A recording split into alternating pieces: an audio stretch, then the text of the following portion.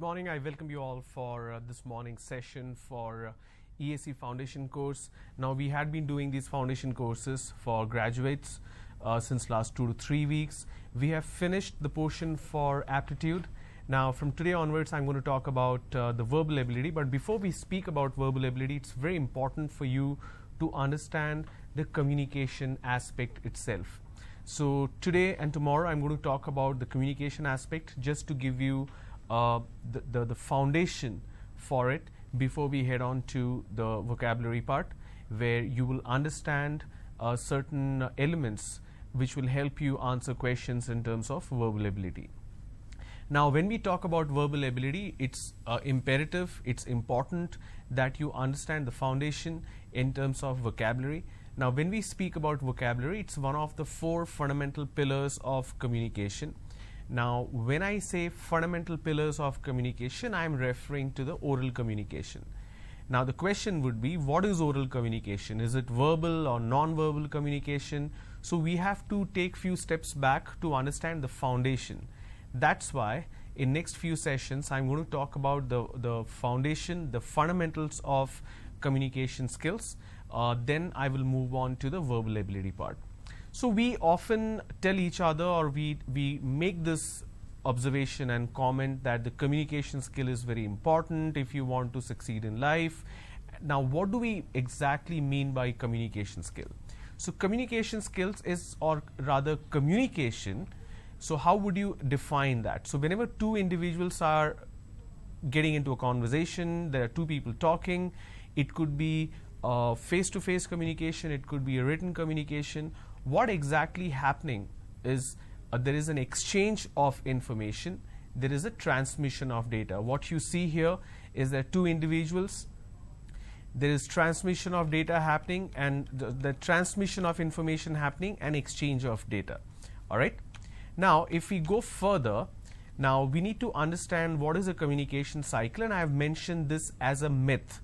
What do we mean by myth? Myth is something that you think it is right, but actually it's not. The reason you think it's right because this is how you have been trained and this is how you have been taught. So when we talk about communication cycle, we have learned in our school that there is a sender and there is a message, or there is an information, there is a message, and there is a sender who's sending this information, right? Now, there has to be a receiver. Now, once the receiver receives the message, he sends a feedback. Now, think about this aspect. Is the feedback always necessary? So, if we look at an example of a billboard or a hoarding or a newspaper, or if we have a news for that matter, if you're watching news, we are receiving an information, right? But we are not sending any information back, which means this feedback is always not necessary. But in our school, we were taught that this feedback is essential. The feedback, if it's missing, then the cycle is not complete. Now, this is wrong. There is no such thing that in case there is no feedback, the cycle is incomplete. It doesn't really hold water. Now, what do I mean by that? I showed you some examples, like the hoarding. Say, for example, you're walking by the road and there is a hoarding which says sale, 50% sale or 70% sale in Big Bazaar. Either you go and buy or you don't buy, but you have received the information, correct? If you're reading something in a newspaper, you have received the information, you are watching news, you see the newsreader say something and you receive the information. But you are not sending any message back, you are not sending any feedback. But still, the communication is happening, you are aware of it. That's why we say that the feedback is not necessary, and hence that's a myth. Now, we need to know what are the essentials of effective communication. We always use the word, the communication is not effective, the communication is not good. There are certain essentials which is very, very key for an effective communication. Now, there are 6 essentials of effective communication. These are assertiveness, authenticity, open-mindedness, empathy, clarity, and listening skills. Now, let's understand one by one what do we mean by this. Assertiveness basically means your ability to say no to a person or decline something without offending a person. Say for example, if somebody comes and asks me for some money, I can either say no, I will not give it to you, or I say fine, I will give it to you. Now this is an essential aspect of a human behavior. In order to understand that, we need to look at three important elements. Let me quickly make a note of this here so that you understand what do I mean by this.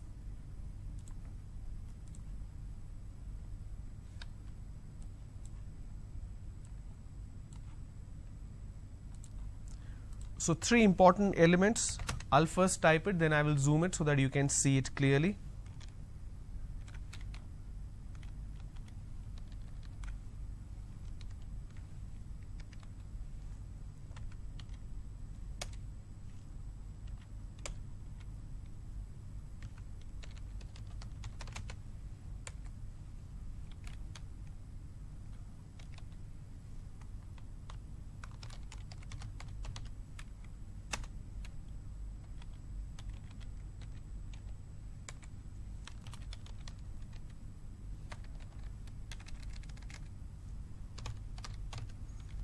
Okay, so it is aggressive, submissive, assertive. Now what do I mean by aggressive? Aggressive basically means where you are showing force, you are showing aggression, you are being harsh, or that is basically called aggressive. For example, if somebody is asking for 100 rupees and I say sorry, I'm not going to give it to you, I'm not using the word sorry and I'm being very violent in terms of my body language, or it could be in terms of the words that I'm using. I'm being harsh, I'm being rude. Now that's an aggressive behavior. Submissive means the moment the person is asking, I'm taking money out and giving to that person. I'm not even contesting, I'm not even protesting, which means whatever the other person asks, I submit myself to that person. I don't exercise any kind of restraint. Assertive basically means your ability to say no to a person without harming that person, without making that person feel bad. Okay.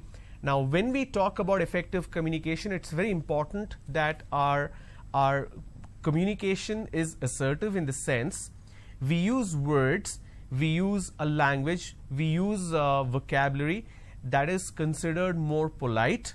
At the same time, you stand your ground. You don't really submit yourself, and you still stand your ground. Say for example, when the moment the person is asking for money and I say that, I'm sorry, I just have 100 rupees and I have saved this money for my lunch. If I give it to you, I will have to go hungry. So that's why I request you not to ask for money. Now I'm explaining the situation and then I'm saying no to that person. When we talk about aggressive behavior, I don't give any explanation whatsoever. I simply say no. When I say submissive behavior, I don't look into what my issues are or my limitations or problems are. I immediately accept what the other person is saying. So that's a submissive behavior. Now, essentials of effective communication, like I said, is assertiveness, because it allows you to make your point without hurting the other person's feelings. That's why it's an essential. The second point is authenticity. Authenticity basically means whatever you say, you build an element of trust. The other person believes in you. Now, when we talk about authenticity, we basically mean when you are speaking to a person, whatever the person says, you end up finding a lot of truth in it, you believe in it, and it helps you build trust. You must have come across a lot of people that you cannot trust because whatever they say is actually not true. What happens in a situation like that is the element of trust recedes, it falls. Now that I'm saying that it's an essential of effective communication, whatever you are saying has to hold water, has to mean the truth. Otherwise, you will lose the trust from the other person, and hence that's an essential aspect of effective communication. The third point is open-mindedness. Now, what do we mean by open-mindedness? Let me show you an example. Okay. All right. Now, let me type in something here. child labor. Okay. Now, if you go for an interview and the interviewer asks you a question that do you support child labor? Now, 99% of the answers would be no, I do not support child labor. But what if the other person, the interviewer, says that I'm sorry, you don't support child labor, but I do support child labor, because the fundamental definition of child labor in India is incorrect. That needs to be amended, that needs to be changed. Now, are you allowing that other person to express a difference of opinion? That is what open-mindedness is. Open-mindedness is opposite of closed-mindedness, where you build certain assumptions, where you build certain perceptions, and you don't allow anybody to tamper with it, you don't allow anybody to change that. When we speak about effective communication, it's imperative that you allow the other person to express their opinion with an open mind. It's always welcome to allow somebody else to speak about what's in their mind without harming that person or without disagreeing with that person in the very beginning. Two different individuals will definitely have two different opinions, but you should always allow the opinion to be expressed. Look at it from the other way around, or from the other side. If there's a group of people who are talking to you and they have a certain way of looking at something and you have a different opinion, you definitely want your opinion to be heard. It may not be accepted, but you definitely want that opinion to be given some consideration, that why are you making such an opinion. That's why it's important that we understand that open-mindedness is an important element of essentials of communication. The fourth point is empathy. Now, there is another word which is called sympathy, but I am not talking about sympathy here, I am talking about empathy. In order to understand what is empathy, I need to show you an example to demonstrate what do I mean by this. Okay, so I'm going to write a sentence here.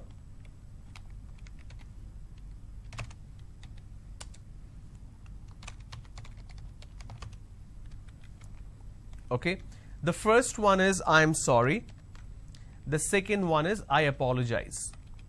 Now, the question here is there a difference between these two sentences or these two words?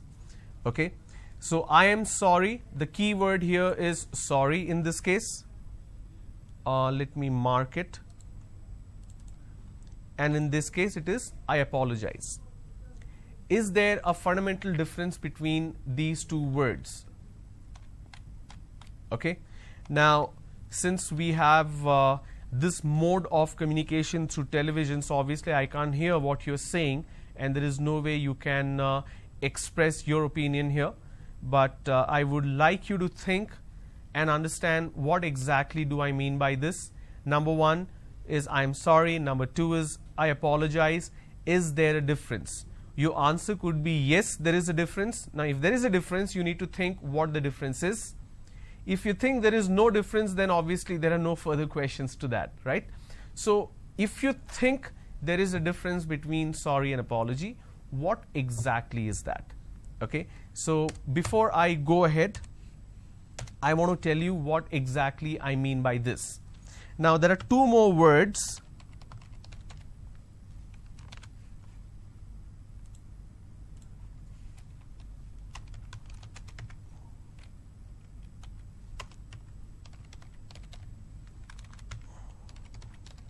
Sympathy versus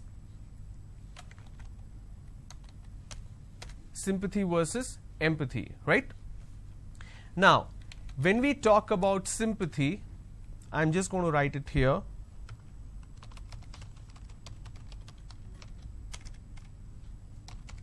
Sympathy is only an expression, and when we talk about empathy, it's an action. Okay, so I can write expression here to make it easy for you. All right, so sympathy is just an expression, empathy is an action. What do I mean by this? To display or to explain that, I need to give you a couple of more examples.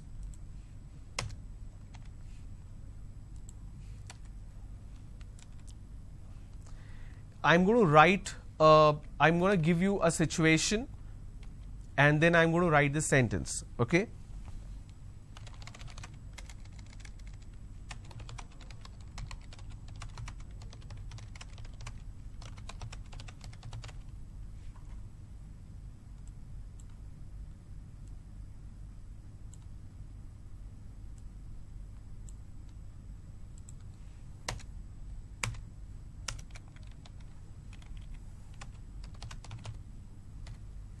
The first one is you're talking to a person who says he lost his car. The second one is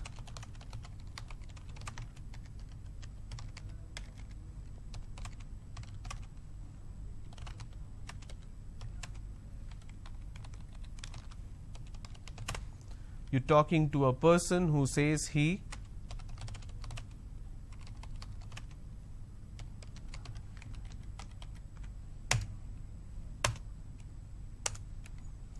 who lost his mobile phone. Okay. Now, in a situation like this, just pay attention what I'm trying to say. In a situation like this, now the first one is a stranger, the second one is a friend. You know the second person, but you essentially don't know the first person, right? If your statement is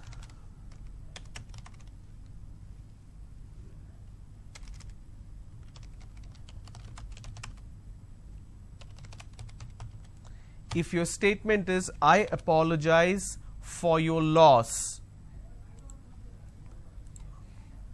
or the second one is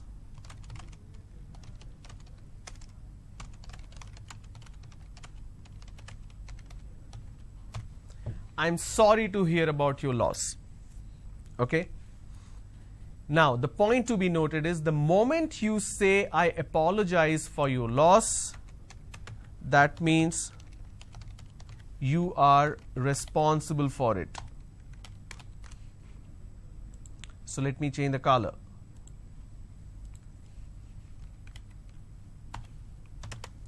The moment you say you are sorry, you apologize for the loss, that means you are responsible for it. The moment you say, I'm sorry to hear about your loss, you're not saying, I apologize, you're saying, sorry. That means you are not responsible. Okay? So that's exactly what sympathy and empathy is. Sympathy means sorry. Empathy means I apologize. Sympathy is just an expression to make a person feel good. Empathy means also action. The moment you say, I apologize for this, or I apologize for the inconvenience, for example, if you're talking to Vodafone or Airtel or Reliance Jio and something is not right with your mobile network, and the customer service representative always says, I apologize for the inconvenience. What does that mean?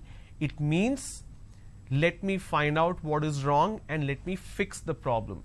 That is what the word apology is.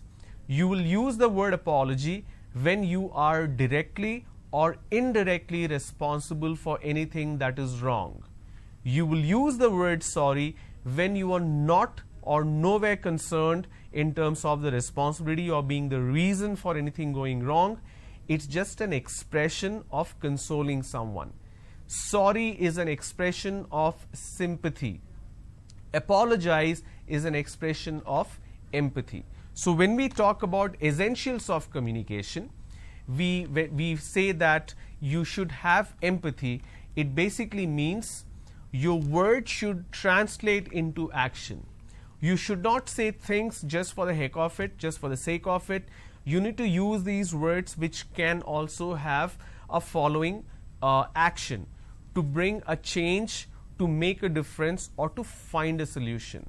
The problem is we usually argue with people, we only focus on the problem, but we don't think about the solution. When we talk about the essentials of communication, empathy basically means It's a solution oriented communication, not a problem focused communication. All right, so that is what empathy is all about. The fifth one is clarity. Now what do we mean by clarity? Now I'm going to showcase a couple of more examples here.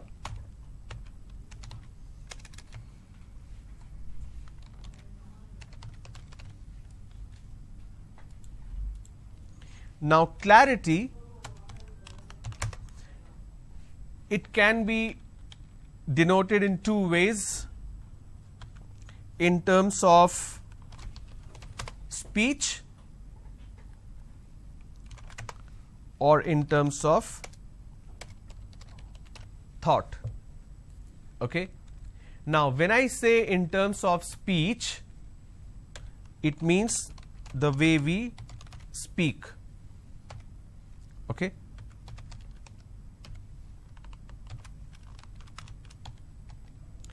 Now in terms of thought,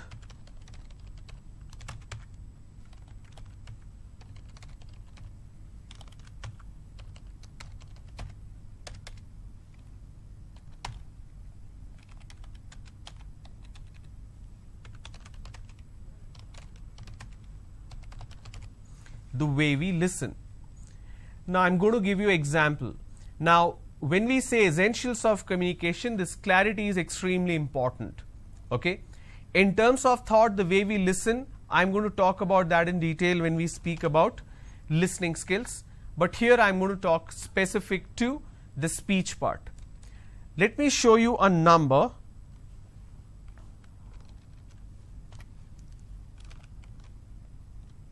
Okay. Now this is 5. How do I pronounce this? Or how do I write it? I just say F-I-V-E, 5, right? The second one is this,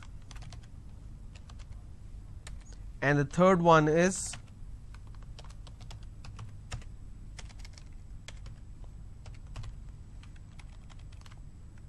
all right.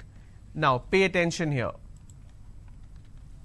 The first word what you saw a while ago is 5. All right.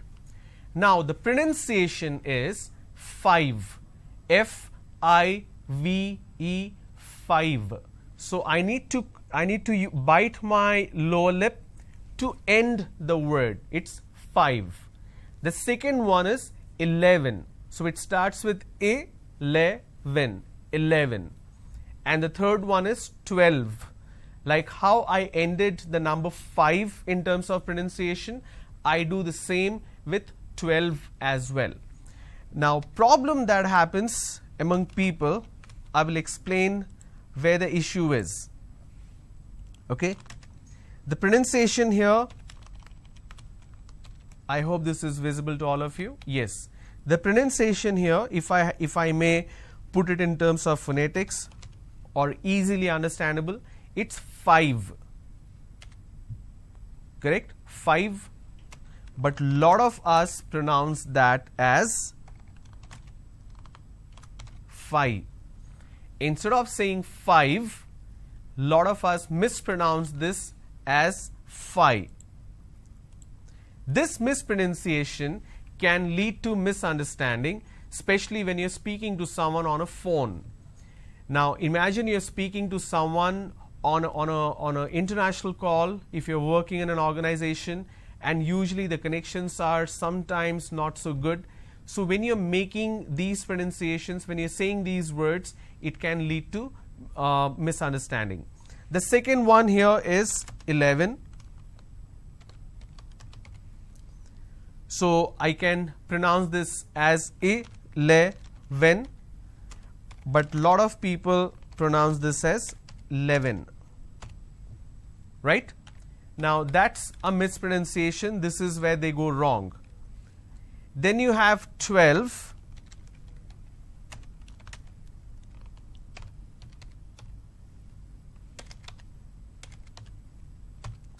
It's 12. This is how it's pronounced, but we make mistake. We just say 12. Okay. Now this is exactly what clarity is all about in terms of speech. Now the way we learnt pronunciation in our school itself is wrong. Say for example, this particular letter. Now this is a letter in English alphabet system. How do we pronounce this? It's pronounced as H. Okay? But in southern part of India, everybody pronounces this letter as H. It's not H, or let me make it this way. They say H. It's not H, it's H. Alright? Say for example, the letter M. It's pronounced as M. But in southern India, everybody pronounces that as Yam. For example, N.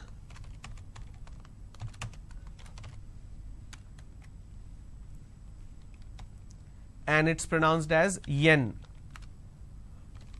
There are more such examples. Say for example, O.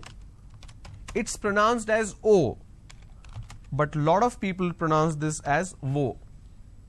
So they say yam, yen, wo, p. It's not yam, yen, it's m, n, o. Likewise, this particular letter is H. Alright? Now, when you mispronounce the letters itself, it can lead to mispronunciation of words also. Alright?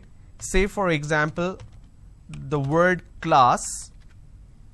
Lot of people pronounce this as class. It's not class, it's class.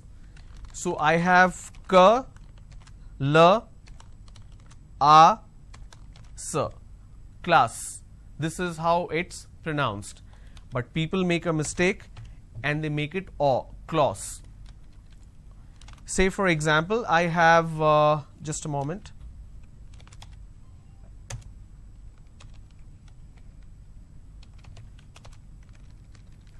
I have the word which is page. Okay. Now the pronunciation is pa, a, j, page. Correct? But lot of people replace the j with a z, page. They say page number. What is the page number? It's not page, it is page. Alright? They sometimes interchange as well. For example, it's zone. Instead of saying zone, they pronounce this as zone. These are the mispronunciation that you end up carrying because this is how you learned in the school, right? So I cannot blame the students who are mispronouncing words. Even I was taught like that in school. Even I studied in government school, non-English medium school. But later I had to learn it for my job. So when you do not understand how a word is pronounced, the best way is to refer to the dictionary. Now that you have online dictionary available, you can just enter a word in Google, put on a headphone or switch on the speaker in your system and you can hear the pronunciation. So this pronunciation aspect is very important when we speak about clarity. In case if you make mistakes in terms of pronunciation, it can lead to a very different meaning. Sometimes these words have different pronunciation and it leads to a different meaning altogether. For example, content and content. These are two different words, but we interchange. Lot of times, lot of people use the word content. Please give me the training content. It's not training content, it's training content. So these are the areas where you make pronunciation mistakes in terms of certain sounds, and that can lead to a completely different meaning. Okay. So the more you understand, the more you will discover where exactly you are going wrong, and my job or this training is to help you understand how to correct these mistakes. And that's why the importance of this communication skill is really, really high, because so that you can understand that what you have learned in the past is actually not correct, and this is the right way of speaking and writing. All right. And the last element of essentials of communication is listening skills. Listening skills is nothing but a step further of hearing. What we are hearing is just the sound because we have the ear. But listening is something more psychological. Listening is the next step of hearing. Hearing is just receiving the sound. Listening is receiving the sound, translating that into something which you can understand, and you respond to it. For example, if the phone is ringing, if my phone is beeping, if it's ringing, I'm hearing it. But when I'm answering, that means I'm listening to it and I'm responding to it. And there are different types of listening, there are different stages of listening. All these elements you will get to know in the next session, whenever we have that scheduled, probably tomorrow. But please do a recap, rewind the YouTube session. Whatever questions you have and whatever you want to learn in terms of effective communication, feel free to post your question in the YouTube comment section. I'll take a look. I will announce the name of the person who's posing these questions and I will provide you with the answer. All right. Thank you so much for tuning in this morning. I'll see you soon. Bye-bye.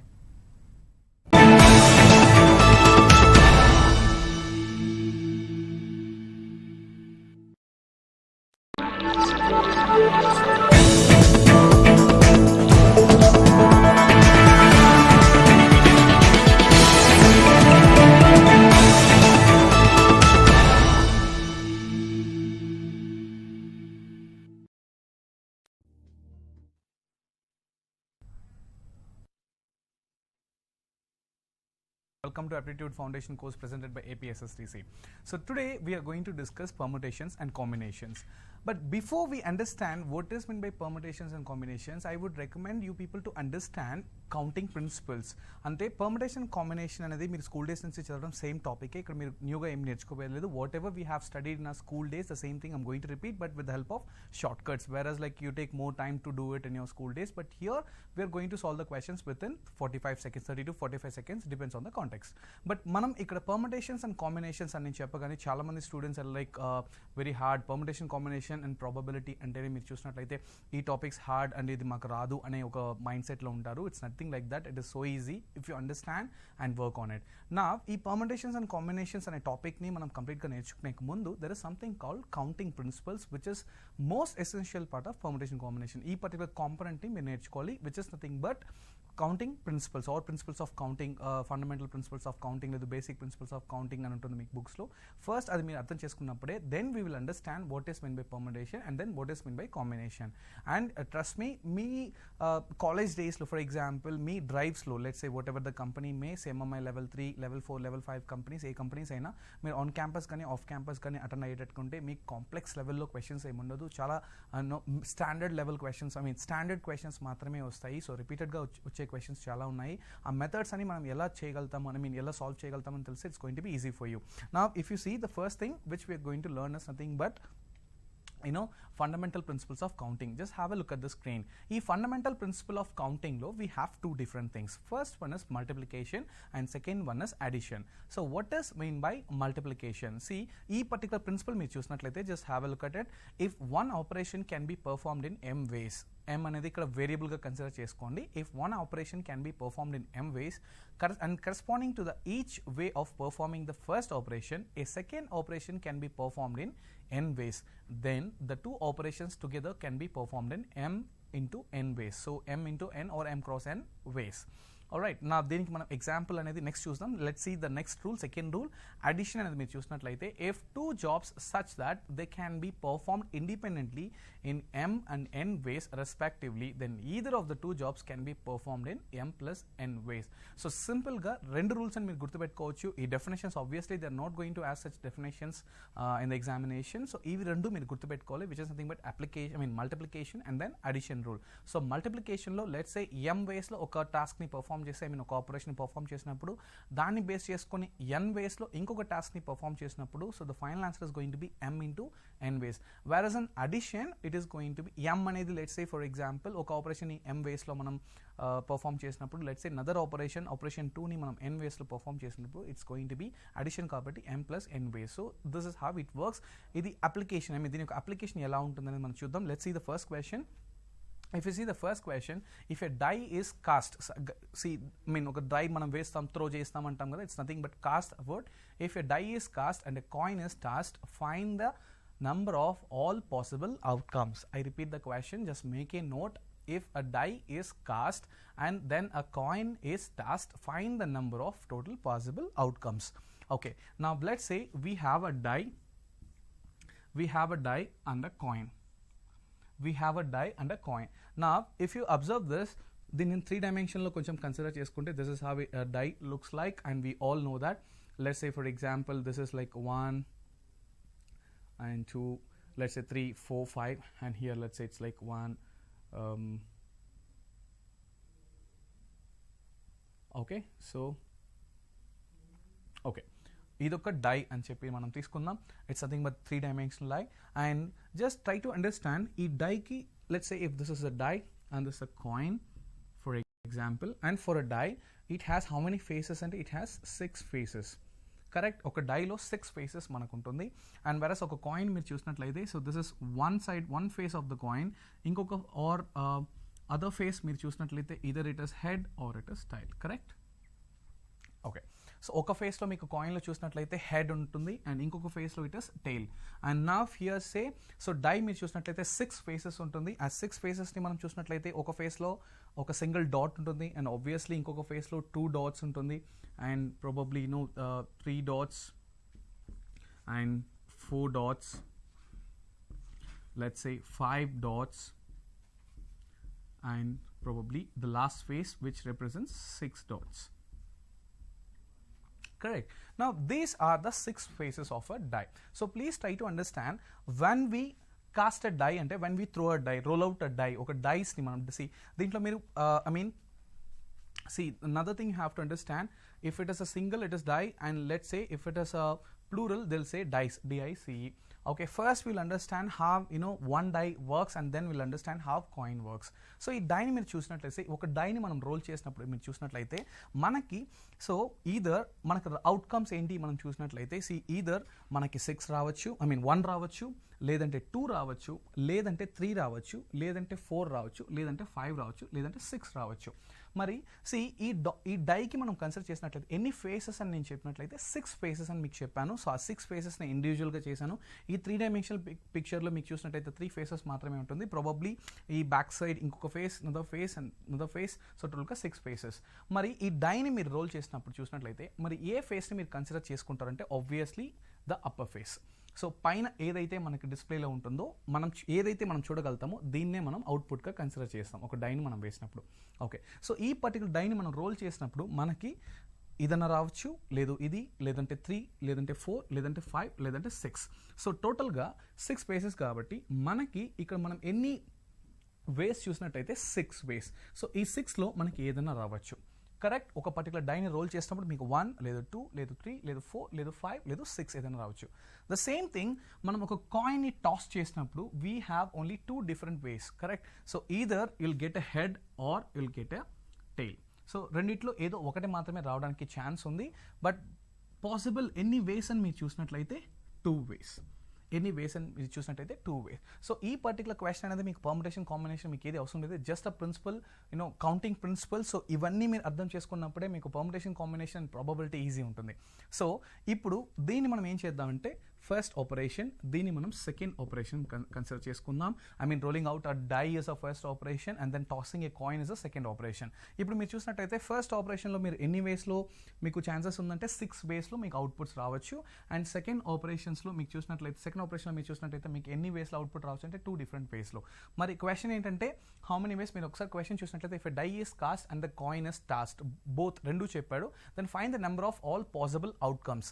So ఇక్కడ మనకి ఎన్ని outcomes మీరు చూసినట్టయితే 6 outcomes, ఇక్కడ మీరు చూసినట్లయితే 2 outcomes. So probably ఇది మనం m వేస్ అని తీసుకుంటే అండ్ ఇది మనం n వేస్ అని తీసుకుంటే, so the answer is we know that it's going to be m into n ways. Correct, so it's nothing but ఈ డైస్కి అవుట్కమ్స్ మీరు చూసినట్లయితే 6, కాయిన్ టాస్ చేసినప్పుడు అవుట్కమ్ చూసినట్లయితే 2, so 6 into 2 it is going to B 12 ways. It's going to be 12 ways. This is how it works. Okay, 6 into 2. So next question మీరు చూసినట్లయితే there are 6 buses running between Hyderabad and Bangalore. Okay, there are 6 buses running between Hyderabad and Bangalore. In how many ways can a man go from Hyderabad to Bangalore and return by a different bus? I repeat the question. This is a basic question. Once again, look at the question. There are 6 buses running between Hyderabad and Bangalore. So దీని నుంచి మీరు అర్థం చేసుకోవాలంటే బెంగళూరుకి హైదరాబాద్కి ఎన్ని buses నడుస్తున్నాయంటే 6 buses run అవుతుంది. దాంట్లో మీరు చూసినట్లయితే in how many ways can a man go from Hyderabad to Bengaluru and written by a different bus. So ఒక పర్టికులర్ మనిషిని మీరు చూసుకున్నట్లయితే ఒక పర్సన్ మీరు తీసుకుంటే ఆ పర్సన్ హైదరాబాద్ నుండి బెంగళూరుకి వెళ్ళిన బస్ అయితే డిఫరెంట్ అండ్ రిటర్న్ వచ్చిన బస్ అయితే డిఫరెంట్. మొత్తం ఎన్ని బస్సెస్ మొత్తం ఎన్ని బస్సెస్ హైదరాబాద్కి బెంగళూరుకి నడుస్తున్నాయి అని మీరు చూసినట్లయితే 6 మాత్రమే. కరెక్ట్. నా ఇప్పుడు చూడండి, let's say for example 1 2 3 4 5 6. So we have, if you look at this, we have 6 different buses. Okay, so then in boxes lo mention chestanu. So we have 6 different buses. Okay, in the sense first bus, second bus, third bus, fourth bus, fifth bus, sixth bus.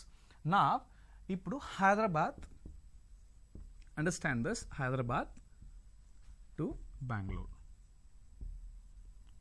Hyderabad to Bangalore. Correct. ఇప్పుడు question ఏంటి చూస్తే 6 buses Hyderabad నుండి బెంగళూరుకి నడుస్తున్నాయి, 2 వెళ్ళి రావడానికి. Correct. ఇప్పుడు ఒక మనిషి ఫస్ట్ హైదరాబాద్ నుండి బెంగళూరుకి ఒక బస్సులో వెళ్ళాడు. At the same time return Bengaluru నుండి హైదరాబాద్కి వచ్చేటప్పుడు వేరే బస్సులో వచ్చాడు, అంటే అదే బస్సులో రావలేడు, అప్పుడు అదే బస్సులో రావట్లేదు. సో అప్పుడు ఎన్ని డిఫరెంట్ వేస్, ఎన్ని పాసిబుల్ వేస్లో తను వెళ్ళి రావచ్చు అని మీరు చూసినట్టయితే this so simple. Let's say for example Hyderabad నుంచి బెంగళూరులో వెళ్ళినప్పుడు తను వెళ్ళేటప్పుడు తనకు మీరు చూసినట్లయితే 6 డిఫరెంట్ ఆప్షన్స్ ఉన్నాయి. అవునా? అంటే ఫస్ట్ బస్ కానీ, సెకండ్ బస్ కానీ, థర్డ్ బస్ కానీ, ఫోర్త్ బస్ కానీ, ఫిఫ్త్ బస్ కానీ, సిక్స్త్ బస్ కానీ, 6 డిఫరెంట్ ఆప్షన్స్ ఉన్నాయి. సో హైదరాబాద్ నుండి బెంగళూరుకి వెళ్ళేటప్పుడు తనకు ఎన్ని ఆప్షన్స్ ఉంటాయి అంటే 6 బస్సెస్ ఆర్ 6 డిఫరెంట్ వేస్లో తను వెళ్ళచ్చు. కరెక్ట్. 6 డిఫరెంట్ బస్సెస్ యూజ్ చేసి. నా థింగ్ ఇస్ బెంగళూరు నుండి, సో ఇప్పుడు వెళ్ళడానికి 6 డిఫరెంట్ వేస్. ఫ్యాంటాస్టిక్. నా బెంగళూరు నుండి రిటర్న్ తను హైదరాబాద్కి రావాలి. సో వెళ్ళిపోయాడు, వెళ్ళి రీచ్ అయ్యి, సో వెళ్ళేటప్పుడు ఎన్ని వేస్ మీరు చూసినట్లయితే 6 డిఫరెంట్ వేస్. కరెక్ట్. ఇప్పుడు బెంగళూరు నుండి హైదరాబాద్ రావడానికి తనకి ఎన్ని ఆప్షన్స్ ఉన్నాయి? So simple. ఒక చిన్న ఎగ్జాంపుల్ తీసుకుందాం. సో ఏ బస్లో అయితే తను హైదరాబాద్ నుంచి బెంగళూరుకి వెళ్ళాడో ఆ బస్లో తను రావట్లేదు అంటే ఇక్కడ ఎగ్జాంపుల్, ఇది ఎగ్జాంపుల్ మాత్రమే, ఇదేం కన్సిడర్ చేసుకోవాల్సిన అవసరం లేదు. ఫర్ ఎగ్జాంపుల్ లెట్స్ సే ఈ థర్డ్ బస్, ఈ 3 అనే బస్లో తను వెళ్ళాడు. అవునా? సో 3 అనే బస్లో తను వెళ్ళేటప్పుడు తనకు 6 ఆప్షన్స్ ఉన్నాయి. దాంట్లో 3 అనే బస్ని తను సెలెక్ట్ చేసుకొని వెళ్ళాడు. సో 6 వేస్ తనకు ఉన్నాయి, దాంట్లో 3 సెలెక్ట్ చేసుకొని వెళ్ళాడు. బట్ ఇప్పుడు రిటర్న్ వచ్చేటప్పుడు తన ఆప్షన్స్ మీరు చూసినట్లయితే తనకి ఫస్ట్ బస్ అండ్ సెకండ్ ఉంటుంది, 3 మనం కన్సిడర్ చేయట్లేదు, 4 and then 5 and then 6. So తను రిటర్న్ రావడానికి తనకు ఎన్ని ఆప్షన్స్ ఉన్నాయని మీరు చూసినట్లయితే 5 ఆప్షన్స్ మాత్రమే ఉన్నాయి. ఎందుకంటే తను వెళ్ళేటప్పుడు థర్డ్ బస్లో వెళ్ళాడు కాబట్టి రిటర్న్ వచ్చేటప్పుడు తన ఆ థర్డ్ బస్ని మనం కన్సిడర్ చేయట్లేదు. సో తను తిరిగి రావడానికి 1 2 3 4 5. ఓకే, అంటే ఇది బస్ నెంబర్స్ 1 2 4 5 6 అనేది బస్ నెంబర్స్. కౌంట్ మీరు చూసినట్లయితే 1 2 3 4 5. సో బెంగళూరు నుండి హైదరాబాద్ రావడానికి తనకి 5 డిఫరెంట్ వేస్ ఉన్నాయి. బెంగళూరు రావడానికి 5 డిఫరెంట్ వేస్ ఉన్నాయి. సో వెళ్ళడానికి 6 వేస్, రిటర్న్ రావడానికి 5 వేస్. సో ఓవరాల్ పాసిబుల్ వేస్ ఎన్ని మీరు చూసినట్లయితే 6 వేస్ ఇంటూ 2 డిఫరెంట్ ఆపరేషన్స్, ఇది multiplication operation. So 6 ways into 5 ways, 6 ways into 5 ways, 6 5s are 30 ways.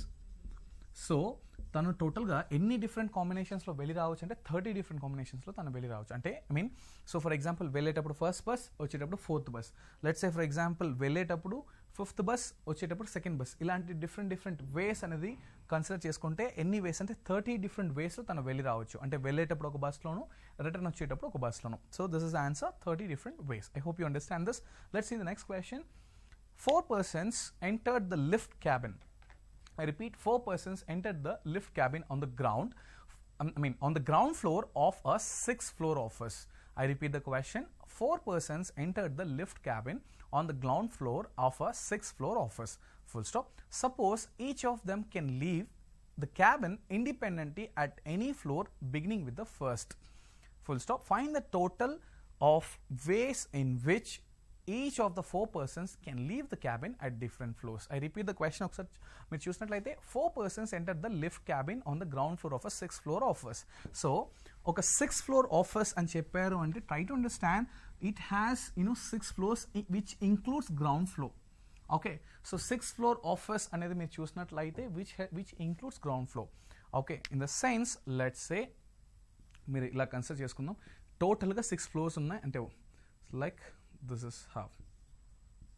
Okay, so ground floor, first floor, second floor, third floor, fourth floor, fifth floor. So all together మొత్తం ground floor నుండి 5th floor వరకు మీరు చూసినట్లయితే టోటల్గా ఎన్ని floors ఉన్నాయి? 6 floors ఉన్నాయి. ఇలా మెన్షన్ చేశాడు, కన్ఫ్యూజ్ అవ్వాల్సిన అవసరం లేదు. 6th ఫ్లోర్ ఆఫీస్ అంటే గ్రౌండ్ ఫ్లోర్ కూడా కన్సిడర్ చేసుకోండి, వెరాస్ గ్రౌండ్ ఫ్లోర్ నుండి 5th ఫ్లోర్ టోటల్గా ఎన్ని ఫ్లోర్స్ ఉన్నాయి? 6 ఫ్లోర్స్ ఉన్నాయి. ఓకే, ఇప్పుడు 4 persons entered the lift cabin on the ground floor. So ఇక్కడ మనం చూసినట్లయితే 4 persons ఈ గ్రౌండ్ ఫ్లోర్లో క్యాబిన్లో ఎంటర్ అయ్యారు. ఓకే, సో ఇప్పుడు ఎంటర్ అయ్యారు. నా suppose each of them can leave the cabin independently at any floor అన్నాడు. ఇన్ ద సెన్స్ ఈ నలుగురు ఫస్ట్ ఫ్లోర్ నుండి ఏ ఫ్లోర్లో కావాలంటే ఆ ఫ్లోర్లో వాళ్ళు they can leave, they can go to, let's say for example నాకు సెకండ్ ఫ్లోర్ వెళ్ళాలంటే let's say I'm one of the 4 persons in that lift, for example నాకు సెకండ్ ఫ్లోర్ కావాలంటే నేను సెకండ్ ఫ్లోర్ చూస్ చేసుకుని వెళ్ళిపోవచ్చు. ఇలా 4 members ఇండిపెండెంట్గా ఏ ఫ్లోర్లో ఉన్నా వాళ్ళు వెళ్ళిపోవచ్చు. Alright, they can leave the floor. So leave the cabin and independently at any floor beginning at the first. Okay, find the total number of ways in which each of the 4 persons can leave the cabin at different floors అంటే so simple. ఇప్పుడు 4 members ఎక్కారు. ఇప్పుడు for example first ఫ్లోర్లో అని తీసుకున్నాం. So first ఫ్లోర్కి వచ్చాం, let's say we're in the first floor. So ఈ ఫస్ట్ ఫ్లోర్లో ఒక పర్సన్ ట్రై టు అండర్స్టాండ్, ఒక్కొక్క పర్సన్ ఒక్కొక్క డిఫరెంట్ ఫ్లోర్లో వెళ్తున్నాడు, అది మీరు బాగా అర్థం చేసుకోవాలి. మీరు క్వశ్చన్ని చూసినట్లయితే find the total number of ways in which each of the 4 persons can leave the cabin at different floors అన్నాడు. అట్ డిఫరెంట్ ఫ్లోర్స్ అంటే ఫర్ ఎగ్జాంపుల్ ఫస్ట్ ఫ్లోర్లో ఒక పర్సన్ ఎవరో ఒకరు మాత్రం, అంటే 4 members ఉన్నారు కదా ఫస్ట్ ఫ్లోర్లో, క్యాబిన్లో 4 members ఉన్నారు. ఫస్ట్ ఫ్లోర్లో ఒక పర్సన్ దిగుతున్నాడు అంటే ఇంకా ఎవరు దిగడానికి ఛాన్స్ లేదు. సో ఒక్కొక్క ఫ్లోర్లో ఒక్కొక్కరు మాత్రమే దిగడానికి ఛాన్స్, బయట ఛాన్స్ ఉన్నాయి. సో ఫస్ట్ ఫ్లోర్లో అండర్స్టాండ్ దిస్, ఫస్ట్ ఫ్లోర్లో ఒక person let's say for example cabin వదిలేసి ఫ్లోర్లోకి వెళ్ళిపోతున్నాడు. ఇన్ సచ్ కేస్ ఈ ఫస్ట్ పర్సన్కి ఎన్ని ఛాన్సెస్ ఉంటుంది అంటే 1 this is the first chance. ఇక్కడ ఈ 4 members ఏదైనా ఒక పర్సన్ తీసుకుందాం, ఆ పర్సన్కి ఏంటంటే ఫస్ట్ ఫ్లోర్లో దిగచ్చు, లేదు సెకండ్, లేదు థర్డ్, లేదు ఫోర్త్, లేదు 5th. సో ఈ ఫస్ట్ ఫ్లోర్ ఒక ఫస్ట్ పర్సన్కి ఎవరైతే క్యాబిన్ నుంచి వెళ్ళిపోతున్నాడో ఫస్ట్ పర్సన్, ఈ ఫస్ట్ పర్సన్కి దిగడానికి 5 chances ఉంటుంది, 5 different ways ఉంటుంది. లెట్స్ సే ఫర్ ఎగ్జాంపుల్ ఆ నలుగురిలో మీరు ఒక క్యారెక్టర్ని తీసుకోండి. సో మీరు అందరూ 4th ఫ్లోర్లో మీ 4 members గ్రౌండ్ ఫ్లోర్లో లిఫ్ట్లో క్యాబిన్లో ఉన్నారు. ఇప్పుడు ఫర్ ఎగ్జాంపుల్ ఆ 4 membersలో మీరే ఫస్ట్ పర్సన్ తీసుకుంటే, మీరే ఫస్ట్ ఎవరు బయటకు వెళ్ళిపోతున్నారంటే మీకు 5 different వేస్లో మీరు వెళ్ళిపోవచ్చు. మీరు ఫస్ట్ కానీ, సెకండ్ కానీ, థర్డ్ కానీ, ఫోర్త్ కానీ, 5th కానీ వెళ్ళిపోవచ్చు. అవునా? లెట్స్ సే మీరు మీ ఫ్రెండ్స్ అనుకుందాం. అప్పుడు మీరు ఫస్ట్ ఫ్లోర్లో 1 person ఒకరు దిగేశారు, ఫస్ట్ పర్సన్ అవుట్. నా లిఫ్ట్ అనేది మీరు ఈ క్యాబిన్ అనేది చూసినట్లయితే సెకండ్ ఫ్లోర్కి మూవ్ అవుతుంది. సో నెక్స్ట్ సెకండ్ పర్సన్కి మీరు చూసినట్లయితే సో ఫస్ట్ ఫ్లోర్ ఆప్షన్ నుంచి తీసేయచ్చు, ఎందుకంటే ఆల్రెడీ ఒకరు దిగేశారు, అదే ఫ్లోర్లో ఇంకెవరు దిగలేరు కాబట్టి. నెక్స్ట్ సెకండ్ ఫ్లోర్ వచ్చేసరికి నెక్స్ట్ సెకండ్ పర్సన్కి ఛాన్స్ వస్తుంది దిగడానికి. సో తనకి ఎన్ని ఆప్షన్స్ ఉంటాయి అంటే సెకండ్ ఫ్లోర్లోనే తను దిగాల్సిన అవసరం లేదు. తనకి second floor, third floor, 4th floor, 5th floor అంటే తనకి 4 floors అంటే 4 different ways ఆప్షన్స్ ఉంటుంది. ఓకే, లెట్స్ సే దాంట్లో సెకండ్ పర్సన్ దిగేశాడు అని తీసుకున్నట్లయితే ఇప్పుడు థర్డ్ ఫ్లోర్కి వచ్చేసరికి థర్డ్ పర్సన్. సో ఇప్పుడు తనకి ఖచ్చితంగా థర్డ్ ఫ్లోర్లోనే దిగాల్సిన అవసరం లేదు. తనకి థర్డ్ ఫ్లోర్ ఉంది, 4th ఫ్లోర్ ఉంది. సో థర్డ్ పర్సన్కి 3 floors ఉన్నాయి. ట్రై టు అండర్స్టాండ్, థర్డ్ పర్సన్కి 3 floors ఉన్నాయి. తను థర్డ్ లేదు 4th, తను 5th ఏ ఫ్లోర్ ఉన్నా సెలెక్ట్ చేసుకోవచ్చు. అంటే తనకి 3 ways ఉంది దిగడానికి. నా లెట్స్ సే ఈ పర్సన్ థర్డ్లోనే దిగిపోయాడని తీసుకుందాం. లాస్ట్లో we're left with 4th person. So ఈ 4th person ఒకడే మిగిలి ఉన్నాడు ఆ క్యాబిన్లో. ఈ 4th personకి ఈదర్ తను 5th ఫ్లోర్లో దిగచ్చు, లేదంటే 4th ఫ్లోర్లో దిగచ్చు. అంటే 2 ways మాత్రమే ఉంది. 2 ఫ్లోర్స్ మాత్రమే దానికి బ్యాలెన్స్ ఉంది. Very simple. గ్రౌండ్ ఫ్లోర్లో అందరూ క్యాబిన్లో ఉన్నారు. సో ఒక్కొక్కరు దిగుతూ వస్తున్నారు. ఫస్ట్ ఆ లిఫ్ట్ నుంచి ఆ క్యాబిన్ నుండి బయటికి వెళ్ళిపోయే పర్సన్కి 5 వేస్ ఉంటుంది. అండ్ సెకండ్ వెళ్ళే పర్సన్కి ఫస్ట్ ఆల్రెడీ ఒక అతను సెలెక్ట్ చేసుకున్నారు కాబట్టి 4 వేసే ఉంటుంది. అండ్ థర్డ్ వెళ్ళే పర్సన్కి 3 వేసే ఉంటుంది. అండ్ దెన్ ఫోర్త్ వెళ్ళే పర్సన్కి 2 డిఫరెంట్ వేస్ మాత్రమే ఉంటుంది. సో ఓవరాల్గా ఎన్ని వేస్ ఉంటుంది అంటే వాళ్ళు బయటికి వెళ్ళడానికి అని మీరు చూసినట్లయితే 5 into 4 into 3 into 2 which is 5 4s are 20, 23s are 60 which is 120 ways. So ఎన్ని డిఫరెంట్ వేస్లో వాళ్ళు బయటికి వెళ్ళొచ్చు అని మీరు చూసినట్లయితే 120 ways. I hope you understand this. Let's go to the next question. So in an aptitude test there are 3 sections. So ఒక aptitude test ఉంది, దాంట్లో 3 sections ఉంది. ఆ సెక్షన్స్ ఏంటి మీరు చూసినట్లయితే QA is nothing but quantitative aptitude or quantitative ability. Just short ఫామ్లో note చేస్తున్నాను, మీరు ఎలా కన్సిడర్ చేసుకోవచ్చు. ఫర్ ఎగ్జాంపుల్ ఆ టెస్ట్లో ఎన్ని సెక్షన్స్ ఉన్నాయి అంటే QA and then VR is nothing but verbal reasoning. Okay, and then LR అని చెప్పి ఇంకొక మాడ్యూల్ ఉంది which is nothing but logical reasoning. So 3 ఉన్నాయి, ఒకటి QA, ఒకటి VR, ఇంకోటి LR. QA అంటే క్వాంటిటేటివ్ యాప్టిట్యూడ్, VR అంటే verbal reasoning, and then LR అంటే logical reasoning, containing 4 questions,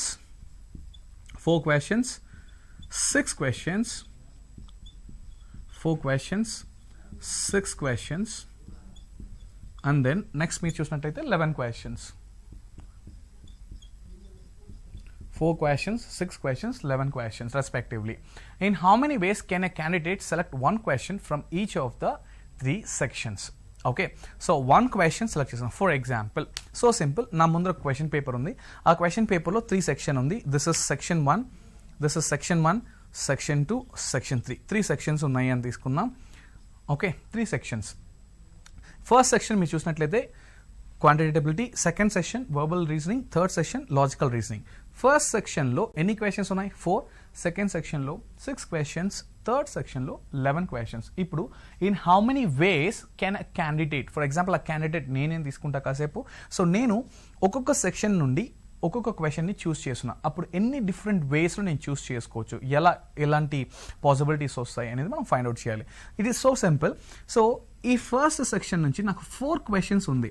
so ఈ 4లో ఫర్ ఎగ్జాంపుల్ 1, 2, 3, 4 నా ముందర 4 క్వశ్చన్స్ ఉంది. ఈ 4 క్వశ్చన్స్లో నన్ను ఏదో ఒకటి చూస్ చేసుకోమంటే నేను ర్యాండమ్గా డిఫరెంట్గా ఏదో ఫస్ట్ సెలెక్ట్ చేయొచ్చు, లేదంటే సెకండ్ క్వశ్చన్ చూస్ చేసుకోవచ్చు, లేదంటే థర్డ్, లేదంటే ఫోర్త్. సో ఎలాగైనా నాకు 4 డిఫరెంట్ వేస్లో నేను ఏదో ఒక క్వశ్చన్ని చూస్ చేసుకోవచ్చు. 4 డిఫరెంట్ వేస్ అంటే ఫస్ట్ లేదా సెకండ్ లేదా థర్డ్ లేదా ఫోర్త్. సో నాకు 4 ఛాన్సెస్ ఉంటుంది. కరెక్ట్, ఈ 4లో నేను ఏదో ఒక చూస్ చేసుకోవచ్చు కాబట్టి సో నాకు 4 వేస్. ద సేమ్ థింగ్ సెకండ్ సెక్షన్కి వచ్చేసరికి ఎన్ని క్వశ్చన్స్ ఉన్నాయి? 6 క్వశ్చన్స్ ఉన్నాయి. అంటే ఈ 6లో నేను సెలెక్ట్ చేసుకోబోయేది ఏదో ఒకటి మాత్రమే. సో ఇన్ సచ్ కేస్ నాకు 6 ఆప్షన్స్ ఉంది కాబట్టి 6 డిఫరెంట్ వేస్లో నేను చూస్ చేసుకోవచ్చు. అంటే ఫర్ ఎగ్జాంపుల్ నేను ఫస్ట్ సెలెక్ట్ చేసుకోవచ్చు, లేదా సెకండ్, లేదా థర్డ్, లేదా ఫోర్త్, లేదా ఫిఫ్త్, లేదా 6. సో 1, 2, 3, 4, 5, 6. సో 6 డిఫరెంట్ క్వశ్చన్స్లో నేను ఏదో ఒకటి మాత్రమే చూస్ చేసుకుంటున్నాను. ఇన్ సచ్ కేస్ నాకు 6 డిఫరెంట్ వేస్ అనే ఛాన్సెస్ ఉన్నాయి. Okay, next 11 questions third section. So నేను QAలో సెలెక్ట్ చేసుకున్నాను, దెన్ VRలో సెలెక్ట్ చేసుకున్నాను, అంటే సెకండ్ సెక్షన్లో సెలెక్ట్ చేసుకున్నాను. దెన్ థర్డ్ సెక్షన్కి వచ్చేసరికి లాజికల్ రీజనింగ్లో నాకు 11 క్వశ్చన్స్ ఉన్నాయి. 11లో నేను ఎన్ని సెలెక్ట్ చేసుకుంటున్నాను? ఒకటి మాత్రమే సెలెక్ట్ చేసుకుంటున్నాను. సో నాకు ఆ ఒక క్వశ్చన్ని సెలెక్ట్ చేసుకునే దానికి నాకు ఎన్ని డిఫరెంట్ ఛాన్సెస్ పాసిబిలిటీస్ ఉన్నాయని చూస్తారంటే 11 ఉన్నాయి. అంటే నేను ఫస్ట్, లేదా second, third, fourth, fifth, 6, 7, 8, 9, 10, 11. So ఈ 11లో నాకు 11 డిఫరెంట్ వేస్లో నేను చూస్ చేసుకోవచ్చు. So try to understand 11 different ways అంటే సో సింపుల్. మీ ముందర ఇలా క్వశ్చన్స్ ఉన్నాయి అని మీరు తీసుకున్నట్లయితే 7, 8, 9, 10, 11. ఈ 11 డిఫరెంట్ వేస్ ఏంటి, ఎలా అంటే సో సింపుల్. ఫర్ ఎగ్జాంపుల్ నాకు ఒకసారి ఈ 11 క్వశ్చన్స్ ఇచ్చారు. ఇప్పుడు నేను ఎలా చూస్ చేసుకుంటాను? ఒక క్వశ్చన్ మాత్రమే చూస్ చేసుకోవాలి. ఫర్ ఎగ్జాంపుల్ ఫోర్త్ క్వశ్చన్ అంటాను. So this is one particular way. For example లేదు ఫోర్త్ కాదు, so I just want to select 8th question. So this is another particular way. So ఇలాంటి 11 డిఫరెంట్ పాసిబుల్ వేస్లో నేను choose చేసుకోవచ్చు. So in such case section 1లో 4 different ways, section 2లో 6 different వేస్లో నేను ఒక క్వశ్చన్ని చూస్ చేసుకోవచ్చు. సెక్షన్ 3లో మీరు చూసినట్లయితే 11 డిఫరెంట్ వేస్లో నేను క్వశ్చన్ని చూస్ చేసుకోవచ్చు. సో ఓవరాల్గా ఎలా చూస్ చేసుకోవచ్చు అని నేను చూసినట్లయితే 4 into 6 into 11. Okay, so 4 into 6 into 11 which is nothing but, so okay, this is ఇది m అనే ఆపరేషన్ అని తీసుకుంటే ఇది n and this is p అని తీసుకుంటే answer is going to be m into n into p operations. In such case 4 into 6 it is going to be 24 and 24 is 24 into 11, so probably it is like 4 and 2 and 4 it is 2, so it is 4 6 2, so answer is 264 ways. So 264 different వేస్లో నేను choose చేసుకోవచ్చు. అంటే ఏంటి ఆ 264 ఏంటంటే, for example ఈ first మీకు ఇది ఎక్స్ప్లెయిన్ చేయాలి అంటే, ఫర్ ఎగ్జాంపుల్ ఇప్పుడు నేను దీన్ని ఇంకొంచెం డిఫరెంట్ వేలో జస్ట్ చెప్తాను. ఈ 264 వేస్ అనేది మనకు ఆన్సర్ వచ్చింది. ఈ 264 అనేది ఏంటి, ఎందుకు అన్ని డిఫరెంట్ పాసిబుల్ వేస్ వస్తున్నాయి మీకు అర్థం కావాలి అంటే, ఫర్ ఎగ్జాంపుల్ ఫస్ట్ సెక్షన్లో 1 2 3 4, సో దిస్ ఇస్ సెక్షన్ 1. ఈ సెకండ్ సెక్షన్లో మీరు చూసినట్లయితే 1 2 3 4, అండ్ థర్డ్ సెక్షన్లో మీరు చూసినట్లయితే 1 2 3 4 5 6 7 8 9 10 11. సో ఇలా 3 డిఫరెంట్ సెక్షన్స్ ఉన్నాయి. ఈ 264 వేస్ అనేది ఏంటి, ఎలా వచ్చింది? మనం సింపుల్గా 4 into 6 into 11 చేసాం, బట్ ఏంటంటే మీకు అర్థం చేసుకోవాలి. ఫర్ ఎగ్జాంపుల్ ఈ సెక్షన్లో నాకు 4 క్వశ్చన్స్ ఉన్నాయి, నేను ఒకటి మాత్రమే చూస్ చేసుకోగలుగుతాను. లెట్స్ సే నేను 4ని చూస్ చేసుకున్నాను, ఓకే. అండ్ ఈ పర్టికులర్ సెక్షన్లో నేను థర్డ్ క్వశ్చన్ని చూస్ చేసుకున్నాను. సెక్షన్ 3కి వచ్చేసరికి నేను సెవెంత్ క్వశ్చన్ చూస్ చేసుకున్నాను. సో ఇది ఒక వన్ వే. ఈ పర్టికులర్ ఒకసారి చూసినట్లయితే 4th question, 3rd question, 7th question, ఈ పర్టికులర్ది వన్ వే, ఓకే. సో ఇలా నెక్స్ట్ టైం నాకు ఛాన్స్ ఇచ్చినప్పుడు నెక్స్ట్ టైం నేను చేసినట్లయితే for example second question, let's say for example ఇదే థర్డ్ క్వశ్చన్ అండ్ దెన్ ఇంకొక థర్డ్ 2 3 3. సో ఇలాంటి ఎన్ని డిఫరెంట్ టైప్స్లో నేను ఓవరాల్గా దీంట్లో ఒక క్వశ్చన్ సెక్షన్ 3లో ఒక క్వశ్చన్ చూస్ చేసుకోగలుగుతాను అంటే 264 డిఫరెంట్ వేస్లో నేను చూస్ చేసుకోగలుగుతాను. This is how it works, correct. Now let's see. So a tricolor flag is to be formed having adjacent strips of 3 different colors chosen from 6 different colors. How many different flags can be formed with a different design in which all the 3 strips are always in horizontal position? I repeat, a tricolor flag is to be formed having 3 different adjacent strips with 3 different colors chosen from 6 different colors. How many different flags can be formed with 3 different design in which all 3 stripes are always horizontal position? It's so simple. So మీ దగ్గర 6 different colors ఉన్నాయి, okay. 6 different colors. ఆ 6 different colors నుంచి మనం ఒక tricolor flag ని ready చేస్తాం. How it works? It's so simple. Let's say this is a flag, okay. It's a flag. So it's like horizontal stripes అని చెప్పారు కాబట్టి నేను ఇలాంటి ఒక flag. So how many colours ఉన్నాయి అని మనం చూసినట్టయితే 6 different colours. Let's say for example red, blue, green, white, yellow, orange. Okay students, try to understand. ఇవన్నీ మీరు రాసి టైం వేస్ట్ చేయాల్సిన అవసరం లేదు ఎగ్జామినేషన్లో. This is just me understanding కోసం ఇది మీరు ఎక్స్ప్లెయిన్ చేస్తాను. మీరు 6 కలర్స్ డైరెక్ట్గా మీరు ఆన్సర్ దీని నుంచి తీసేసుకోవచ్చు. ఇది మీ అండర్స్టాండింగ్ కోసం నేను రెడ్ ఏంటి, బ్లూ ఏంటి, ఈ కలర్స్ మొత్తం అజ్యూమ్ చేసుకొని ఇక్కడ చేస్తున్నాను. బట్ ఎగ్జామ్లో ఇవన్నీ మీరు చేయాల్సిన అవసరం లేదు. You can directly answer the question. All right. Now let's say మీ దగ్గర 6 different కలర్స్ ఉన్నాయి. సో జస్ట్ అజంప్షన్, రెడ్ తీసుకోవాలంటే రూల్ లేదు, you can choose any colour, all right. But different colours, understand, 6 different colours. So red, blue, green, white, yellow, orange, these are the 6 different colours what I have. ఈ 6 colours నుండి నేను ఒక tricolour ఫ్లాగ్ని form చేయాలి. But make sure ఈ 3 colours మీరు ఇక్కడ choose చేసుకునేది డిఫరెంట్గా ఉండాలి. In the sense like for example ఇక్కడ నేను రెడ్ చూస్ చేసుకుంటే it cannot be red once again, it has to be other. Alright, ఇలాంటి ఎన్ని డిఫరెంట్ డిజైన్స్ మనం ఫామ్ చేయొచ్చు, ఎన్ని డిఫరెంట్ వేస్లో మనం దీన్ని ఫామ్ చేయొచ్చు. ఇలాంటి ట్రై కలర్ ఫ్లాగ్ని ఎన్ని డిఫరెంట్ కలర్స్ని ఎన్ని డిఫరెంట్ టైప్స్ ఆఫ్ ఫ్లాగ్స్ మనం ఫామ్ చేయొచ్చు అనేది క్వశ్చన్. So simple. ఓకే, నా లెట్స్ సే ఏదో ఒక చూస్ చేసుకుందాం. Let's say first stripe, first stripe 1 2 3 కదా. ఫస్ట్ స్ట్రైప్ మనం చూసినట్లయితే ఓకే. నా సో ఫస్ట్ నేను ఫిల్ చేసేటప్పుడు నాకు డిస్ప్లేలో ఎన్ని ఆప్షన్స్ ఉన్నాయి? 6 ఆప్షన్స్, కరెక్ట్. సో ఈ 6 ఆప్షన్స్ అంటే 6 different కలర్స్ ఉన్నాయి. సో ఇన్ సచ్ కేస్ నేను దీంట్లో 6 different వేస్లో ఫిల్ చేయొచ్చు. 6 different వేస్ అంటే నేను ఈదర్ రెడ్ తీసుకోవచ్చు, లేదా బ్లూ, లేదా గ్రీన్, లేదా వైట్, లేదా yellow, లేదా ఆరెంజ్. సో 6 different వేస్లో నేను ఫిల్ చేయొచ్చు. But at the same time remember 6 different వేస్లో ఫిల్ చేయొచ్చు అంటే ఏదో ఒకటి చూస్ చేసుకోవచ్చు, కానీ 6లో ఏదైనా చూస్ చేసుకోవచ్చు, which gives you 6 different ways. For example so 6 different వేస్లో అంటే ఫైనల్గా మీరు ఏదో ఒకటి చూస్ చేసుకోవాలి, కరెక్ట్. సో మీరు నేను ఫర్ ఎగ్జాంపుల్ ఎల్లో చూస్ చేసుకుంటున్నాను. So I'm going to make it as yellow. This is just for your understanding. I'm going to have yellow here. Now, second stripe నేను fill చేయాలి. Guys, try to understand. So ఇనిషియల్గా నేను first స్ట్రైప్ని నేను fill చేసేటప్పుడు నాకు 6 different colours choice ఉండే. ఆ చాయిస్లో నేను ఎల్లో అనే కలర్ని తీసుకున్నాను. నా సెకండ్ స్ట్రైప్ని ఫిల్ చేసేటప్పుడు డిఫరెంట్ కలర్స్ని చెప్పాడు కాబట్టి I'm not going to consider yellow. So what are the other options left? నేను రెడ్ కానీ, బ్లూ కానీ, గ్రీన్ కానీ, వైట్ కానీ, ఆరెంజ్ మాత్రమే యూజ్ చేయాలి, not yellow, just because same repeat చేయకూడదు. నా ఫర్ ఎగ్జాంపుల్ మీరు ఏదైనా ర్యాండమ్గా కలర్ తీసుకొని బట్ నా ఇప్పుడు మీకు ఎన్ని ఆప్షన్స్ ఉన్నాయి చేతిలో ఇక్కడ ఫిల్ చేయడానికి? 1 2 3 4 5. సో 5 డిఫరెంట్ వేస్లో దీన్ని ఇక్కడ కన్సిడర్ చేయొచ్చు. సో ఏదో ఒక కలర్ని మీరు కన్సిడర్ చేసుకుంటే లెట్స్ సే గ్రీన్ అనే కలర్ని కన్సిడర్ చేసుకుంటున్నా. So green, okay, yellow done, green done. నా సో లాస్ట్ స్ట్రైప్ నేను ఫిల్ చేసేటప్పుడు నాకు చూసినట్లయితే we're left with red, blue, white and orange which can be done in 4 different ways. ఇంకా మన చేతిలో ఉండేది 4 డిఫరెంట్ వేస్. సో ఈ 4లో మీరు ఏదో ఒకటి చూస్ చేసుకోవచ్చు. Let's I'm going to make it red. Alright, so yellow, green, red, ఇది ఒక it's a kind of it's a kind of arrangement combination. So whereas this is one way, I mean yellow, green, red అనేది one way. ఇలాంటి ఎన్ని different colours flags మనం form చేయొచ్చు horizontal stripes on question. So it is going to B 6 into 5 into 4, correct. First stripe కి 6 ways, second stripe కి 5 ways and third stripe కి 4 ways, which means 6 5s 30, correct. 6 5s 30 into 4, which is nothing but 120 ways. అంటే 120 ways and 120 ways లో మనం flags ని form చేయొచ్చు. లేదంటే మీరు ఇలా కూడా చెప్పొచ్చు 120 డిఫరెంట్ ఫ్లాగ్స్ ని మనం ట్రైకలర్ ఫ్లాగ్స్ ని మనం ఫామ్ చేయొచ్చు using this 6 different colors. Understand? Answer is 120 different ways. Now let's see another question. In how many ways a chairman and a vice chairman be elected from a committee of 8 members who are really eligible for the post? It is very basic question. It is so simple. చూడగానే answer చెప్పేసేయచ్చు. So ఎంతమంది ఉన్నారు మనం కమిటీలో మీరు చూసినట్లయితే?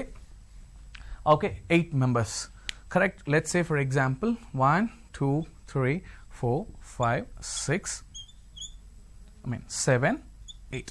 ఈ కమిటీలో 8 members ఉన్నారు. సో ఈ 8 membersలో మీరు చైర్మన్ని, వైస్ చైర్మన్ని సెలెక్ట్ చేసుకోవాలి. సో 8 membersలో చైర్మన్ని, వైస్ చైర్మన్ సెలెక్ట్ చేసుకోవాలి. సో 8 members ఉన్నారు. సో ఈ 8 members ఫస్ట్ లెట్స్ సే చైర్మన్ని సెలెక్ట్ చేసుకుందాం అనుకుంటున్నా as per the order given in the question. So చైర్మన్ని మీకు ఈ 8 members, సో మీరు 1 చూస్ చేసుకోవచ్చు, second member, third, fourth, fifth, 6th, 7th, 8th. అంటే ఈ 8 membersలో మీరు ఎవరినన్నా చూస్ చేసుకోవచ్చు. So which is nothing but 8 ways. ఈ 8 membersలో ఎవరన్నా చూస్ చేసుకోవచ్చు కాబట్టి 8 different waysలో మనం చూస్ చేసుకోవచ్చు. సో ఇప్పుడు ఏం చేస్తారంటే 8 different waysలో సో ఎవరినో ఒకరిని చూస్ చేసుకుందాం. జస్ట్ ఫర్ 8 waysతో మీ క్వశ్చన్ కంప్లీట్ అయింది. మీ అండర్స్టాండింగ్ కోసం నేను జస్ట్ లైక్ లెట్స్ సే నేను 5th పర్సన్ని నేను చైర్మన్గా సెలెక్ట్ చేసుకుంటున్నాను. ఇక్కడ 5 అని చెప్పి రాస్తున్నాను. జస్ట్ గైస్ ఇది మీకు ఎగ్జామ్లో అవసరం లేదు, ఇది మీ అండర్స్టాండింగ్కి మాత్రమే. మీ ఎగ్జామ్కి కావాల్సింది 8 different ways. ఓకే, నా next day wise chairman. So already ఒక పర్సన్ని చైర్మన్గా చూస్ చేసాం, ఎవరిది 5. సో 5ని నేను చైర్మన్ అనుకుంటున్నా. నా వైస్ చైర్మన్ని చూస్ చేసేటప్పుడు I cannot consider 5 just because is already been selected for chairman, correct. నా వీఆర్ లెఫ్ట్ విత్ 1 2 3 4 5 6 7. అంటే 7 different వేస్లో మనం సెలెక్ట్ చేయొచ్చు వైస్ చైర్మన్ని. సో ఓవరాల్గా చైర్మన్ అండ్ వైస్ చైర్మన్ ఎన్ని డిఫరెంట్ వేస్ చేయొచ్చు అంటే 8 ways. So it's a M into N operation. So 8 ways into 7 ways. 8 ways into 7 ways, which is 56 different ways lo manam choose cheyochu. Ante different combinations. For example, different combinations ante first person chairman anachu, 7th person vice chairman anachu, ledu 8th person chairman anachu, 5th person vice chairman anachu. Ila any different ways lo manam choose cheyochu ante 56 different వేస్లో మనం దీన్ని చూస్ చేసుకోవచ్చు. Chairman, vice chairman, 8 members నుండి. Now let's see the next question. If you observe, in how many ways can 5 prizes be given to 7 boys when each boy is eligible for all the prizes? So ఇది question చాలా సింపుల్గా ఉన్న ఇలాంటి question మీకు ఇన్ఫోసిస్లోను, TCS ప్యాటర్న్లోను మీకు repeat అవుతూనే ఉంటుంది. Okay, chala simple question, but still, most of the students, they make mistakes. Even the final year students, when they attend the TCS drive, this kind of question, I mean, 3 years back, 2016 lo meer chusinatleyte same question, but with post boxes ane concept tho ochindi. Now ee question okasari chudandi, in how many ways 5 prizes can be given to 7 boys when each boy is eligible for all the prizes.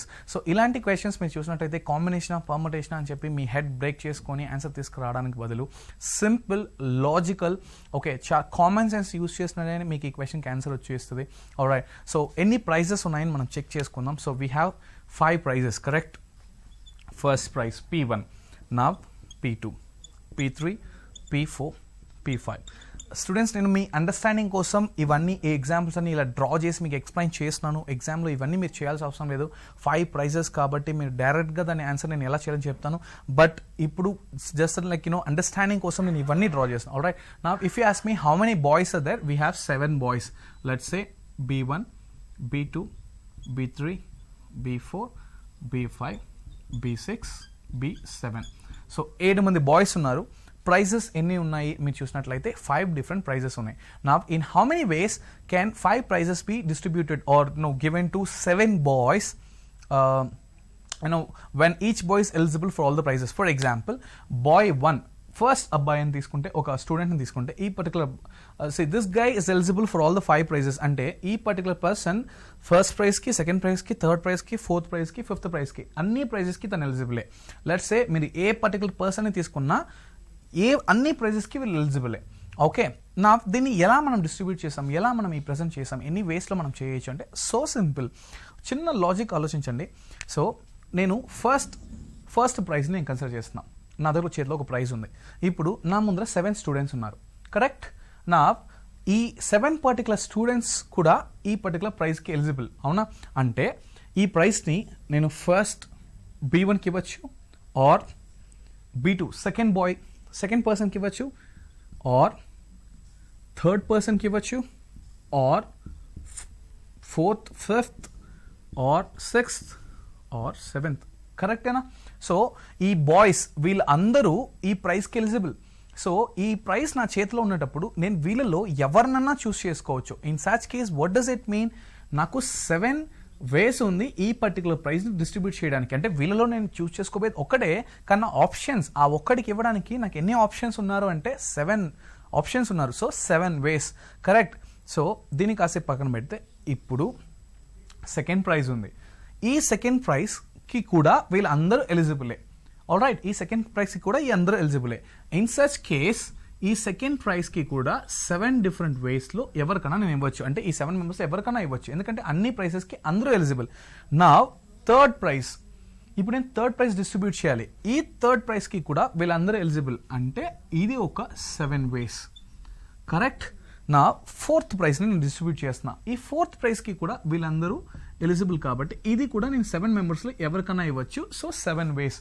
నా fifth prize, ఈ particular fifth prize కూడా 7 members eligible, అంటే 7 ways. Simply the answer is going to be 7 power 5 ways.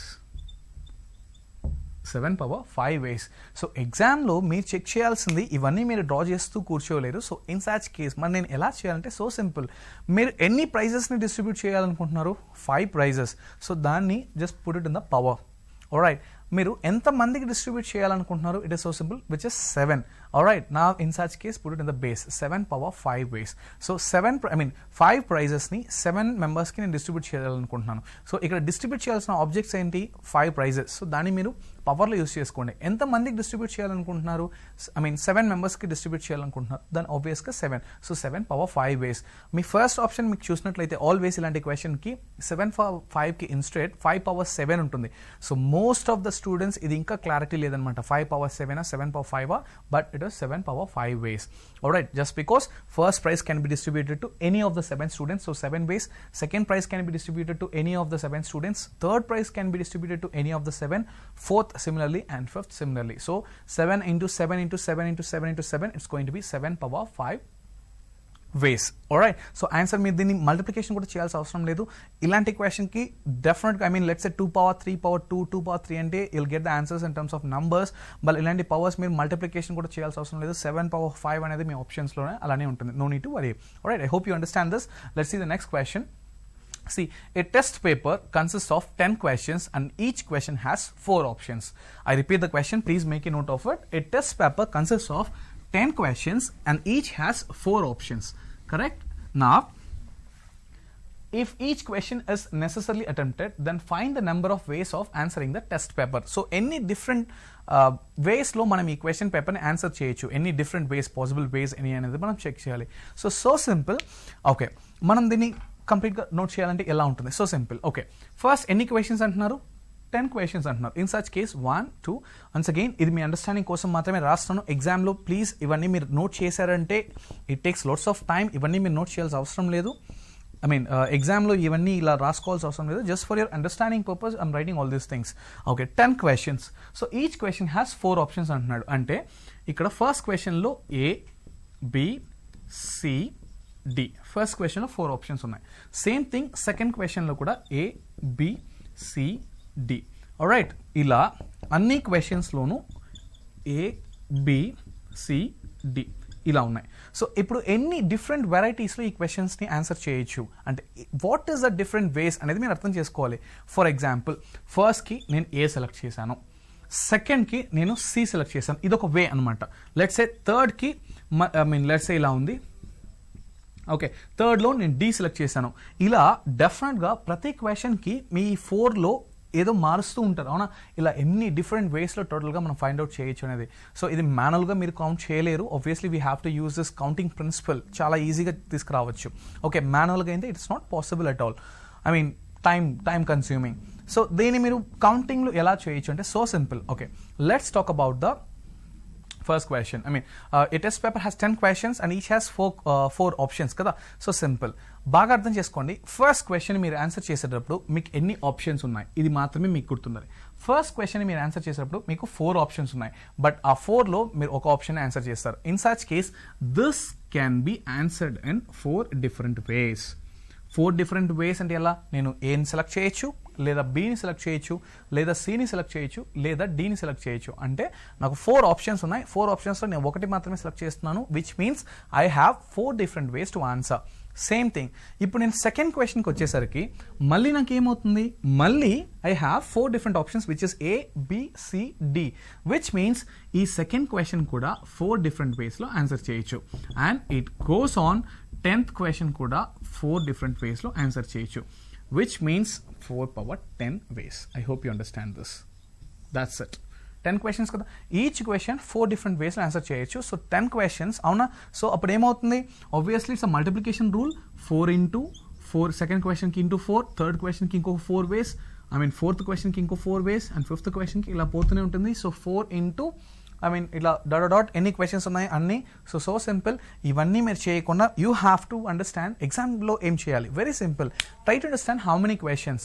So simple. 10 put 10 కదా, మొత్తం ఎన్ని options ఉన్నాయని select చేసుకోండి, which is 4.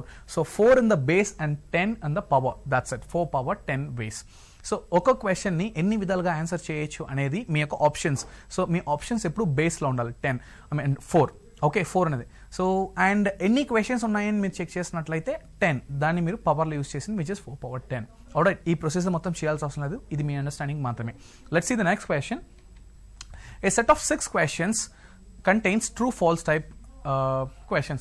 True false type questions అంటే it's like options. So options అనమాట అవి. ట్రూ ఫాల్స్ అనేది ఆప్షన్స్, అక్కడ క్వశ్చన్ కాదు. సో మీరు చూసినట్లయితే సెట్ ఆఫ్ 6 questions, టోటల్గా ఎన్ని క్వశ్చన్స్ ఉన్నాయి అని మీరు చూసినట్లయితే 6 questions.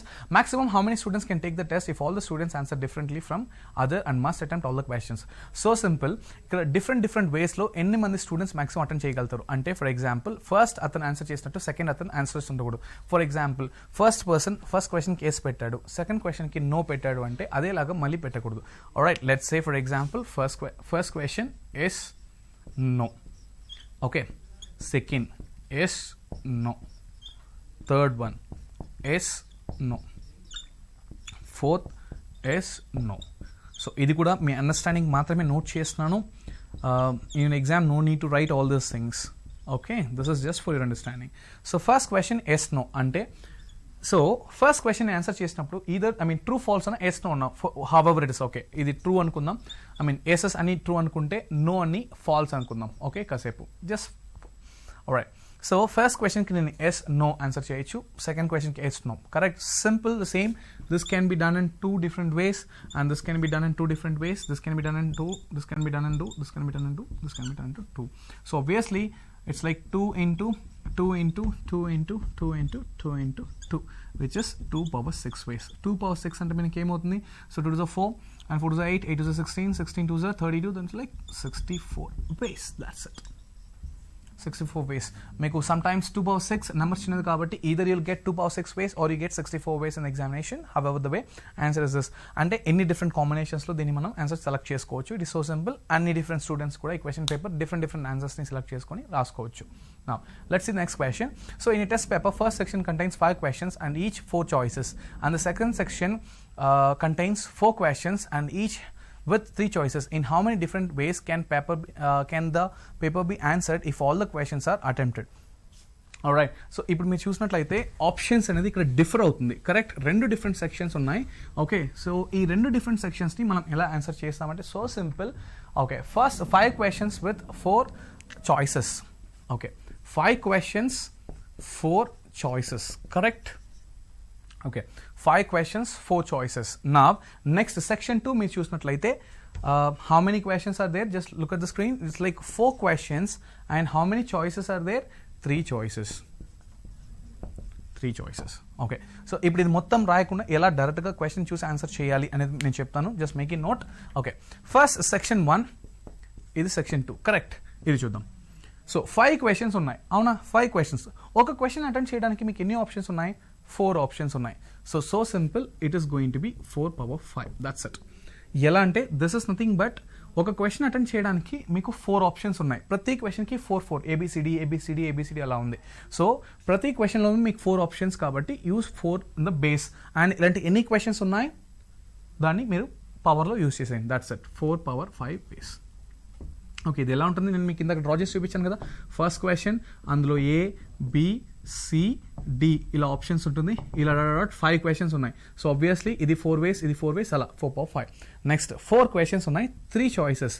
Same, it's simple. నా ఫస్ట్ క్వశ్చన్ని మీరు ఎన్ని చాయిసెస్ యూస్ చేసుకోవచ్చు? 3 ఆప్షన్స్ ఉన్నాయి, అంటే ఏ బి సి ఈ మూడిట్లో మీరు ఏదైనా చూస్ చేసుకోవచ్చు, అంటే 3 ways. Correct, 3 ways. ఇలాంటి ఎన్ని క్వశ్చన్స్ ఉన్నాయి? 4 questions ఉన్నాయి. It is 3 power 4 ways. Simple, correct? So answer is going to be 4 power 5 into 3 power 4 ways. Ante 4 power 5 into 3 power 4 ways. Correct? Now let's see the next question. In how many ways 5 letters can be posted in 3 post boxes? Very famous question. I repeat it. In how many ways 5 letters can be posted in 3 post boxes? Now simple, answer is so simple. 5 letters, it is going to be, see, okay, 5 letters, 1 2 3 4 5. Once again direct answer చెప్పొచ్చు, but I want you people to understand this way, అందుకని ఇలా draw చేస్తున్నాను. So let's say letter 1, letter 2, letter 3, letter 4, letter 5 letters ఉన్నాయి. And post boxes మీకు చూసినట్లయితే, now let's say we have 3 post boxes. Correct, ఇలాంటి post boxes ఉన్నాయి. So this is post box A, this is post box B, this is post box C. ఇలా 3 post boxes ఉన్నాయి. ఇప్పుడు ఈ 5 letters ని ఎన్ని post boxes లో మనం ఈ 3 post boxes లో ఎన్ని ways లో డిఫరెంట్ గా పోస్ట్ చేయొచ్చు, ఎన్ని డిఫరెంట్ ways లో పోస్ట్ చేయొచ్చు? Very very very simple. First letter మీరు తీసుకోండి, ఈ లెటర్ మాత్రమే మీరు కన్సిడర్ చేయండి. ఈ లెటర్ ఇప్పుడు ఫర్ ఎగ్జాంపుల్ నా దగ్గర 5 letters ఉన్నాయి. ఫస్ట్ లెటర్ నేను చేతిలో పెట్టుకుంటున్నాను. ఈ ఫస్ట్ లెటర్ నేను పోస్ట్ చేయాలని తీసుకువెళ్ళినప్పుడు నాకు ఎన్ని ఆప్షన్స్ కనబడుతున్నాయి అంటే, నాకు ఫస్ట్ బాక్స్ ఒకటి ఉంది, బాక్స్ బి ఉంది, బాక్స్ ఏ ఉంది, బాక్స్ బి ఉంది, బాక్స్ సి ఉంది, అవునా? సో ఒక్క లెటర్ని నాకు పోస్ట్ చేయడానికి 3 different ways ఉంది. Okay, so first letter can be posted in how many ways? 3 different ways. ఇప్పుడు ఎన్ని లెటర్స్ ఉన్నాయి? 5 letters. Simple, 3 power 5 ways. So simple. Alright, లేదు నేను ఇండివిజువల్గా చేస్తాను, అండర్స్టాండ్ చేసుకున్నాను, సో సింపుల్. ఇప్పుడు 3 power 5 is the answer. 5 power 3 or 3 power 5 అంటే so simple, it's 3 power 5.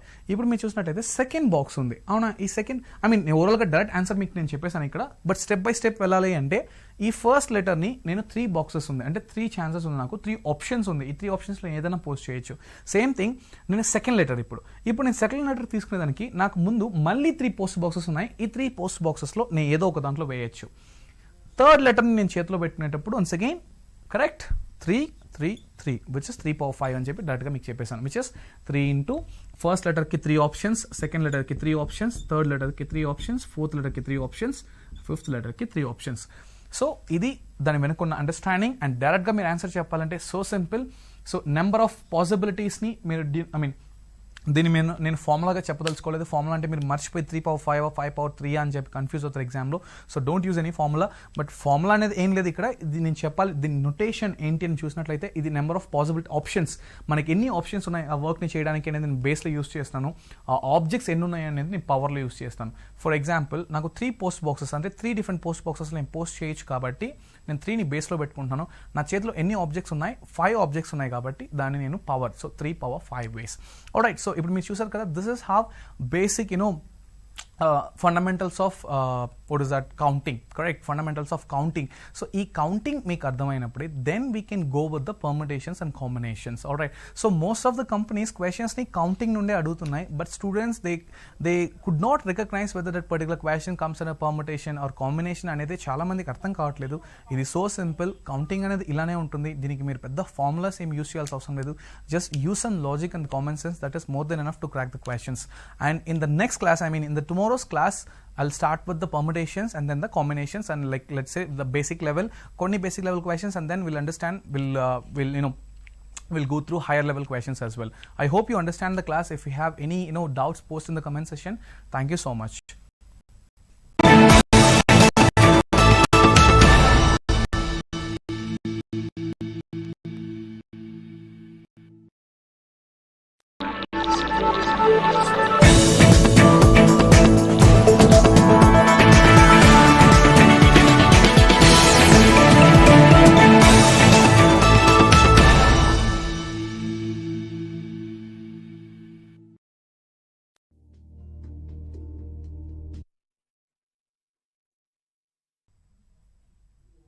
Hello everyone, good afternoon. Welcome to Aptitude Foundation course presented by APSSTC. In yesterday's class, we were discussing what is meant by permutations and combinations. As a part of that, we were discussing, what are the counting principles, I mean fundamental principles of counting. I hope you understand the session. Meeku nana session ardhamainadi kuda. Then now we are going to understand what is meant by permutation and then combination. So in today's class, we are going to discuss only permutations, and in the tomorrow's class, we are going to discuss the combinations. So ఇది కొంచెం elaborate topic కాబట్టి చాలా students ఇది school డేస్లో సరిగా అర్థం చేసుకోలేదు అన్నందువలన ఈ క్లాసెస్ని నేను ఈ పర్టికులర్ టాపిక్ని నేను 3 డిఫరెంట్ క్లాసెస్లో ఎక్స్ప్లెయిన్ చేస్తున్నాను ఇన్ డెప్త్గా. నా ఈ సెకండ్ క్లాస్లో మనం చూసినట్టయితే we're going to understand what is mean by a permutation and what is mean by the combination and what is the difference. Then we will solve the questions under permutation. Now it is so simple. Permutation is always arrangement. No, if you observe, see the common difference between the permutation and the combination is so simple. Okay, so definitions ka kakuna practical example okati chuddam. Let's say for example, see we have 2 people. All right, let's say A comma B iddaru unnaru ani teeskundam. So we have 2 people which is A comma B. Now what is meant by permutation and what is meant by combination? Very simple. Permutation, it always includes arrangement. I mean, it is nothing but arrangement. Half the way you're going to arrange the variables or the parameters or the entities, whatever it is. So simple. Now A and B iddaru unnaru ikkada. Now in how many ways, try to understand, in how many ways we can arrange A and B ani cheppinatlaithe it is so simple. So it is first A comma B, and this is going to be the first arrangement, correct? This is going to be the first arrangement. In the sense, let's say inka meeku ardhamayetattu cheppali ante, let's say we have 2 different chairs and teeskundam. Okay, so like the 2 different places and teeskundam. So this is the first position and this is the second position. Okay, now first ఈ 2 ప్లేసెస్లో A and B ని ఎలా arrange చేస్తారు అని మీరు చూసినట్లయితే first పొజిషన్లో A అనేదాన్ని నేను ప్లేస్ చేశాను అండ్ దెన్ సెకండ్ పొజిషన్లో B అని చెప్పి చూసాను. Alright, this is here. Now if you observe in the second thing, so first position lo I'm going to place A, and in the second position I'm going to place, in the first position I'm going to place B, and in the second position I'm going to place A. All right, Now, in how many ways I can arrange, in the sense it's all about the arrangement. Arrangement is nothing but permutation. Try to understand. Arrangement is nothing but the permutation. And in arrangement lo, remember we always have to follow the order. Alright, అంటే first ఎవరిని arrange చేస్తున్నారు, second ఎవరిని arrange చేస్తున్నారు, third ఎవరిని arrange చేస్తున్నారు అనేది మనం check చేసుకోవాలి. Since we have only 2 variables here, this particular arrangement, so first it is going to B A and then second it is going to be B in the first arrangement. In the second arrangement, if you observe, first it is going to be B and second it is going to be A. This is how it works. Arrangement, so permutation anagane arrangement, which you have to, arrangement is mandate, correct? I mean order is mandate. Alright, now if you observe, what is combination? So permutation ki combination ki enti difference ante, combination is nothing but, here it is just a selection. Combination is nothing but selection. Now if you ask me, ఈ A and B లో నాకు ఇద్దరు కావాలి, A and B ఇద్దరు ఉన్నారు, దీంట్లో నేను ఇద్దరిని చూస్ చేయాలంటే సింపుల్గా మీరు ఏమని చెప్తారంటే A, B అని చెప్పి చెప్తారు. See remember, in the selection we're not going to follow any particular order.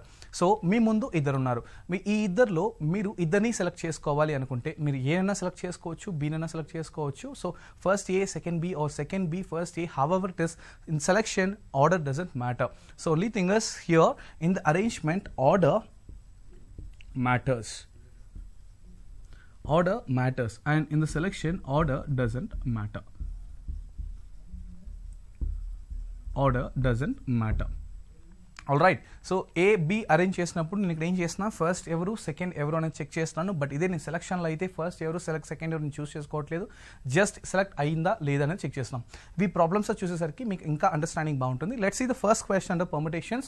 If you observe, see how many different numbers of 3 digits can be formed. Formed ana ikkada arrange anna okate. I repeat the question. How many different numbers of 3 digits can be formed with the digits 1, 2, 4, 5, 7, 8? I repeat, 1, 2, 4, 5, 7, 8. Please make a note of this question. I repeat the question. How many different numbers of 3 digits can be formed with the digits 1, 2, 4, 5, 7, 8. Correct? 5, 7, 8. None of the digits being repeated in any of the numbers so formed. Alright. So simple. If you observe, how many different 3 digits numbers and cheppantunadu. Now, so if you look at the board, so we have 6 numbers here. What are the numbers? 1, 2, 4, 5, 7, 8. These are the 6 different numbers. These numbers use chesi, we are going to form a 3-digit number. 3 digit kabatti, let's say this is the hundreds, I mean this is hundreds place, tens place and units place. Okay, so ఒక 3 digit number ని ఇలా blank box గా గీసుకుంటున్నాను. నా ఇందులో నుండి ఈ particular 6 numbers నుండి నేను 3 digit numbers ఎన్ని ఫామ్ చేస్తున్నాను, and none of the digits being repeated అంటే remember it's nothing but without repetition. Without repetition in the sense ఒక నంబర్ని ఒకసారి వాడిన తర్వాత మళ్ళీ మీరు యూస్ చేయడానికి ఛాన్స్ లేదు, which is nothing but without repetition. Alright, now let's see in how many number, see ఇది ఎలా చెప్పొచ్చు అంటే how many numbers can be formed అని అడిగినా ఓకే, లేదంటే in how many ways they can be formed అన్న రెండు ఒకటే. So simple. నా ఇప్పుడు మనం హండ్రెడ్స్ ప్లేస్ చూసినట్లయితే remember this is hundreds place, this is tens place, this is okay. మీకు ఇక్కడ అండర్స్టాండింగ్ కోసం hundreds place, okay, this is tens place and this is units place. This is units place. Now దీంట్లో 3 digit number అంటే అంతే కదా, hundreds place, tens place, units place. Now so simple.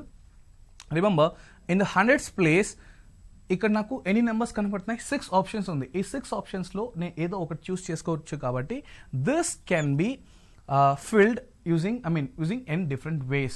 Alright, this is n is nothing but 6 here. So 6 numbers ఉంది కాబట్టి ఈ particular బ్లాంక్లో మనకి ఎన్ని options ఉన్నాయి అంటే ఇక్కడ 6 ఆప్షన్స్ ఉన్నాయి. ఈ 6 నెంబర్స్లో ఏదో ఒకటి నేను చూస్ చేసుకోవచ్చు కాబట్టి it is going to B 6 different ways into. Now in order to fill the tens place, for example ఇప్పుడు ఈ పర్టికులర్ డిజిట్ని ఎగ్జాంపుల్ మాత్రం చెప్తాను. ఈ పర్టికులర్ డిజిట్ని నేను ఇక్కడ 5 అనే నెంబర్తో ఫిల్ చేస్తున్నా. ఇప్పుడు 5 అనే నెంబర్ని ఫిల్ చేశానంటే ఈ సెకండ్ బాక్స్ అంటే టెన్స్ ప్లేస్ని ఫిల్ చేయడానికి మీకు 1 కానీ 2 కానీ 4 కానీ 7 కానీ 8 కానీ మాత్రమే ఆప్షన్స్ ఉంటుంది. In the sense you have only 5 ways to fill this particular digit. నా into and fine let's say for example నేను ఇక్కడ ఎగ్జాంపుల్ కోసం 4 అనే నెంబర్ని చూస్ చేసుకుంటున్నాను. So I'm going to fill this 4. Alright, నా సో లాస్ట్ బాక్స్ ఇంకొక digit remaining ఉంది, అదేంటంటే యూనిట్స్ ప్లేస్. ఈ యూనిట్స్ ప్లేస్లో ఇక్కడ మీకు ఆప్షన్స్ ఏమేమి ఉన్నాయి, 1 అవ్వచ్చు, లేదు 2, లేదు 7, లేదు 8. అంటే మీకు 4 డిఫరెంట్ వేస్లో 4 డిఫరెంట్ ఆప్షన్స్ ఉన్నాయి కాబట్టి 4 డిఫరెంట్ వేస్లో దీన్ని మీరు ఫిల్ చేయొచ్చు. So in such case which is nothing but 6 into 5 which is 30 and 30 into 4 which is nothing but 120 ways. So ఇది మీరు ఎలా చేయొచ్చు, ఒక 3 డిజిట్ నెంబర్ని 120 డిఫరెంట్ వేస్లో ఫామ్ చేయొచ్చు అని చెప్పొచ్చు, లేదంటే 120 డిఫరెంట్ 3 డిజిట్ నెంబర్ ఫామ్ అవ్వచ్చు అని కూడా చెప్పొచ్చు. Alright, so which is 6 into 5 into 4. Let's see the next question. How many 6-digit telephone numbers can be formed with the digits 0, 1, 2, 3, 4, 5, 6, 7, 8, 9? Alright, if each number starts with 35 and no digit appears more than once అంటే without repetition. Once again అంటే ఏ digit కానీ మళ్ళీ second time use చేయకూడదు, ఒకసారి మాత్రమే use చేయాలి. In the sense, I repeat the question, how many 6-digit telephone numbers can be formed with the digits 0, 1, 2, 3, 4, 5, 6, 7, 8, 9 if each number starts with 35 and no digit appears more than once? Now let's write down what are the list of numbers first. So what are the list of numbers which we can form in the sense 0, 1, 2, 3, 4, 5, 6, 7, 8, 9 ఇవే మనకున్న numbers. So 0 నుండి 9 వరకు అంటే టోటల్గా 10 numbers ఉన్నాయి, అవునా? So each number starts with 35 minutes. First thing, how many 6-digit telephone numbers అంటున్నాడు. So 6-digit telephone numbers అంటున్నాడు కాబట్టి 1, 2, 3, 4, 5, 6. Okay, 1, 2, 3, 4, 5, 6. So all 6-digit numbers here. Alright, నా దీంట్లో కండిషన్ ఏంటి అంటే ప్రతి నెంబర్ ఏ 2 డిజిట్స్తో స్టార్ట్ అవ్వాలంటే 3, 5తో మాత్రమే స్టార్ట్ అవ్వాలి అనేది క్వశ్చన్లోనే ఇచ్చేసాడు. In the sense, first digit 6-digit telephone number కాబట్టి ఫస్ట్ డిజిట్లో 3 అనేది mandate. It's a mandate, hence we can solve this only by 1 వే. అన్నా ఇప్పుడు సెకండ్ డిజిట్లో ఏంటి అని చూసానంటే క్లియర్గా చెప్పేశాడు క్వశ్చన్లో, ఫస్ట్ 2 places 3 and 5 మాత్రమే ఉండాలి అని చెప్పి ఇంకేది యూస్ చేయకూడదు. Hence this can be filled only 1 different way. Okay, now let's see the third digit. So 3 and 5 without repetition కాబట్టి ఇంకా 3 and 5 మీకు యూజ్ చేయడానికి ఆప్షన్స్ ఉండదు. నా ఇంకా రెస్ట్ ఉన్నవి ఏంటి, 4th ప్లేస్లో నేను ఏం ఫిల్ చేయొచ్చు అంటే 0 or 1 or 2 or 4 or 6 or 7 or 8 or 9. In sense టోటల్గా 10 నెంబర్స్ అనుకుంటే 10లో నుండి మనం 3, 5 తీసిస్తే ఇక్కడ మీరు దీన్ని 8 డిఫరెంట్ వేస్లో ఫిల్ చేయొచ్చు. కరెక్ట్, అంటే 0 కానీ 1 కానీ 2 కానీ 4 కానీ 6 కానీ 7 కానీ 8 or 9 ఏదో ఒకటి సెలెక్ట్ చేసుకోవచ్చు. నా లెట్స్ సే ఏదో ఒక నెంబర్ ఇక్కడ మీరు చూస్ చేసుకున్నట్లయితే, నెక్స్ట్ ఫర్ ఎగ్జాంపుల్ ఇక్కడ 0 అనే నెంబర్ మీరు చూస్ చేసుకున్నారు అనుకుందాం. ఐ మీన్ నేను ఇక్కడ 0 అనే నెంబర్, ఇది ఎగ్జాంపుల్కి మాత్రమే ఇలా చెప్తాను. 0 అనే నెంబర్ మీరు చూస్ చేసుకున్నట్లయితే నా you're left with 7 options. Correct, ఇక్కడ ఇంకొక నెంబర్ మీరు ప్లేస్ చేశారంటే you're left with 6 options and ఇక్కడ లాస్ట్లో మీకు 5 ఆప్షన్స్ మాత్రమే ఉంటుంది చూస్ చేయడానికి. So in such case, in how many ways a 6-digit telephone number can be formed with 3 and 5 as a starting అంటే so simple, it is going to be 8 into 7 into 6 into 5 ways. I mean 5 numbers or 5 ways and ఎలా అన్న తీసుకోవచ్చు. So it's like 7 8s are 56 and which is nothing but 6 5s are 30. Okay, so it is a simple multiplication here. It's obviously 0 and 0 and 3 6 are 18, 3 5s 15 and 16 which is 1680. Alright, so it's going to be simple. Now let's see the next question. How many even numbers less than 10,000 can be formed with the digits 3, 5, 7, 8, 9 without repetition? I repeat the question. How many even numbers less than 10,000 can be formed using the digits? Our digits అనేది మీరు note చేసుకోవాలి. It's a permutation. So how many even numbers formed? It obviously it's an arrangement. It's a permutation. The question comes under permutation. How many even numbers less than 10,000 can be formed? Less than 10,000 can be formed. Okay, this is the first condition. And మీరు second condition మీరు చూసినట్లయితే ఇక్కడ what are the numbers given? 3, 5 and then 7 and then 8 and then 9. Okay, and then third condition here it is even numbers. I mean okay, ఇలా తీసుకుందాం, even numbers.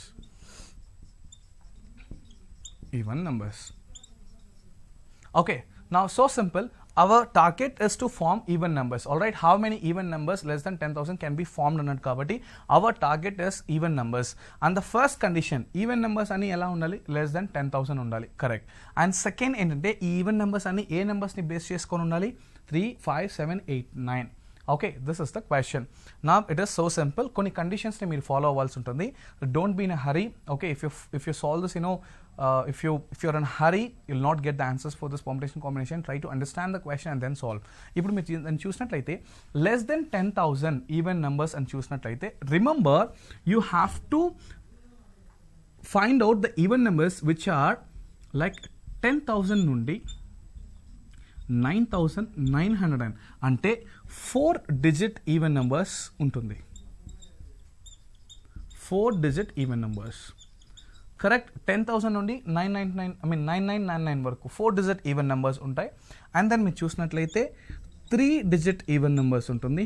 3 digit even numbers అని మీరు చూసినట్లయితే so which is nothing but 100 నుండి 999 లోపల ఉండే even numbers కదా. And then మీరు చూసినట్లయితే 2 digit ఈవెన్ నెంబర్స్ ఉంటుంది. 2 digit even numbers which is nothing but 10 to 99 and 1 digit even number. 1 digit even number. 1 digit even number which is nothing but 1 నుండి 9 దాకా. So ఈ 4 కేసెస్ కూడా మీరు consider చేసుకోవాల్సి వస్తుంది. మోస్ట్ ప్రాబబ్లీ ఎగ్జామ్స్లో మీకు ఈవెన్ నెంబర్ లెస్ దెన్ 10,000 అంటే మీరు చేసే మిస్టేక్ ఏముంటుందంటే ఓన్లీ 4 digit ఈవెన్ నెంబర్ తీసుకుంటారు.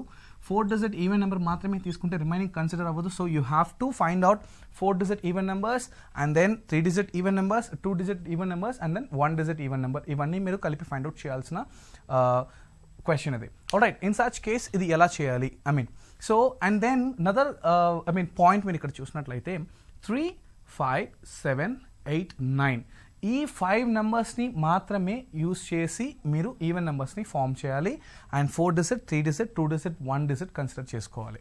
Okay, so how it is going to be and how we're going to find out. It is so simple. Let's understand.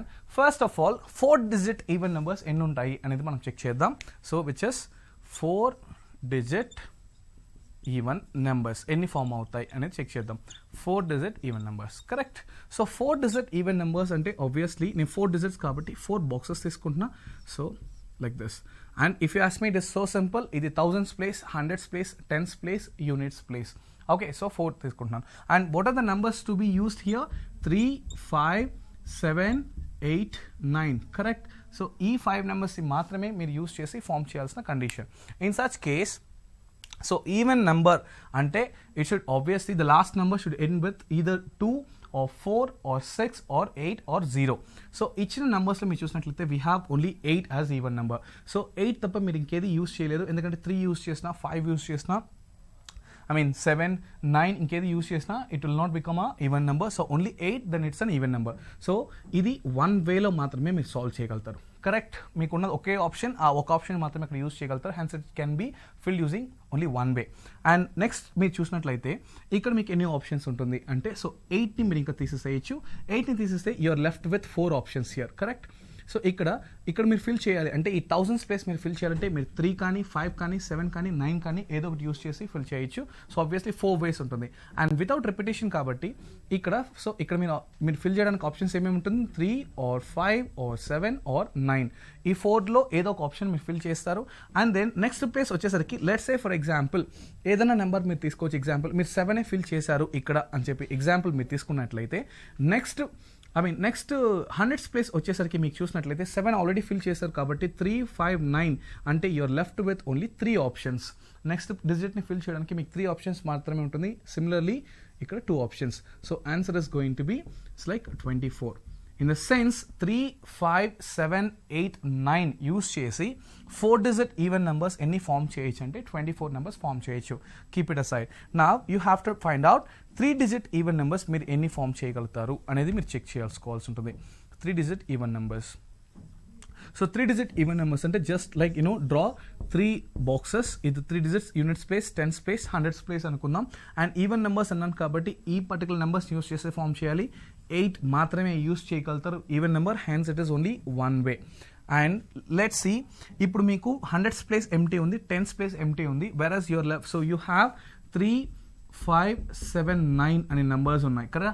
Correct. So ఎందుకంటే 8 already మీరు unit space use చేశారు కాబట్టి 100th ప్లేస్లో మీకు 4 options. And then 10 స్పేస్ని fill చేయడానికి మీకు 3 options ఉంటుంది. So this here మీకు ఎన్ని నెంబర్స్ ఫామ్ అవుతుందంటే 4 into 3 into 1 which is 12 ways or 12 numbers. So in such case 4 digit even numbers ఎన్ని ఫామ్ అవుతాయంటే 24 ఫామ్ అవుతుంది. And then 3 digit even numbers ఎన్ని ఫామ్ అవుతుందంటే విచ్ ఇస్ 12. కరెక్ట్. నా we're going to find out 2 digit even numbers ఎన్ని form అవుతుంది అనేది మీరు చెక్ చేయాల్సి ఉంటుంది. సో సేమ్ నెంబర్స్ యూస్ చేసి 2 digit ఈవెన్ నెంబర్స్ ఎన్ని ఫామ్ అవుతుంది అనేది మీరు చెక్ చేస్తే it is so simple. 2 digit కాబట్టి no it's going to be 2 digit even numbers. 2 digit even numbers అంటే only 2 digits. So it's going to be units place 10 space, units place 8 మాత్రమే chance ఉంది, ఎందుకంటే ఉన్న నెంబర్లో 8 మాత్రమే ఈవెన్ నెంబర్. అండ్ రిమైనింగ్ మనకి ఏం ఆప్షన్స్ ఉంటుంది 3, 5, 7, 9 ఉంటుంది. ఇన్ ద సెన్స్ ఇది 1 వేలో మాత్రమే సాల్వ్ చేయగలుగుతాం, 8 మాత్రమే యూస్ చేయగలుగుతాం.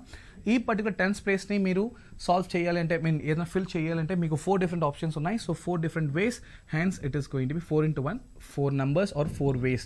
మీరు ఎలానా కన్సిడర్ చేసుకోవచ్చు.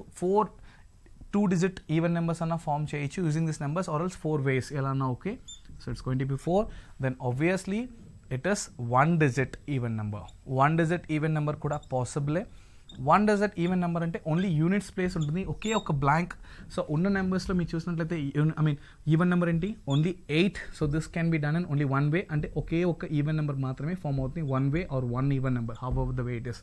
Now, so it is so simple. 4 digit even numbers మీరు చూసినట్లయితే అంటే 1000 నుండి 9999 వరకు ఎన్ని ఈవెన్ నెంబర్స్ ఉంటాయి అంటే 24 ఫామ్ చేయొచ్చు. 100 నుండి 999 వరకు 12 ఈవెన్ నెంబర్స్ ఫామ్ చేయొచ్చు. అండ్ దెన్ 10 నుండి 99 వరకు 4 ఈవెన్ నెంబర్స్ ఫామ్ చేయొచ్చు. అండ్ దెన్ 1 నుండి 9 దాకా ఓన్లీ 1 నెంబర్ ఫామ్ చేయొచ్చు. In the sense 41 even numbers form చేయొచ్చు. రిమెంబర్ 41 ఈవెన్ నెంబర్స్ ఫామ్ చేయొచ్చు which are less than 10,000. Condition చూడండి, which are less than 10,000. So 3ని 5ని 7ని 8ని ఈ 5 different నెంబర్స్ని యూజ్ చేసి లెస్ దెన్ 10,000 ఎన్ని ఈవెన్ నెంబర్స్ ఫామ్ చేయొచ్చు అంటే 41. Okay, 41. I hope you understand this. Let's go for the next question. Alright, now in how many ways letters of the word rainbow can be arranged? In how many ways? So arranged or formed. ఇలా మీకు question చూడగానే మీకు challenge ఏంటి అంటే ఎగ్జామ్స్లో it's so simple. The moment you see the question, you feel hard to identify whether it is permutation or combination. Permutation use cheyala, combination use cheyala. So simple. So most of the questions నేను మనం క్లాస్లో చూసాం. Majority of the questions మీరు చూసినట్లయితే మనకి కౌంటింగ్లోనే close అయిపోతుంది. ఆ post box questions మీరు చూసినట్లయితే, also like prizes and boys question మీరు నన్ను క్లాస్ చూసినట్లయితే కౌంటింగ్లోనే క్లోజ్ అవుతుంది. ఒకవేళ కౌంటింగ్లో క్వశ్చన్స్ లేవు అంటే ప్రాబబ్లీ పర్ముటేషన్స్లో కానీ కాంబినేషన్స్లో కానీ. సో నేను ఎలా డిఫరెన్షియేట్ చేయాలి పర్ముటేషన్ కాంబినేషన్ క్వశ్చన్ అంటే so simple. How many can be formed or arrangement అంటేనే where you have to consider the order and obviously you have to do the permutation. If you look at the question here, in how many ways the letters of the word rainbow be arranged annadu. So can be or be arranged annadu. In the sense, so word called rainbow, RAINBOW, in how many ways it can be arranged. So it means it's a permutation. So simple. See, the moment you see the word, first thing, just look at the letters, alphabets what are given here, RAINBOW. So obviously we don't have any repetition. అంటే మనకి దీంట్లో repetition cases ఏం లేవు, అన్ని distinct variables. Okay, so R ఏమన్నా repeat అయిందా, ఏ ఏమన్నా రిపీట్ అయిందా, ఐ రిపీట్ అయిందా అనేది మనం చెక్ చేసుకొని obviously the questions what I'm going to train you people now without repetition, and ఒక 10 minutes తర్వాత we'll solve the questions which are based on repetition. Now if you observe rainbow, in how many ways it can be arranged అన్నాడు. It is so simple in the sense, let's say for example ఒక 7 digit box తీసుకుందాం. 1 2 3 4. okay, now so ఈ 7 different in ఈ 7 different letters use చేసి మీరు ఎన్ని different words use చేయొచ్చు. It is so simple. First place, okay, so first ప్లేస్కి మీరు ఫిల్ చేసేటప్పుడు మీకు 7 different ఆప్షన్స్ ఉంటుంది. అంటే ఆర్ యూస్ చేయొచ్చు, లేదు ఐ, లేదు ఏ, లేదు NBOW. Correct. So without repetition కాబట్టి ప్రాబబ్లీ మీరు మళ్ళీ ఒకసారి యూస్ చేసిన వర్డ్ని మళ్ళీ యూస్ చేయడానికి ఛాన్స్ లేదు.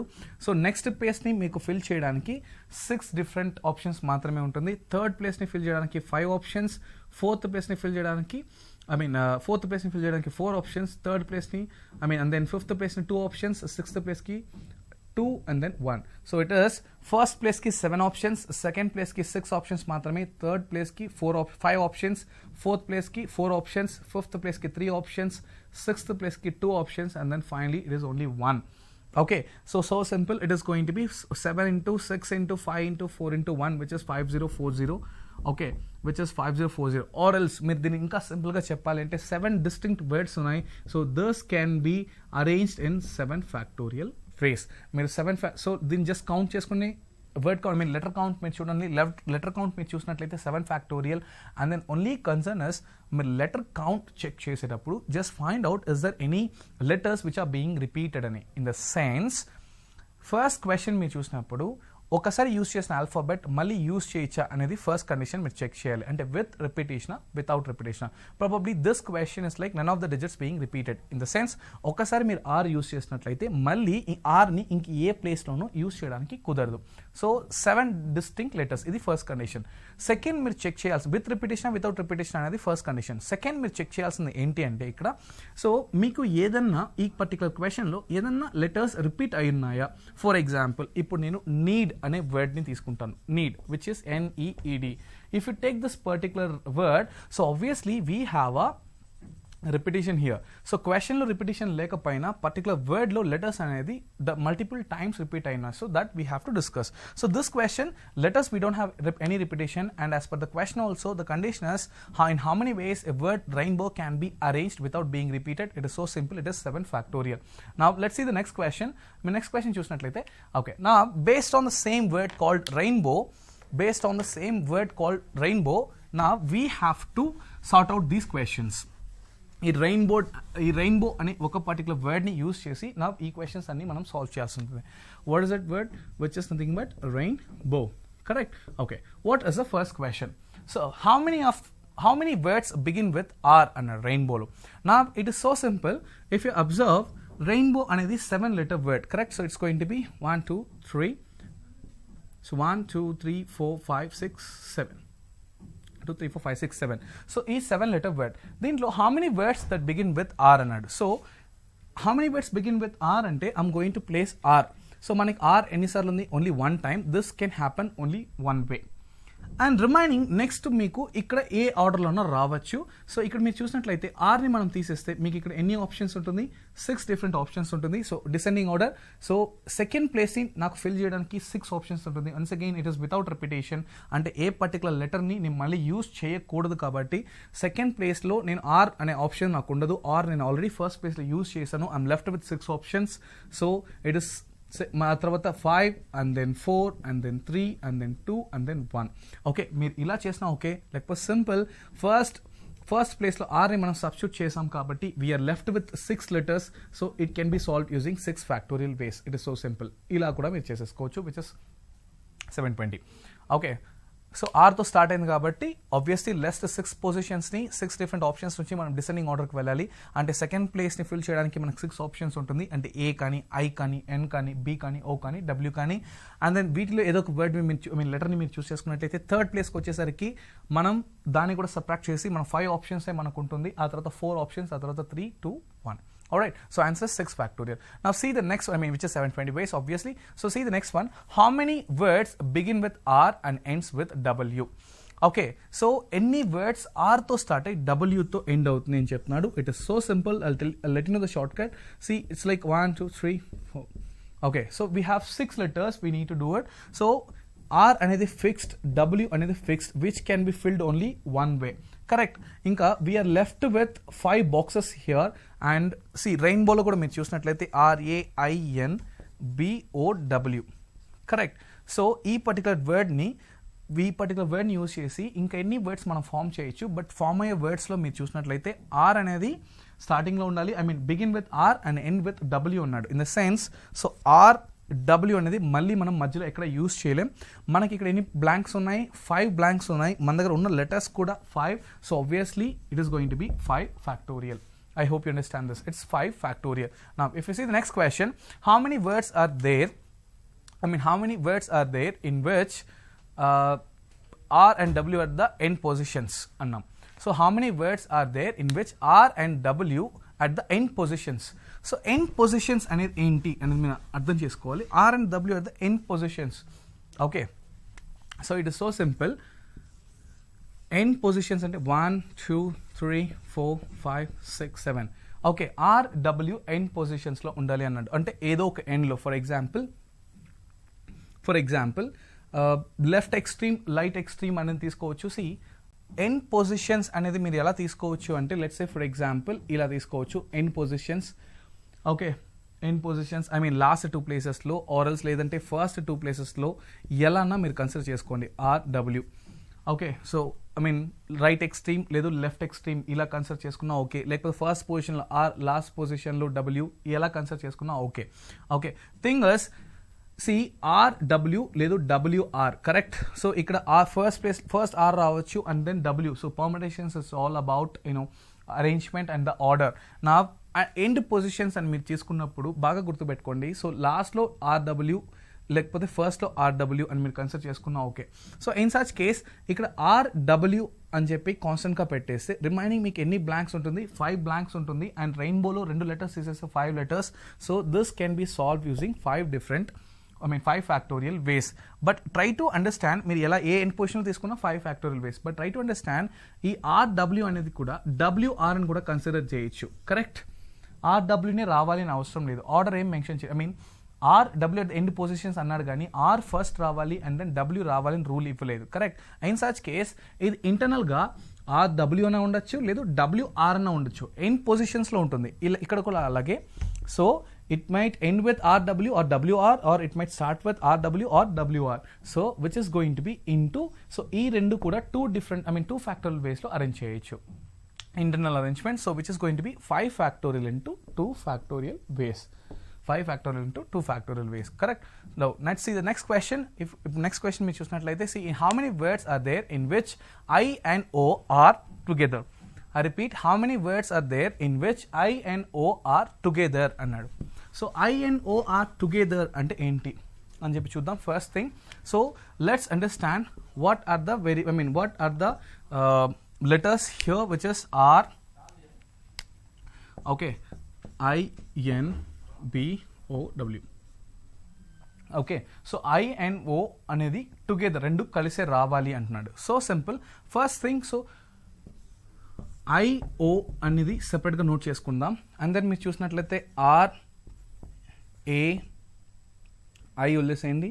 సో NBW RANBW ఇలా ఉంది. సో I and O are together అంటున్నాడు, అంటే I and O అనేది కలిసే రావాలి అంటున్నాడు. దీనికి మీకు ఎగ్జాంపుల్ ఎలా ఉంటుంది అంటే let's say for example RAIONBW. In the sense ఇక్కడ మీరు చూసినట్లయితే ఈ పర్టికులర్ అరేంజ్మెంట్లో IO అనేది టుగెదర్, కరెక్ట్. సో ఇలాంటివి ఎన్ని వర్డ్స్ ఫామ్ చేయొచ్చు అంటున్నాడు. అంటే సో ఈ IO అనేది ఈ పర్టికులర్ ప్లేస్లో రావాల్సిన అవసరం లేదు. It can be IORA WBN ఎలానా ఉండొచ్చు, కరెక్ట్. సో ఇలాంటివి ఎన్ని రావాలి అనేది చెక్ చేస్తున్నాడు, అంటే ఎన్ని వర్డ్స్ ఫామ్ చేయొచ్చు అంటున్నాడు. So first thing, so together అనే కేసులో వస్తే మీరు ఏం చేస్తారంటే ఈ రెండు వేరియబుల్స్ని ఒక ప్యాక్గా కన్సిడర్ చేసుకోండి, అంటే ఒక వేరియబుల్గా కన్సిడర్ చేసుకోండి. So it's going to be only one pack or one alphabet. ఈ రెండు లెటర్స్ని మీరు 1 లెటర్గా తీసుకోండి. ఎందుకు నేను 1 లెటర్గా తీసుకోవాలి అంటే IO అనేది కలిసే రావాలి అంటున్నాడు. So in such case I అనే లెటర్ని O అనే లెటర్ని మర్జ్ చేసి ఒక ప్యాక్ లేదు ఒక లెటర్గా కన్సిడర్ చేసుకోండి. ఇంకా రిమైనింగ్ ఎన్ని ఉంటుంది మీరు చూసినట్టయితే RANBW. ఇన్ ద సెన్స్ ఇక్కడ 5 లెటర్స్ ఉన్నాయి. సో ఇది మొత్తం 5 లెటర్స్. సో ఇది మొత్తం ఇక్కడ మీరు ఏం చేస్తారు 1 లెటర్గా కన్సిడర్ చేసుకున్నారంటే 5 + 1 ఏమవుతుంది 6. సో 6 ఫ్యాక్టోరియల్ వేస్లో దీన్ని అరేంజ్ చేయొచ్చు. Wait, let me finish the question. Try to understand. ఇది 5 లెటర్స్ ఉన్నాయి ఇక్కడ, అండ్ దెన్ ఈ రెండు కలిపి ఒక లెటర్ కాబట్టి 6 లెటర్స్గా కన్సిడర్ చేయొచ్చు. But try to understand IO together అంటే IO అని రావాల్సిన అవసరం లేదు, OI అని కూడా రావచ్చు అన్ని ప్లేసెస్లో. ఫర్ ఎగ్జాంపుల్ లెట్స్ సే ఇదే వర్డ్ని మీరు మళ్ళీ రాస్తే RAOINBW. ఆల్రైట్, ఈ పర్టికులర్ వర్డ్ని మీరు చూసినట్లయితే జస్ట్ IOOI అనేది ఇంటర్చేంజ్ అయింది, కరెక్ట్. సో IOOI కాబట్టి మనకు 2 లెటర్స్ ఉన్నాయి. 2 letters can be arranged in 2 factorial ways, correct. So it's going to B 6 factorial into 2 factorial ways, which you need to understand. Okay, so ఓవరాల్గా నేను ఏం చేస్తున్నానంటే ఈ 5 లెటర్స్ని అండ్ దెన్ ఐఓని ఒక ప్యాక్గా కన్సిడర్ చేసుకుంటే which means 5 letters plus 1 6 factorial into this I and O can be arranged in IO or OI, which is nothing but 2 factorial. So 6 factorial into 2 factorial ways. Now let's see the next question. If you observe, look at the question. How many words are there in which I and O are never together అంటున్నాడు. So I and O కలిసి రాకూడదు, అలాంటి ఎన్ని words form చేయొచ్చు ఈ రెయిన్బోలో, ఎన్ని words మనం arrange చేయొచ్చు అని చెప్పి. So simple. సో మనకి ఇక్కడ చూసినట్లయితే ఐఓ కలిసి వచ్చే కలిసి వచ్చే ఎన్ని అరేంజ్మెంట్స్ ఉంటాయి మనం చెక్ చేసినట్లయితే so simple. 6 factorial into 2 factorial వేస్ అంటే ఏంటి అంటే ఇవన్నీ ఐ అండ్ ఓ కలిపి వచ్చే వర్డ్స్. కరెక్ట్. ఇప్పుడు మనం ఏం చేద్దాం, ఐ అండ్ ఓ కలిపి రాని words, how many words can be formed where I and O are never come together అన్నాడు. So simple. It's like total arrangements ఏంటి అనేది మనం ఒకసారి చెక్ చేసుకోవాలి. సో టోటల్ అరేంజ్మెంట్స్ అంటే రెయిన్బో 7 letter. కరెక్ట్. ఈ 7 letter అనేది ఈ రెయిన్బోని మనం ఎన్ని డిఫరెంట్ వేస్లో అరేంజ్ చేయొచ్చు అంటే వెరీ సింపుల్, 7 letters కాబట్టి 7 factorial వేస్లో అరేంజ్ చేయొచ్చు. సో అది ఎలా మీకు కూడా తెలుసు, ఆల్రెడీ చెప్పాను. సో ఇట్స్ లైక్ 1 2 3 4 5 6 7 అని చెప్పాను కదా. So 7 letters 7 spaces which is nothing but you can arrange it in 7 factorial ways. So I, O never come together. This is what we have to find out. I and O never come together is equal to. So first thing మీరు ఏం చేస్తారంటే total arrangements minus I, O come together case తీసుకోండి. మీరు ఇండివిజువల్గా దీనికి find out చేయాల్సిన అవసరం లేదు. టోటల్ అరేంజ్మెంట్స్ నుంచి అవి రెండు కలిపి వచ్చే వర్డ్స్ మీరు సబ్ట్రాక్ట్ చేసేస్తే మీకు ఆబ్వియస్లీ అవి రెండు కలిపి రాని వర్డ్స్ మీకు వచ్చేస్తుంది. So simple. So total arrangements rainbow can be arranged in 7 factorial ways. 7 letters కాబట్టి 7 factorial ways. Okay. Minus I and O come together నేనేం చెప్పాను మీకు 6 factorial into 2 factorial ways. That's it. So మీరు టోటల్ అరేంజ్మెంట్ నుండి I O ఆ particular letters come together కేస్ని మీరు subtract చేసినట్లయితే మీకు నెవర్ కమ్ టుగెదర్ ఆబ్వియస్గా ఆన్సర్ వచ్చేస్తుంది. So 7 factorial minus 6 factorial into 2 factorial. Alright, let's see the next question. So how many words are there in which vowels never come together అన్నాడు. vowels never come together. It's so simple. So ఈ question మనకు idea ఉంది కదా. So it is like IO ఇక్కడ, but మనకి ఏం అడుగుతుందంటే vowels never come together case అడుగుతున్నాడు. So first thing మీరు చేయాల్సింది ఏంటంటే vowels come together కేస్ అనేది మీరు చెక్ చేసుకుందాం. Let's say so it is rainbow. So it's rainbow. నా ఫస్ట్ థింగ్ vowelsని కాన్సనెంట్స్ని you have to differentiate. So vowels ఇక్కడ ఏమవుతుంది, ఇట్స్ లైక్ కాన్సనెంట్స్ నేను రాయొచ్చు RNBW are the consonants. Right. vowels ఏంటి అని మీరు చూసినట్లయితే AIO. vowels AIO. So my question is how many words are there in which vowels are not never come together అంటున్నాడు. So vowels are never come together. So simple. ఇప్పుడు మీరు చేయాల్సింది ఏంటంటే first thing vowels come together కండిషన్ని మీరు check చేయండి. vowels come together. So అన్నీ కలిసి ఫర్ ఎగ్జాంపుల్ ఒక పర్టికులర్ వర్డ్లో ఏఐఓ అన్ని ఇన్ సెన్స్ లైక్ ఏఐఓని డిస్టర్బ్ చేయకుండా అవన్నీ లైన్గా వచ్చే ఎన్ని వర్డ్స్ ఉంటాయి అనేది మనం ఫస్ట్ చెక్ చేస్తే vowels కమ్ టుగెదర్ కేస్ మీరు చెక్ చేస్తే it is so simple. Okay. So R and BW అనేది 4 కాన్సనెంట్స్ అండ్ ఇక్కడ ఈ 3 కలిపి ఒక పర్టికులర్ వేరియబుల్ అవుతుంది, ఒక పర్టికులర్ లెటర్గా మనం కన్సిడర్ చేసుకుంటాం. సో ఇట్స్ లైక్ ఇక్కడ 4 letters, ఇక్కడ ఒక letter which is nothing but 4 + 1 5 factorial.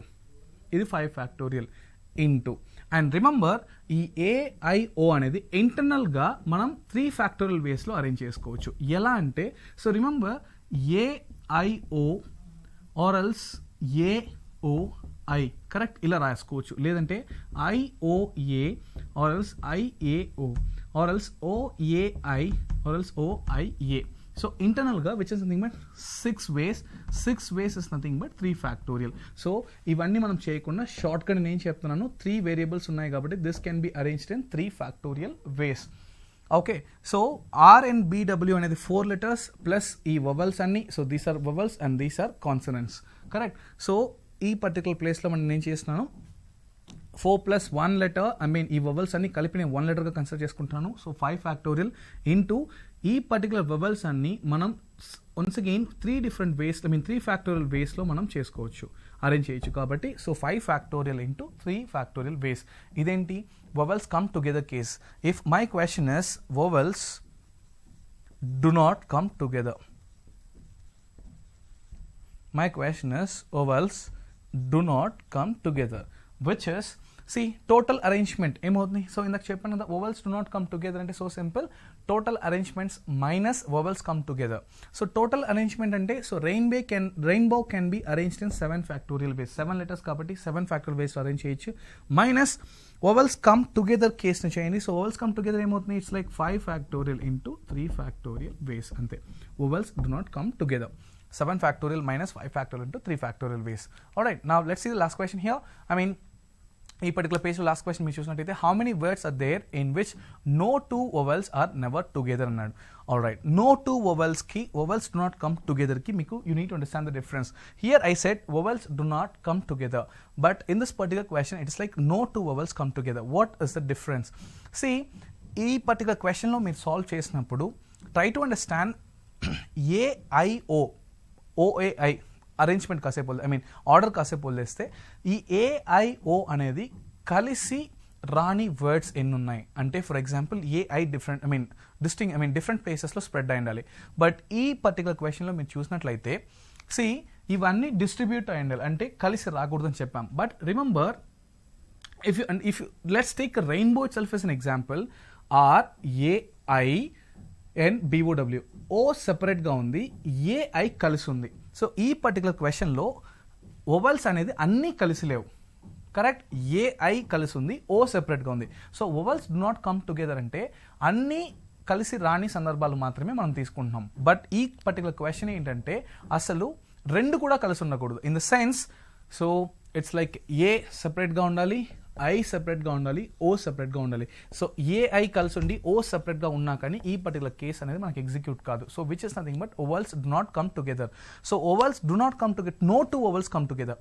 No 2 vowels come together ని నేను ఎలా సాల్వ్ చేశానంటే so simple, I mean alternate పొజిషన్స్లో ప్లేస్ చేస్తే మీ ప్రాబ్లం అనేది సాల్వ్ అవుతుంది. ఆల్టర్నేట్ పొజిషన్స్ ఏంటి అనేది మీరు చూసినట్లయితే ట్రై టు అండర్స్టాండ్. సో ఇంతకుముందు క్వశ్చన్లో నాకు 2 vowels కలిసి ఉండొచ్చు, అన్ని vowels కలిసి రాకూడదంటే. బట్ ఈ పర్టికులర్ క్వశ్చన్లో మీరు చూసినట్లయితే సి సో నో 2 vowels ఉన్నట్టు కాబట్టి first thing RAINBOW, correct. vowels consonant same thing, it's like RNBW అనేది కాన్సనెంట్ సౌండ్స్, అండ్ AIO అనేది మీరు చూసినట్లయితే vowel sounds, correct. So in such case మీరు ఇప్పుడు చూసినట్లయితే so how many consonants I have, 4 consonants. How many vowels I have, 3 vowels, correct. ఇప్పుడు నాకు ఇప్పుడు నేను ఫామ్ చేసే ఈ రెయిన్బోని యూజ్ చేసే ఫామ్ చేసే 7 letter వర్డ్స్లో ఏంటంటే 2 vowels కూడా పక్క పక్కన ఉండకూడదు. ఇన్ ద సెన్స్ ఈ వర్డ్ కూడా తప్పే, అంటే RAI మీరు చూసినట్లయితే ఏఐ పక్కన ఉంది, అలా కాకుండా దూరంగా ఉండాలి, డిస్టింక్ట్ ప్లేసెస్లో ఉండాలి, కరెక్ట్. సో సింపుల్ 7 పొజిషన్స్ ఉన్నాయి. సో 1 2 3 4 5 6, సో 7 ప్లేసెస్ ఉంటుంది, కరెక్ట్. 7 ప్లేసెస్. నా ఈ 2 నాకు రాకూడదంటే ఇవి డిఫరెంట్ ప్లేసెస్లో ఉండాలి. ఇన్ సచ్ కేస్ నాకు ఎన్ని కాన్సనెంట్స్ ఉంది, we have 4 consonants. And how many vowels, 3 different vowels. Fantastic. Now let's place the consonants. Okay, నేను ఏం చేస్తాను అంటే ఫస్ట్ కాన్సనెంట్స్ని ప్లేస్ చేస్తాను. I mean first, second, 7, correct. So I'll place the consonants. Alright, 7 positions ఉన్నాయి, correct. ఈ 7 పొజిషన్స్లో నేను ఏం చేస్తానంటే ఫస్ట్ పొజిషన్లో, థర్డ్ పొజిషన్లో, ఫిఫ్త్ పొజిషన్లో, 7th పొజిషన్లో కాన్సనెంట్స్ని నేను ప్లేస్ చేసిన. సో ఎన్ని డిఫరెంట్ వేస్లో నేను చేయొచ్చు అంటే సో సింపుల్, ఎన్ని బ్లాంక్స్లో ఫిల్ చేస్తున్నాం, 4 blanksలో ఫిల్ చేస్తున్నాం, కరెక్ట్. సో 4 ప్లేసెస్లో మాత్రమే మనం ఫిల్ చేస్తాం. ఎన్ని వేరియబుల్స్ ఉన్నాయి, 4 variables. So it is going to be 4 factorial ways. ఎందుకంటే 4 పొజిషన్స్లో నేను 4 వేరియబుల్స్ని ప్లేస్ చేస్తున్నాను అంటే it is going to be 4 factorial ways. నా it is so simple, try to understand. So నా ఇప్పుడు మీకు కావాల్సింది ఏంటంటే ఆల్టర్నేట్ పొజిషన్స్లో ఏది ఫిల్ చేయాల్సి ఉంటుంది, ఆల్టర్నేట్ పొజిషన్స్లో ట్రై టు అండర్స్టాండ్. ఆల్టర్నేట్ పొజిషన్స్లో మనము vowelsని ఫిల్ చేయాలి. ఓకే, ఆల్టర్నేట్ పొజిషన్స్లో ఫిల్ చేయాలి అంటే మీకు ఇక్కడ చెక్ చేయండి, ఇది 7 letter వర్డ్, అవునా. ఇప్పుడు మీకు ఎంటీ ఏవేవి ఉంది అంటే 1 2 3. ఓకే, ఇప్పుడు ఎంటీ ఉన్నాయి. బట్ రిమెంబర్ నేను ఈ పొజిషన్ కూడా యూస్ చేసుకోవచ్చు. అంటే డెఫినెట్గా నా వర్డ్ అనేది కాన్సనెంట్తోనే స్టార్ట్ అవ్వాలి అని రూల్ లేదు, వెవెల్ కూడా స్టార్ట్ అవ్వచ్చు. నాకు ఓన్లీ కండిషన్ ఏంటంటే 2 వెవెల్స్ కలిసి రాకూడదు, correct. And at the same time ఈ పొజిషన్లో కూడా నేను ఎక్కడన్నా ప్లేస్ చేసుకోవచ్చు. In the sense I can use the వెవెల్ here, వెవెల్ here, వెవెల్ here, వెవెల్ here, వెవెల్ here. అంటే నాకు 5 పొజిషన్స్ ఉంది.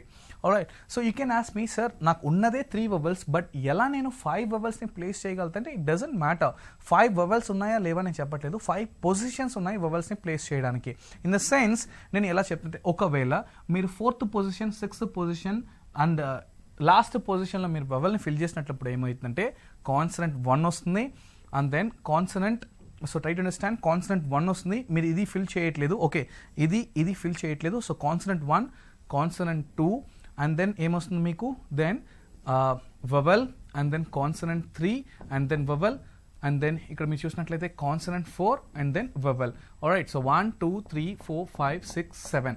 రైట్, ఇప్పుడు కూడా మీరు చూసినట్లయితే మీ వర్డ్లో 7 లెటర్స్ మాత్రమే ఉంటుంది. I'm talking about the positions, not the letters. Alright, మీకు వెవెల్లో 3 వెవెల్సే ఉంది, పొజిషన్స్ మీకు చూస్తే 5 ప్లేసెస్ ఉంది. అంటే ఫస్ట్ ప్లేస్లో వెవెల్ రావచ్చు, రాకపోవచ్చు, ఎక్కడన్నా ఉండొచ్చు. సో 5 పొజిషన్స్ ఉంది కాబట్టి into 5 positions and then 3 vowels. So which is nothing but 4 factorial into 5p3 ways.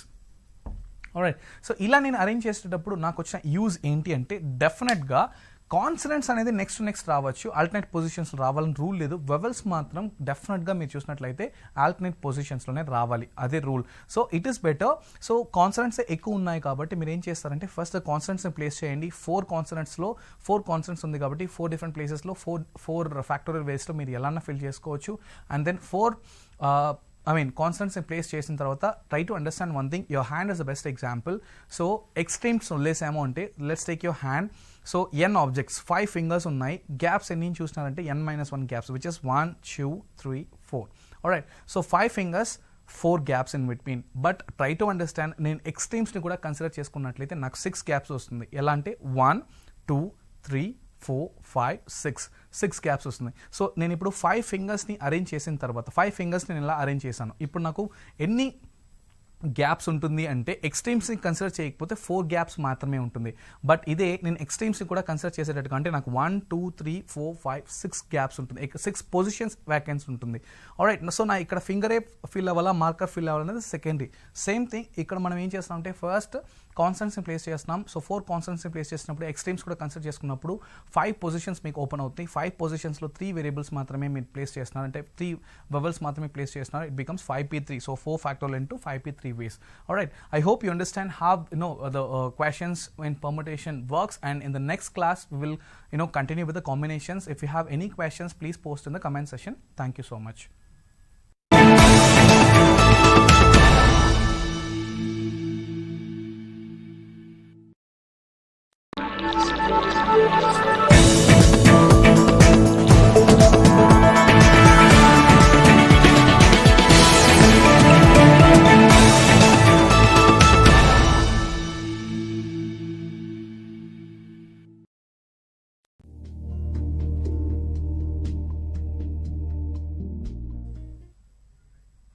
Hello everyone, good afternoon. Welcome to Aptitude Foundation course presented by APSSTC. So we were discussing permutations and combinations in the earlier classes. If I'm right, this is going to be the third class, and in the first class we discussed, what are the counting principles, how it works, and how to solve the problems using basic principles of counting, correct? And in the second day we were discussing permutations, and today we are going to discuss combinations. So like, as I told you, this is a very huge topic which you need to understand, so with more clarity. So I'm doing it in 3 sessions. Now when it comes to combinations, we need to understand what is meant by combinations. So first, combinations ante enti anedi artham cheskovali. Now so first, principles ante enti ani chusam. Counting principles ela untundi, ela solve cheyali anedi manam chusam first day class lo, and second day permutations anedi chusam, basic questions and high level questions as well. And today the same thing, I'm going to start with the basic level combination questions, and at the same time I'm going to tell you, restricted, there are certain questions where you have to understand whether that particular question belongs to permutation or combination అని check చేసి మీరు solve చేయాల్సిన conditions కూడా ఉంటుంది. Conditional combination కూడా మనం ఈరోజు చూస్తాం. Alright, now what is the difference between a permutation and the combination. So in the second day's class, I've already mentioned when it comes to permutation, order matters a lot, correct? And when it comes to combination, it is just, no order, it is just the selection. Let me differentiate once again. So when I say this is permutation, and let's talk about another thing, which is combination. So permutation and combination, correct? Permutation and combination. Let's say for example, once again, let us understand నేను మళ్ళీ permutation కి combination కి difference ఏంటి అంటే basic differences ఏంటి ఎలా differentiate చేయాలి అనేది మీకు ఒకసారి చెప్తున్నాను. See, let's say for example, we have 3 variables A, B, C. Correct? So we have 3 variables, and in order to make it easier, let's take alright, let's take 3 variables which are A, B, C. Now what is meant by permutation and what is meant by combination? Very simple. So we discussed permutation is nothing but the arrangement. Remember, permutation anedi it is considered as an arrangement. When it comes to combination, it is just a selection. Combination and it is just a selection.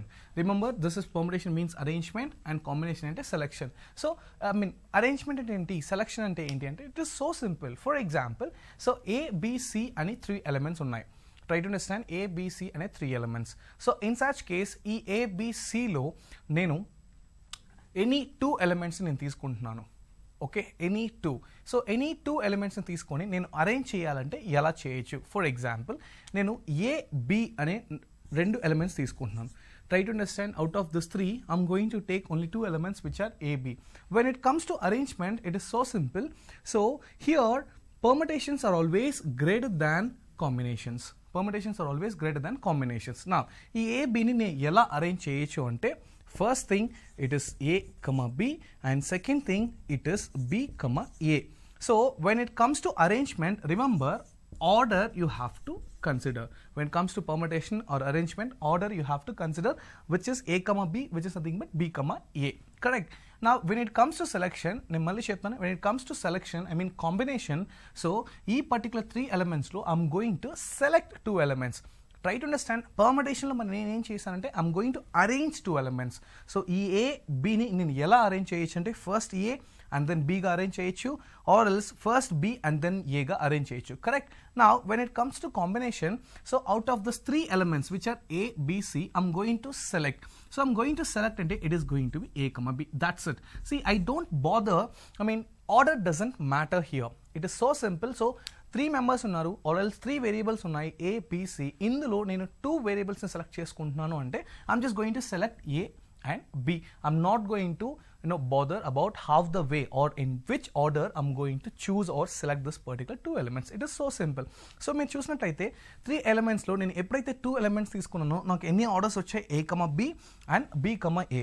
So ఇక్కడ 2 arrangements వచ్చాయి. Try to understand, ఈ 2 elements ని నేను arrange చేసేటప్పుడు నాకు 2 arrangements వచ్చాయి, correct? నా when it comes to same A, B అనేది నేను సెలక్షన్ తీసుకున్నప్పుడు నాకు ఒక సెలక్షన్ మాత్రమే వచ్చింది.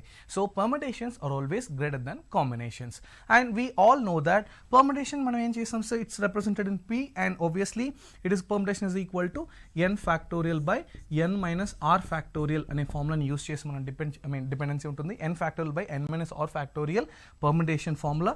Let's say if combination it is so simple, it is like n factorial by n minus r factorial into r factorial. We all know this, it's a very basic formula. Alright, now so ఇంతవరకు మనం చూస్ చేసుకున్న, మనం select చేసుకున్న, for example మనకి ఏదైతే క్వశ్చన్స్లో ఉన్న elements కానీ, numbers కానీ, ఆల్ఫాబెట్స్ కానీ ఏదైతే వాటిని మనం ఇంతసేపు అరేంజ్ చేసి అవి ఎన్ని వేస్లో మనం అరేంజ్ చేయొచ్చు అనేది సెలెక్ట్ చూస్తూ ఉన్నాం. బట్ నా today we are going to discuss about the combination, whereas we are not going to bother about its arrangement. We are just going to select. We are just going to choose the elements. That's it. So forget about this permutation for some time. We are just going to concentrate only on the combinations. Combination enti just selection. Alright, so నేను చెప్పాను కదా, I have 3 elements with me. It is so simple. I have 3 elements with me, which is nothing but A, B, C, and I'm going to select, or I'm going to choose only 2 elements which are nothing but A, B. Alright, in such case, in how many ways I can do that అంటే it's like A, B అని మాత్రమే తీసుకున్నప్పుడు ఒకటి వస్తుంది. ఇప్పుడు C కూడా మీరు consider చేసుకున్నట్లయితే లైక్ మల్టిపుల్స్ వస్తుంది. ఫర్ ఎగ్జాంపుల్, సో A, Bని కన్సిడర్ చేసుకున్నాను కాబట్టి నేను ఒక సెలక్షన్ అన్నాను, నేను C కూడా కన్సిడర్ చేసుకుంటే A, B అని, AC అని ఇలా మల్టిపుల్గా మారుతూ ఉంటుంది, correct? Now let's see the first question. If you see the first question, here it's going to be find the value of 8C3. Okay, I repeat, find the value of 8C3. So find the value of 8C3. So it's a combination, a basic question, whereas it's nothing but, so NC3, it's like NCR is equal to n factorial by n minus r factorial into r factorial, correct? NCR, n factorial by n minus r factorial into r factorial. Same thing here. So it's going to be 8 factorial by 8 minus 3 whole factorial into 3 factorial. So whereas 8 factorial by 5 factorial into 3 factorial. Now, so factorial ante enti? It's like a descending order multiplication. And then, so same here. Now, 8 factorial ela raskochu descending order lo multiply chestu velali, correct? So it is 8 into 7 into 6 into 5 factorial raskochu descending order multiplication, correct? Now, e 5 factorial ila note chestunnu, which is n3 factorial. Now, I can cancel this 5 factorial and here in the numerator.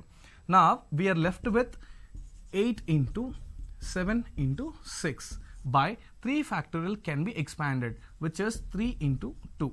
Hence, this is so simple. So once again, 2 1s and 2 3s. 3 gets cancelled, which is 8 into 7, which is 56. So 8C3 is nothing but 56. I hope you understand this. I'll repeat this. 8C3, which is 8 factorial by, NCR is equal to n factorial by n minus r factorial into r factorial. So 8 factorial by 8 minus 3 factorial into 3 factorial. So which is 8 factorial by 5 factorial into 3 factorial by 8 into 7, in the next line if you see 8 into 7 into 6 into 5 factorial by 5 factorial into 3 factorial, whereas it is 8 into 7 into 6 by 3 into 2, which is 56. And I hope this is easy for you. Let's see the next question. If you observe the next question, it is like if 13cx, I repeat, if 13cx, alright, if 13cx is equal to 13cy, am I correct? If 13cx is equal to 13cy and x naught is equal to y. I repeat, if 13cx is equal to 13cy and x naught is equal to y, what is the value of x plus y? Okay, come again. So, see this, 13cx is equal to 13cy. So, x naught is equal to y another condition. Now, x plus y enta. It is so simple in the combinations which you need to understand. Guys, 13cx is equal to 13cy aithe manaku two cases undali. Okay, first case enti ante, so remember x is equal to y anna undali. In the sense, either x is equal to y or second em undali ante, remember x plus y is equal to 13 anna avali. I repeat. So, ఈ number అంటే n place లో ఉంటుంది 13, correct? So ఇక్కడ రెండు chances మీకు ఉంటుంది. So ఎప్పుడైతే 13cx is equal to 13cy ఉంటుందో మీకు రెండు ఛాన్సెస్ ఉంటుంది. ఒకటి చూసినట్లయితే x is equal to y, ఇంకోటి చూసినట్లయితే x plus y is equal to 13. ఇప్పుడు మనకు క్వశ్చన్లో క్లియర్గా ఏమి ఇచ్చారంటే x not is equal to y అనేది ఆల్రెడీ మెన్షన్ చేశారు, correct? Excuse me, x not is equal to y అని ఇచ్చేసారు. In the sense first option రావడానికి ఛాన్స్ లేదు. So obviously you have to go with the second option which is x plus y is equal to 13. x plus y is equal to 13. So 13cx, if 13cx is equal to 13cy, then and at the same time x naught is equal to y, x plus y is equal to nth ante so simple. You have only two options, either x is equal to y ana undali or x plus y is equal to 13 ana undali. So x is equal to y not possible kabatti answer is x plus y is equal to 13. Let's see the next question. How many different committees of 5 members may be formed from 6 gentlemen and 4 ladies? I'll repeat the questions again. How many different committees of 5 members may be formed from 6 gentlemen and 4 ladies? Please make a note of this question. So these are the basic questions. How many different committees of 5 members may be formed, 6 gentlemen and 4 ladies?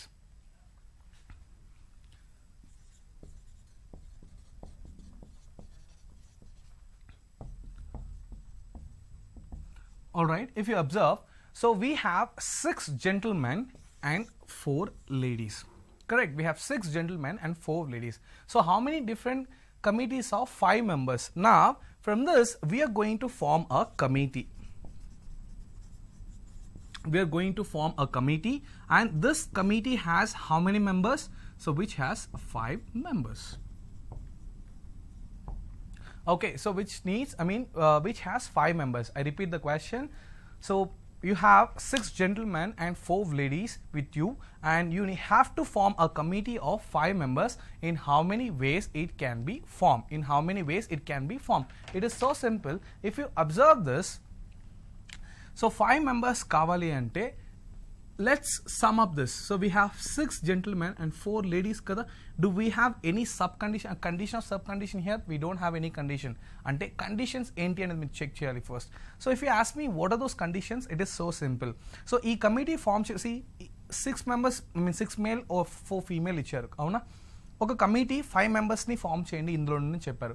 First thing మీరు condition check చేయాలి. Condition అంటే ఏంటంటే ఈ 5 మెంబర్స్లో for example పర్టికులర్గా ఇంతమంది ladies, ఇంతమంది male, ఇంతమంది ఫీమేల్ ఉండాలా అని ఏదైనా కండిషన్ ఉందా అని ఈ పర్టికులర్ క్వశ్చన్లో మీరు చెక్ చేసినట్లయితే we don't have any condition. In the sense ఈ 5 మెంబర్స్ అందరూ మేల్ అవ్వచ్చు, లేదంటే దాంట్లో 4 ఫీమేల్స్ ఉండొచ్చు, లేదా any combination, we don't have any restriction. However the way you want you can form. In the sense మనకు ఎక్స్క్లూజివ్గా 2 మెంబర్స్ లేడీస్ ఉండాలి, 3 మెంబర్స్ లేడీస్ ఉండాలి, లేదు 4 మెంబర్స్ జెంట్స్ ఉండాలి, లేదు 2 మెంబర్స్ జెంట్స్ ఉండాలి. ఇలాంటి కండిషన్స్ ఎనీ లేని question. In such case so ఈ 6 జెంటిల్మెన్ని 4 లేడీస్ని నేను చేస్తున్నా అంటే టోటల్గా 10 మెంబర్స్ ఉన్నారు అని కన్సిడర్ చేసుకుంటున్నా. 10 మెంబర్స్ ఉన్నారు. ఎందుకంటే నేను సెలెక్ట్ చేయడంలో we don't have any gender discrimination when it comes to committee. నేను కమిటీ ఫామ్ చేసేటప్పుడు నాకు ఎటువంటి కండిషన్ లేదు. ఫర్ ఎగ్జాంపుల్ ఇది మీకు ఇంకా సింపుల్గా అర్థం కావాలి అంటే లెట్స్ సే మీ క్లాస్లో 6 బాయ్స్ అండ్ 4 గర్ల్స్ ఉన్నారని తీసుకోండి. ఇంకా ఈజీగా అర్థమవుతుంది. 6 బాయ్స్ అండ్ 4 గర్ల్స్ ఒక టీమ్ని ఫామ్ చేయాలి. సో ఆ టీంలో ఎంతమంది ఉండాలంటే 5 మెంబర్స్ ఉండాలి. So we don't have any condition. In the sense మనకి దీంట్లో ఇంతమంది బాయ్స్ ఉండాలి, ఇంతమంది గర్ల్స్ ఉండాలి, ఇలాంటి ఎక్స్క్లూజివ్ కండిషన్ ఏం లేదు. సింపుల్గా 5 మెంబర్స్ ఉన్న ఒక టీమ్ని ఫామ్ చేయండి అని చెప్పారు. అప్పుడు నేను ఏం చేస్తానంటే ఈ 6 బాయ్స్ 4 గర్ల్స్ అంటే which is nothing but 6 gentlemen 4 లేడీస్ని కలిపి నేను 10 మెంబర్స్ ఉన్నారు అని చెప్పి కన్సిడర్ చేసుకుంటున్నాను ఓవరాల్గా. సో ఈ 10 మెంబర్స్ నుండి ఎంతమందిని సెలెక్ట్ చేయాలి? 5 మెంబర్స్ ఉన్న టీమ్ని సెలెక్ట్ చేయాలి. ఎన్ని వేస్లో అంటే it is so simple. It's going to be 10C5. That's it. It's going to be 10C5. Alright. So ఎగ్జామ్లో ఎలా రావచ్చు? టెస్ట్లో మీకు 10C5 అని ఇచ్చినా okay, it's well and good. లేదు దీన్ని సాల్వ్ చేసి ఆన్సర్ తీసుకురావాలన్నా okay, but you have to go through the options. Sometimes దీన్ని సాల్వ్ చేయకుండా 10C5 అలానే ఆన్సర్స్ ఇవ్వచ్చు. కొన్నిసార్లు దీన్ని సాల్వ్ చేసి నెంబర్స్లో అయినా ఆన్సర్స్ ఇవ్వచ్చు. It is better if you solve this as well. So it's like 10 factorial by 10C5 is nothing but 10 factorial by 10 minus 5 factorial into 5 factorial. Alright. Now it is going to be 10 factorial ఎలా రాసుకోవచ్చు? 10 factorial by, so once again 5 factorial into 5 factorial. Correct. Now so it's going to be, so నేను 10 factorial ఎలా రాసుకోవచ్చు? Descending order multiplication కదా, which is nothing but 10 into 9 into, and this is 8 into 7 into 6 into 5 factorial అని note చేసుకొని, and ఈ 5 factorial అలానే note చేసుకుంటున్నాను, and this is going to B 5 factorial. So ఒక 5 factorial ఈ 5 factorial క్యాన్సిల్ చేస్తే ఇంకా we're left with 10 into 9 into 8 into 7 into 6 by 5 factorial. So ఈ 5 factorial cancel కాబట్టి we are left with only 5 factorial, which can be written as 5 into 4 into 3 into 2 into 1. And now 5 2's 10, correct? Cancel. Now 3 ones 3 3's and 4 ones 4 twice. So we are left with 3 into 2 into 7 into 6, which means 6 into 7 into 6, which means 42, 6 7 6 42 into 6. So 42 into 6 మీరు చూసినట్లయితే it is so simple. 6 2s are 12 and 6 4s are 24, which is 252. So 252 ways లో మనం we can form a committee, which means ఈ 6 gentlemen and 4 ladies ని use చేసి మనం ఒక 5 members ఉన్న ఒక టీమ్ని, ఒక కమిటీని మనం ఫామ్ చేయాలి అంటే ఎనీ డిఫరెంట్ వేస్లో చేయొచ్చు. It is so simple, which is 252 ways. Let's see the next question. If you observe, in a test paper there are 10 questions, totally 10 questions. In how many different ways you can choose 6 questions to answer. Alright, we have a question paper where you have 10 questions in it and you're going to choose only 6 questions to answer. You're not going to answer all the 10 questions. Okay, no need to understand what is the reason behind that. Just try to get the answer. It is so simple. 10 questions మీ దగ్గర ఉన్నాయి, అందులో మీరు 6 questions మాత్రమే answer చేయబోతున్నారు. So ఇది టెక్నికల్గా ఏంటి అనేది ఒక్కసారి మీరు అండర్స్టాండ్ చేసుకొని కాంబినేషన్స్ చేయడం better. So I'm just going to explain. Don't do all these things in examination. ఇది మీ అండర్స్టాండింగ్కి మాత్రమే.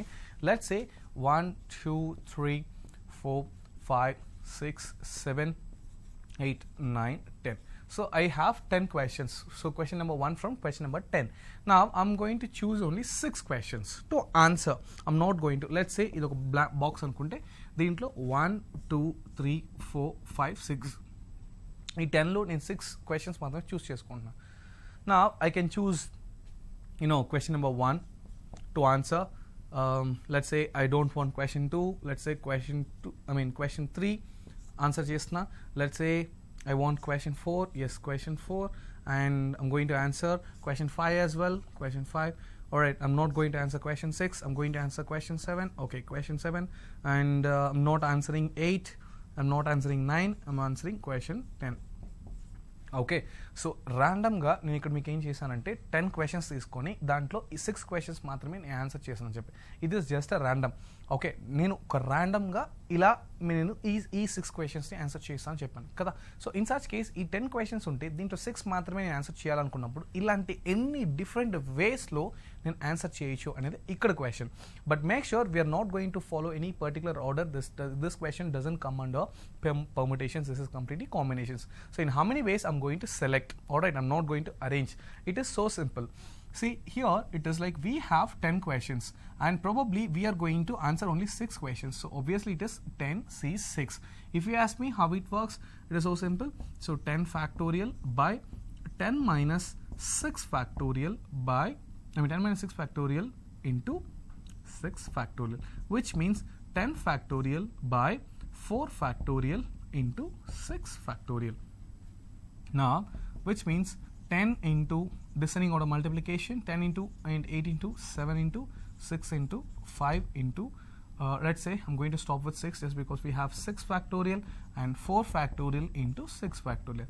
Now it is so simple. 6 factorial and 6 factorial I'm going to cancel and we are left with 10 into 9 into 8 into 7 by 4 into 3 into 2.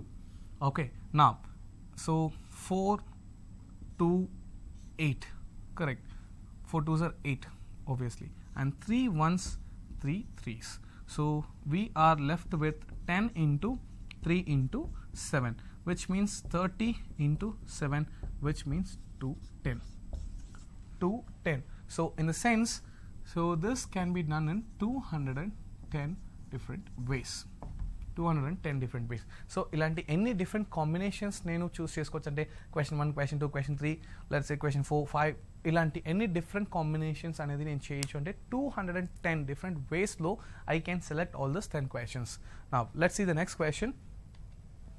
Okay, Mr. Ram has 5 friends. Okay, this is very important question which you need to understand. Mr. Ram has 5 questions. In how many ways he can invite one or more of them to a dinner? I repeat. So Mr. Ram has 5 friends. So he has 5 friends. Okay. So in such case, Mr. Ram has 5 friends. In such case, so he is going to invite them for a dinner. So let's say he is going to arrange a party or a dinner kind of thing. Now for that he has to invite his friends to his home. So ఇంటికి పిలుస్తున్నాడు తన ఫ్రెండ్స్ని, కరెక్టా? So 5 members ఉన్నారు, ఎన్ని different వేస్లో తను పిలవచ్చు అని చెప్పి. నా let's say Ram has 5 friends, first, second, third, fourth, 5. Alright, now what are these అంటే try to understand. So రామ్కి ఎన్ని ఫ్రెండ్స్ మీరు చూసినట్టయితే రామ్ హ్యాస్ 5 ఫ్రెండ్స్. ఓకే, నా వాట్ ఆర్ ద ఛాన్సెస్ అనేది మీరు చూసినట్టయితే ఇక్కడ. So in how many ways he can invite 1 or more of them to the dinner? So simple. In the sense, he can invite only one friend, not first friend. This is not the order. we are not considered about, I mean, we are not bothered about the order here, no need to bother. This is the count. Okay, total count. Let's say Ram అనే తనకి 5 friends ఉన్నారు అంటే తను ఒక్కరిని మాత్రమే పిలవడానికి chance ఉంది, which is only 1 person. Total count only ఒకరిని మాత్రమే. So in such case it's going to be 5C1. 5 members ఫ్రెండ్స్లో తను ఒకరిని మాత్రమే సెలెక్ట్ చేసుకుంటున్నాడు. Alright, let's say or he can invite 2 people, any 2, he can invite any 2 people, or he can invite any 3 people, correct? Now he can invite any 4 people, or he can invite all the 5 people. He can invite all the 5 people. So it is going to be 531, 532, 5C3, 5C4, 535.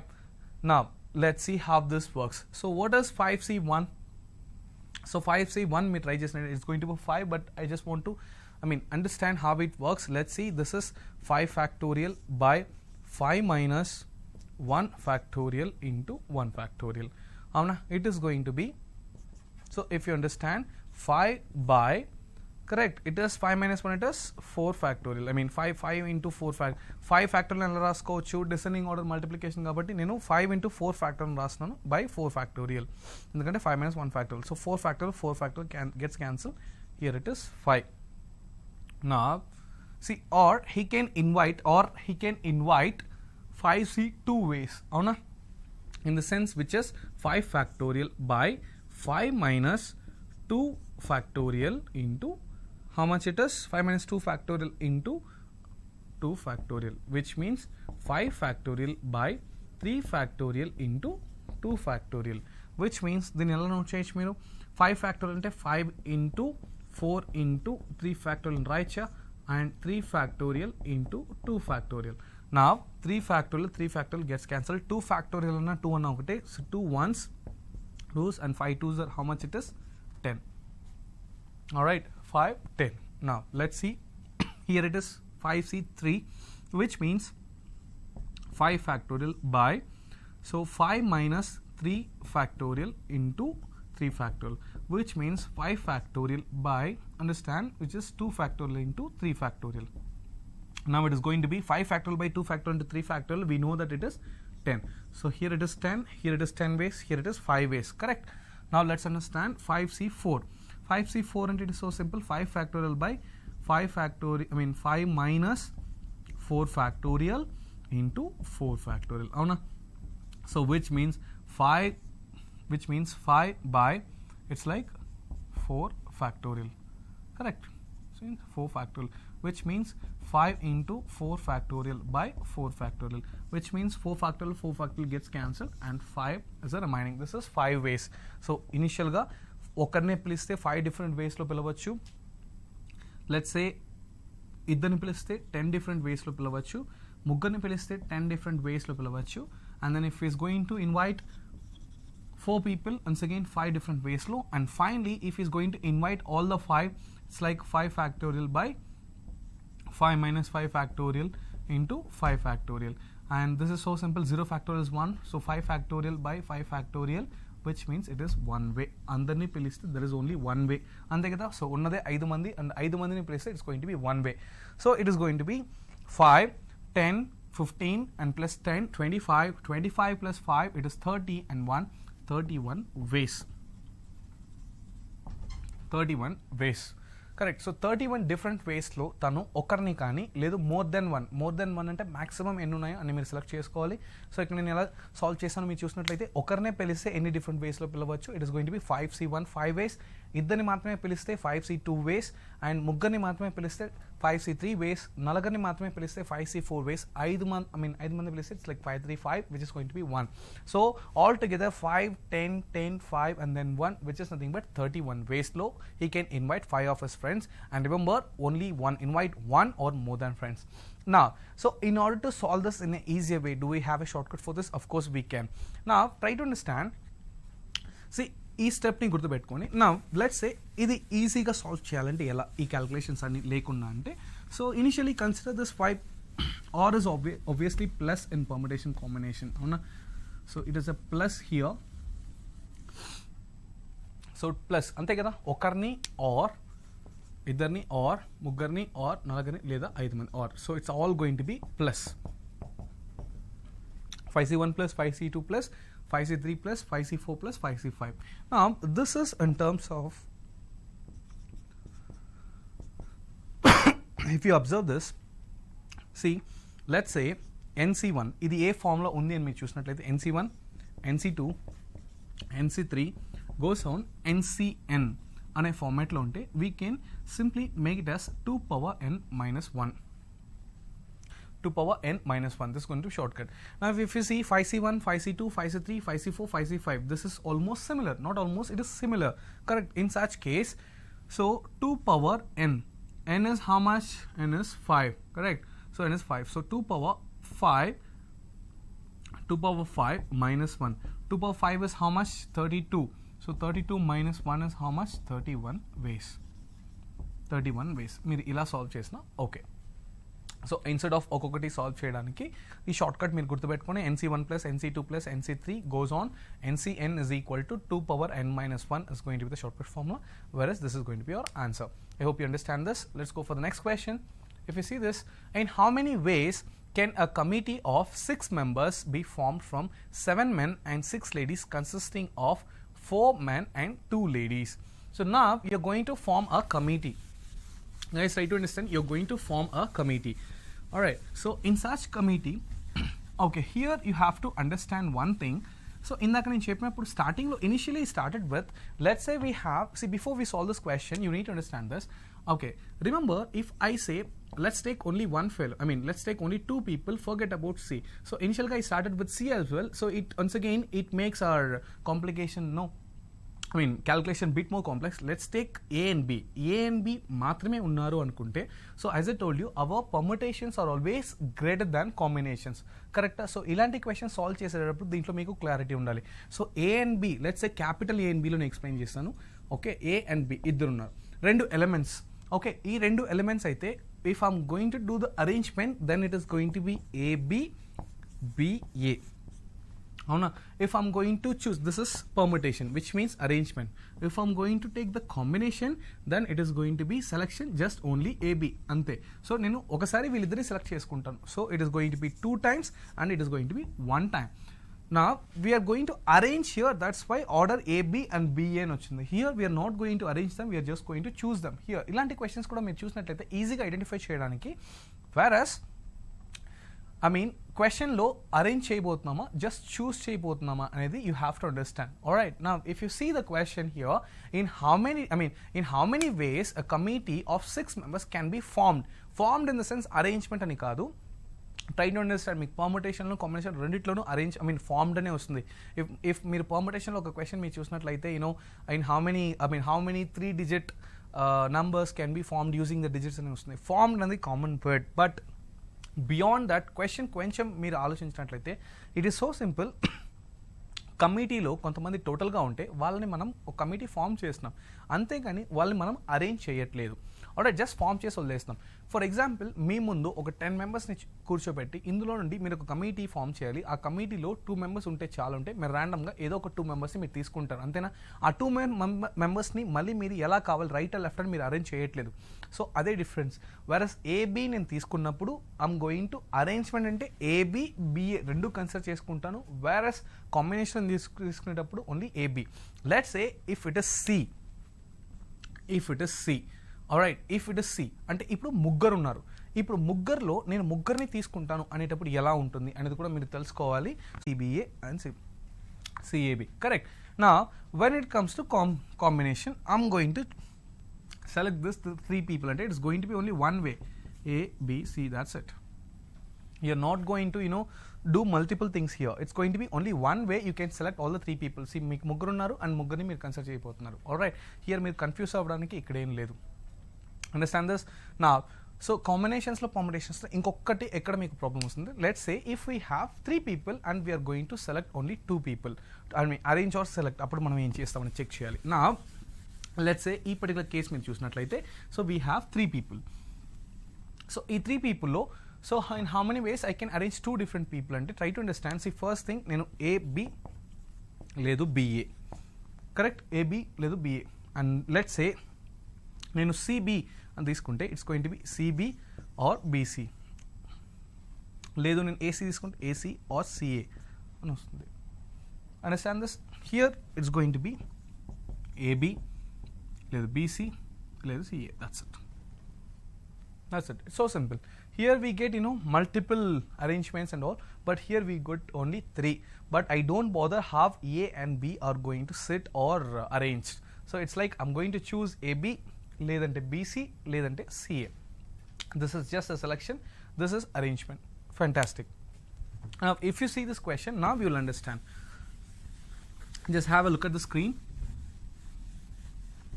Okay. In how many ways a committee of 6 members? Fantastic. So it's going to be 6 members can be formed out of how many men? 7 men.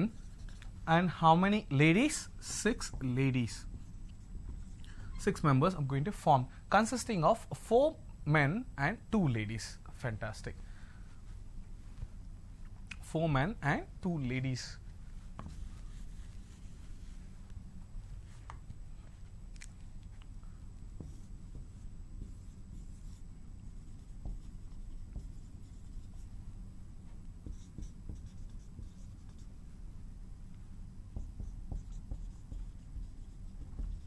Alright, this is the concept.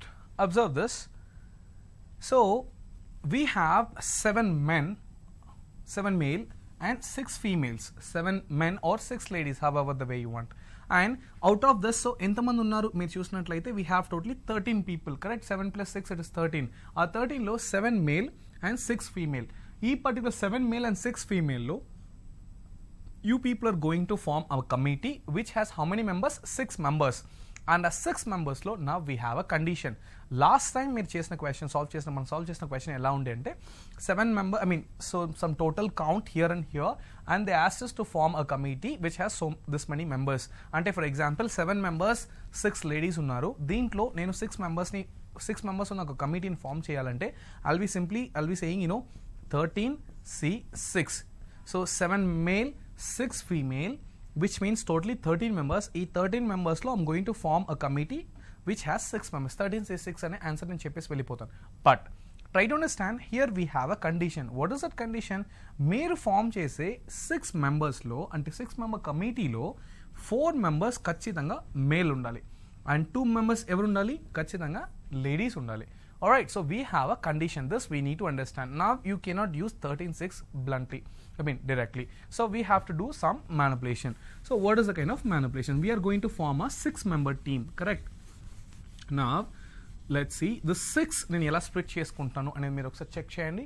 Now a 6-member team, 6 members committee, correct? The 6 members ని ఎలా చేసుకుంటాను. So how many people have to be there? ఆ టీంలో ఎలా ఈ 6 members ఎలా ఉండాలంటే డెఫినెట్గా 4 men ఉండాలి, కరెక్టా? So 4 men. సో ఈ 4 men అనేది టోటల్ కౌంట్ ఎంతమంది మేల్స్ ఉన్నారు అంటే 7 males ఉన్నారు. సో ఈ 7 males లో నేను 4 males సెలెక్ట్ చేసుకుంటున్నాను. Try to understand. ఈ 7 males లో నేను 4 males తీసుకుంటున్నాను plus alright now, and so it's obviously into, and then what is a female? So we have totally 7 men and how many females are there? Ladies are here. It is going to be 6 females, correct? 6 females. So ఈ 7 members లో 4 members ని తీసుకుంటున్నాను and then ఈ 6 members లో 2 members ని తీసుకుంటున్నాను. That's it. This is going to be the answer. 7C4 into 6C2. I repeat this. 7 men, you have 7 men and 6 females with you, whereas you have to form a 6-member committee, and ఈ 6 members లో try to understand, ఈ 6 members లో definite గా 4 males ఉండాలి, 2 females ఉండాలి. So 4 males ఉండాలి కాబట్టి ఈ males total ఎంతమంది ఉన్నారు? 7 members ఉన్నారు. So 7C4 into, and it is going to be and. Remember, so and in permutation combination is always you have to use a multiplication symbol, and wherever you get or, it's obviously addition symbol. So you have to follow the same rule here. Now in such case, so 7C4 and finally it is going to be 2 females ఉండాలి ఈ 6 members లో. ఆ 2 females ఎవరు అంటే 6 females లో ఉన్న ఎవరన్నా ఇద్దరు. So it's going to be 6C2. Now if you solve, it's going to be 7 factorial by 7 minus 4 factorial into 4 factorial. అవునా? Into, it is going to be 6 factorial by 6 factorial by 6 minus 2 factorial into 2 factorial. Hence it is 7 factorial by 3 factorial into 4 factorial into 6 factorial by, so it is going to be 4 factorial into 2 factorial. Now if you simplify, this can be written as 7 into ఈ particular part మీరు చూసినట్లయితే 7 into 6 into 5 into 4 factorial రాసుకోవచ్చు. 7 descending order multiplication. So 7 into 6 into 5 into 4 by this can be written as 3 factorial into 4 factorial. Now I'm going to cancel this 4 factorial and we are left with 7 into 6 into 5 by 3 factorial raskochu 3 into 2 into 1. And guys, we know that this is 3 2s 6 and 7 5s 35. So this is nothing but 35 into. Now let's see what are the, let's solve this, which is nothing but 6 can be written as 6 into 5 into, and what is this, 4 factorial by 4 factorial into 2 factorial. Now 4 factorial gets cancelled, and 2 factorial is nothing but 2 1s and 2 3s, which is 5. We are left with 3 into 5, which is 15. Fantastic. Now this is 15. So the final answer is going to be 35 into 15. So 5 5s 25. So 5 5s 25, 5 3s 15, 17, and this is obviously 35, and so 5, and it's going to be 12, and it is 5. So 525 base. 525 base. That's it. So if you get the answer this way, it is so simple, which is 7C4 into 6C2. Ila answers undali and cheppi. In fact, I always wish, but it depends. Ila answers ila short form lo ravachu, but 90% it is going to be as a number. So 7C4 into 6C2 to answers ni stop cheyadandi. Please try to multiply and try to get the answer. Start practicing it. Alright, so you cannot expect that I'm going to stop here and I'll get the same thing as an option in my examination. No, never. Alright, let's see the next question. Okay, in a committee, in how many ways can a committee of 4 men and 3 women can be appointed from 6 men and 8 women? So simple. Now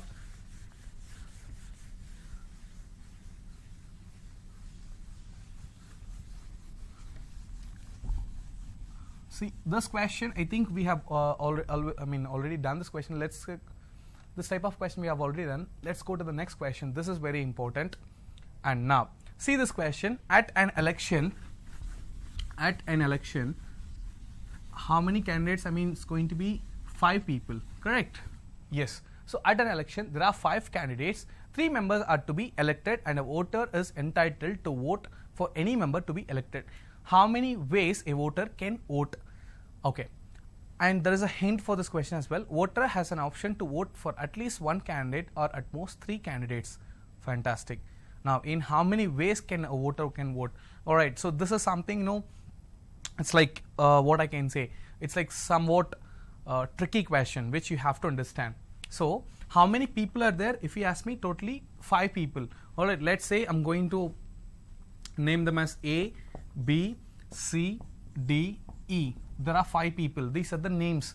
Okay, A, B, C, D, E. And how many people? 3 members are to be elected. So out of this A, B, C, D, E, we are going to elect only 3 people. In such case, in how many ways a voter can vote? This is something tricky. This is not as easy as the previous question what I've seen. Now, how to do this? This is very simple.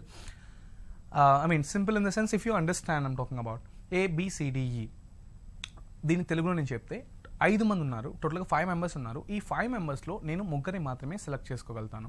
ఈ ముగ్గురిని మాత్రం నేను vote చేయగలుగుతాను. In fact select choosing in the sense here it's going to be voting.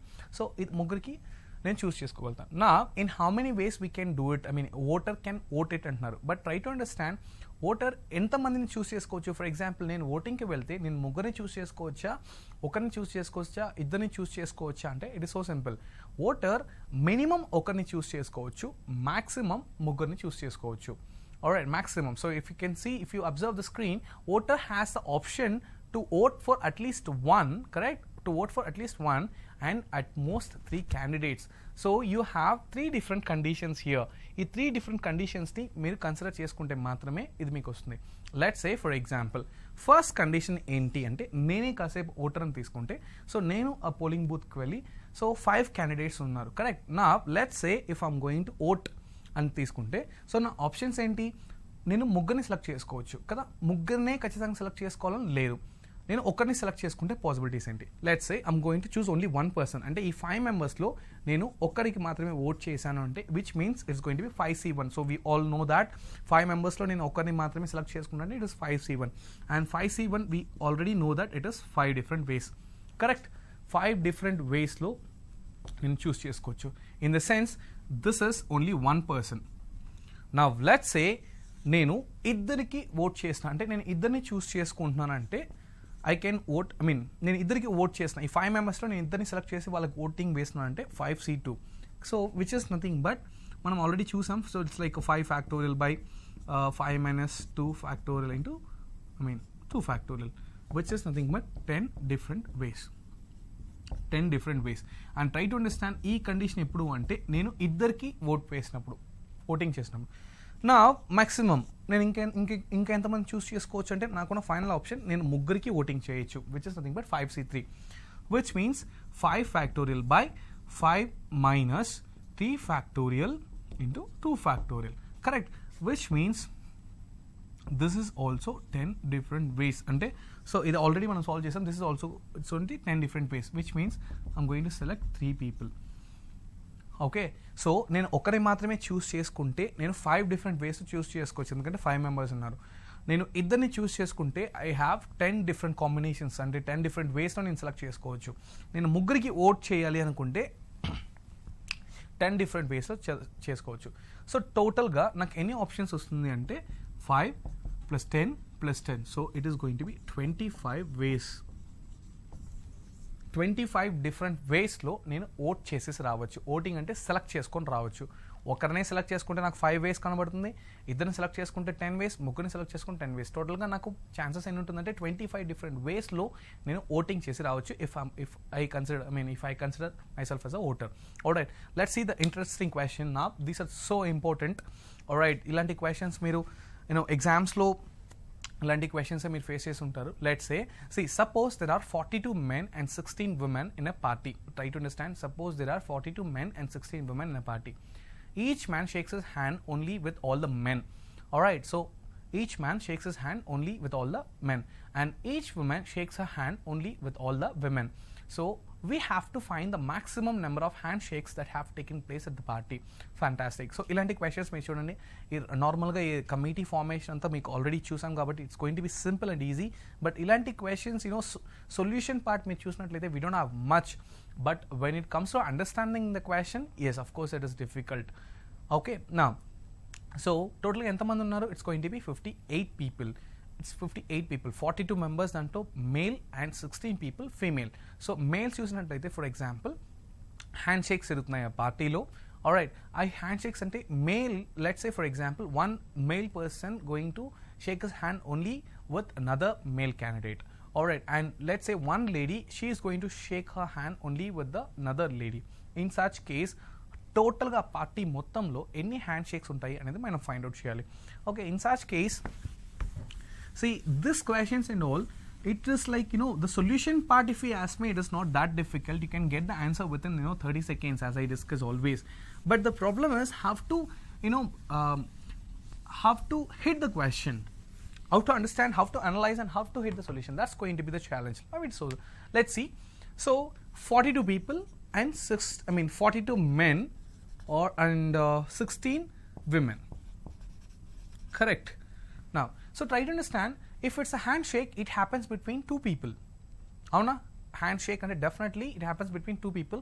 A single person cannot give the handshake, so it's not possible. So it's minimum 2 people and not 3. 3 people cannot shake the hand at the same time. In such case, so if it's going to be handshake 42 people, let's understand how many handshakes are going to happen between this 42 men. So it is going to be 42C2. So ఈ 2 అంటే ఇద్దరు, ప్రతి hand షేక్లో ఇద్దరు ఉంటారు. In such case 42C2 correct. Now it's going to B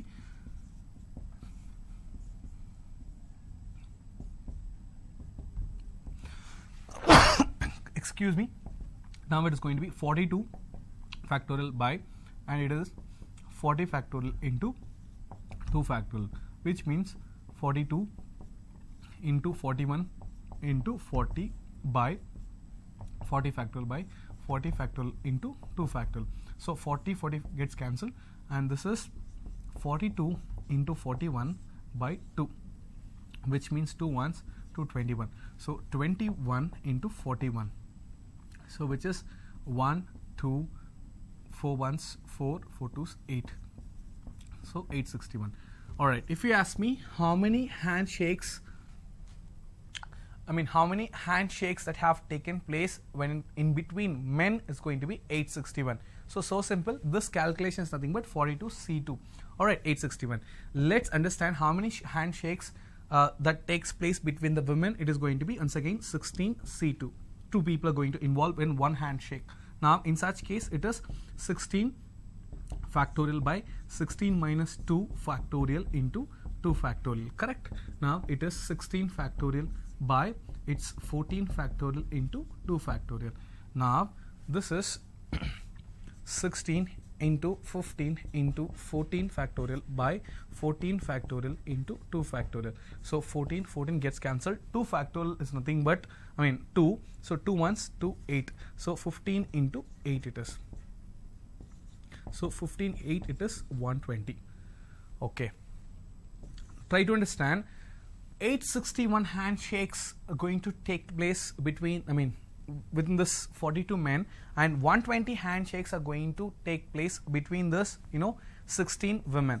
Correcta? Kani మన total party lo enni అని అడుగుతున్నారు కాబట్టి it's going to be 861 plus 120. So obviously it is 1, and this is 8, and this is 9. 981 handshakes. 981 handshakes. This is how you solve the question. So total number of handshakes that take place in this party is nothing but 981 handshakes. So I hope you understand this permutation and combination, and exclusively this class, combinations class. If you have any questions, please post it in the comment section. And if you ask me, are these questions going to be enough? No, it's like one stage where I have given you all the different types of questions. So you have to take the have to practice a lot. So ilanti questions మీరు చూసినట్టయితే repeated గా ఇది కూడా నేను ఒక TCS Infosys question paper నుంచి తీసుకొని solve చేసిన క్వశ్చన్ మాత్రమే, ప్రీవియస్ గా అడిగిన క్వశ్చన్స్. సో ఇలాంటి క్వశ్చన్స్ మీరు ప్రాక్టీస్ చేయగా first thing remember, we have to understand whether that particular questions comes under principles of counting, or whether it is permutation or it is combination. Majority of the students, they face the same scenario. Whenever they get into the examination, they could not identify what should I do with the question. A question చూడగానే I know, students mentality ఇప్పుడు చూసినట్లయితే question చూడగానే this question belongs to permutation combination అని చెప్తున్నారు. But if I ask them how to solve this, no, they are keeping quiet. Now I request them, try to understand the differences before you solve the question. ఇదేంటి permutation అంటే ఏంటి నేను మీకు clear గా చెప్పాను. It is nothing but the arrangement, how many ways you're going to arrange it, and second, it is going to be selection, in how many ways you're going to select it, and principles of counting, it is not required at all. So just common sense is required. So whenever you see the question, try to segregate at which part it belongs to. అది మీరు చేసినట్లయితే and it is going to be easy. And remember, calculation solution part, it is going to be simple, but in order to understand and analyze the question, that's going to take time. So I hope you understand this class. Please comments, I'm not getting any comments or requests regarding any questions. Please do let me know if you have any doubts so that I can answer. Thank you so much.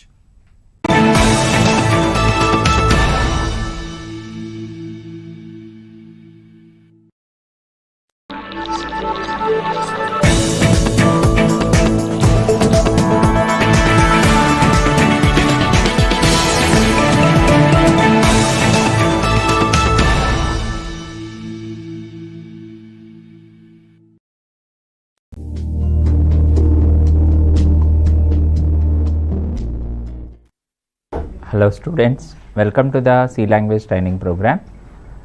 Today I want to discuss with which are the file functions we have, which are the file functions in C programming language. Now the last sessions I discussed how to work with some file operations. Which are the file operations we have, that I discussed. How to create the file, what to be create first, file pointer. What is meant by file pointer? Wherever the file is stored in the hard disk memory, that address will be found out with the help of file pointer. File pointer syntax file star fp, file pointer equal to fopen, file open. Two arguments are required, one is for file name and another argument is file operation mode. Which are the file operation modes are there? Three types of file operation mode. W indicates write the file and store some data. R indicates read the file, which file is already created, you want to read the file. A for append the file operations, which file is already there, you want to add the contents into existing file, to go for A operation, append the data. How to create the file? fopen, name of the file, operation mode. And how to read the characters from the file pointer? How to read the characters from the file pointer? fgetc function to be used. What is meant by fgetc? File read characters from the files. Which file is already created? Those file character by character you want to read with the help of fgetc function. What is the syntax of fgetc function? Character variable equal to fgetc, file pointer to be used. What is one more function for file handling? One more function you have fputc. What is meant by fputc? File print characters. Suppose whatever characters you typed in the C monitor, those character data send to the files with the help of fputc function. Fputc called as file print characters.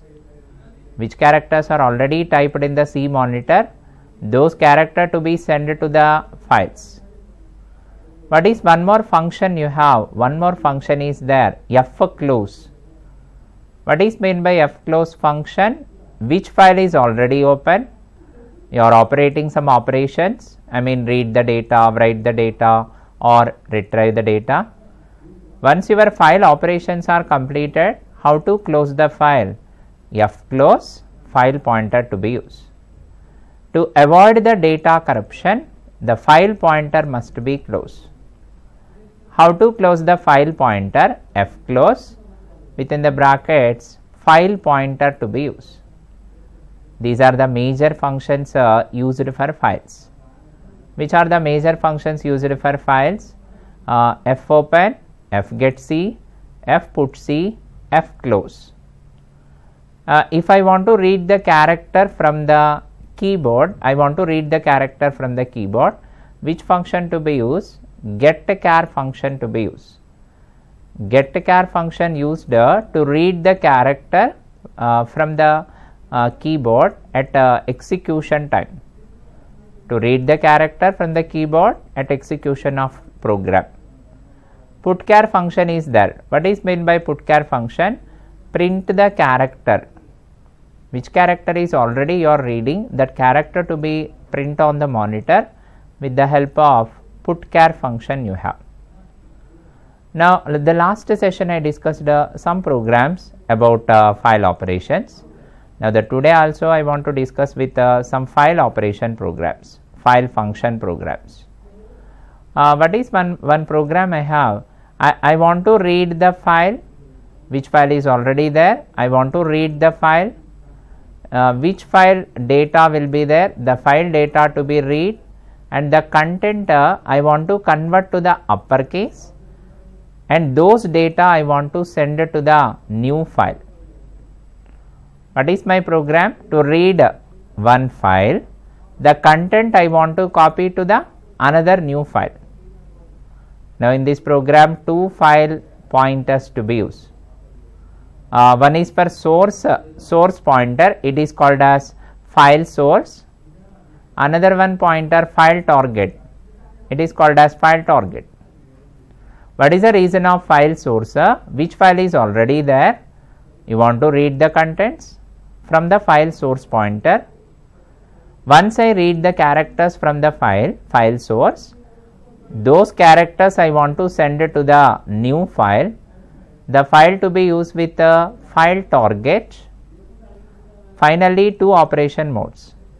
Source file to be work with the read operation mode, target file to work with the write operation mode. Both operation mode to be operate here in single program. How to make of that now? You see the program. How to make the program here? Check it now. What is my program? Write a program to read text data from the file and copy into one file and the data converted into uppercase letters. What is my question? To read the characters or to read the text from the file, and the characters I want to copy to the another file, in which case uppercase. What is the problem here? To read the character from the files, and those characters I want to copy to new file in uppercase characters. Now you see that how it is working of that. You see that hash include stdio.h, after that hash include conio.h. While working of files, which header file to be open? stdlib.h, standard library. Under stdlib.h, some function available, exit function, you have some file functions. Now I want to start with main. Inside of main, file file. File file is a data type. I want to declare with the two pointers. The first pointer called as file source, the next pointer called as file target. One is for file source, another one is file target. After that I want to declare char character variable ch, it's a normal character, star src, it's called as character pointer. Character pointer is also called as string. Character pointer is equal to string, and one more character pointer star trg, target. Now totally here two file pointers, f source, f target, two normal pointers, source file name, target file name. Now you see that clear screen. First I want to enter the source file. What is my first message? Enter the source file to be copy. I mean which file I want to enter the source file name. How to read the source file name? Scanf percentages. What is meant by percentages? Indicates a string. It treated as string. But actually in this program src is a pointer variable. That is the reason don't give the ampersand symbol. Because of src already pointer, don't use the ampersand symbol. It's already address creates. First I want to enter the source file name. I mean which file to be copy. fs equal to, I mean file source equal to fopen source comma r. What is meant by r? Indicates read the file. Which file is already there? The file should be read. That is source file. If fs equal to null, I mean the source is null, I want to print the message. Which message I want to print? Source file does not exist. Source file does not found. After that exit. Exit called as come out the memory from the compiler. Here come out the memory from the hard disk. After that printf enter the target file. Now I want to work with enter the target file. How to enter the target file name? Target file name. Scanf percentages. Now here string. But actually your target is a already character pointer. That is the reason don't use ampersand symbol. Just you have to enter the trg. It's a target file name. Now the first argument is source file name. Next argument is target file name. ft called as file target. fopen file open target file name comma w. Now here source file is read mode, target file is write mode, to write the new file. Whenever the target is equal to null, if the file target equal to null, unable to open the target file. What is my message I expected now? The file is does not open. Some reason the file is does not open. Exit the memory. While 1, What is meant by while 1 indicates it's a boolean while, 1 for true. Now I want to read the characters from the source. How to read the characters from the source? F get C function to read the characters from the source file. Each character to be read into CH variable, each character. Whenever CH equal to EOF, what is meant by EOF indicates end of the file. From the starting letter to ending letter, all characters reading, end of the file. Break. All characters will be reading. If the characters are greater than or equal to 97, if the characters are less than or equal to 122. What is the meaning of this condition? Your reading characters are lowercase letters. 97 indicates small a, 122 indicates small z. If your characters are small letters, I want to convert to the capital letters. How to convert CH minus equal to 32? What is meant by CH minus equal to 32?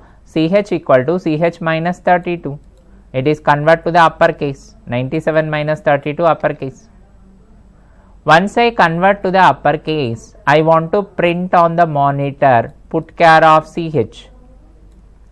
Actual work is to read the source file characters until end of the file to be read. If the characters are 97 and 122 between, those characters are lowercase. Those characters should be converted to the uppercase. How to convert that? CH minus equal to 32. Once those characters are converted, I want to print the monitor, put char function to be used. Put char is nothing but print the characters on the monitor. Once I print the characters, those characters I want to send it to the target file. I want to send it to the target file with the help of which function? Fputc function. What is meant by Fputc function now? File print character. Fputc called as file print characters. Whatever character already reading from the source, those character will be sent to the target. These characters send it to target. Finally, I want to close the file, fclose of fs. Source file to be closed. Next, I want to close the target file also, fclose of ft. File target also to be closed. Finally, get ch to end of the main. Now you see, now I want to compile this program. When I compile this program, I want to read the source file contents. That character should be copied to the target file. But source file name to be entered at runtime. Target file name also enter at runtime. If your source file characters are lowercase, that is convert to the uppercase. And printing on the monitor, send it to the target. This is the program. You see that when I compile and run this program, check it. Now I want to compile it and run this program. To read the file characters and copy to new file. Now I want to save. What is my name of the program? I saved files1.c. Inside of Turbo C editor, I want to open that. Turbo C editor to open here. File open. Here I used the file open. In that open, I want to use with the file1.c, file1.c, sorry, files1.c here, files1.c. Here I used it with the files1.c, file file, files1.c. Whenever I created with the files1.c here, check the program. Now I want to read the source file, then that characters I want to copy to the another new file. In the last session already I created with one source file, Guna file already created the last session. What is my source file name? I want to copy guna.txt. I want to copy guna.txt. This file already exists. This file already exists. Those contents I want to copy into new file uppercase characters. Now this is source file, which to be entered now target file. What is my target file? I used suresh.txt. suresh.txt. What is the mean of this? Guna.txt contains a copy into suresh.txt. Guna.txt already source file, those characters are copied to suresh.txt. Now it is converted into uppercase and copied. If I press enter, you see this content is Guna.txt content. Surya is one of the student for C language course and this content is uppercase letter, it will be displayed. The same content copied to the suresh.txt also. How to verify is it copied or not? Go to file menu, DOS shell. Here also you can verify. Go to file menu, DOS shell. Here also you can verify. One command is there. Which command is there? Type command. With help of type command you can verify. type, type. What is my old file? Guna.txt, old file. Type command actually, Guna.txt. Now I want to check with another file. Now you see Guna.txt actually old content is lowercase. Type, which file? Already new file created, suresh.txt. One file is Guna.txt, existing file, the contents are lowercase. New file is suresh.txt, copying, and the contents are uppercase. Guna.txt source file lowercase, suresh.txt contents are uppercase, but the contents are same. Now this is the process here to be used to copy one file contents into another file in uppercase letters. Now see, now I want to discuss with one more file functions. Here I want to use with one more file functions we have. What is the next file function I want to discuss now? fprintf. One more new file function I have, fprintf. What is meant by fprintf? File printf. Fprintf called as file printf. Generally C language, what is the reason of printf? The variable outputs will be displayed on the monitor or the messages will be displayed on the monitor. Printf is a output function of C language. Printf function available on which other file? stdio.h. General printf function to print the variable output on the C monitor or message also you can print.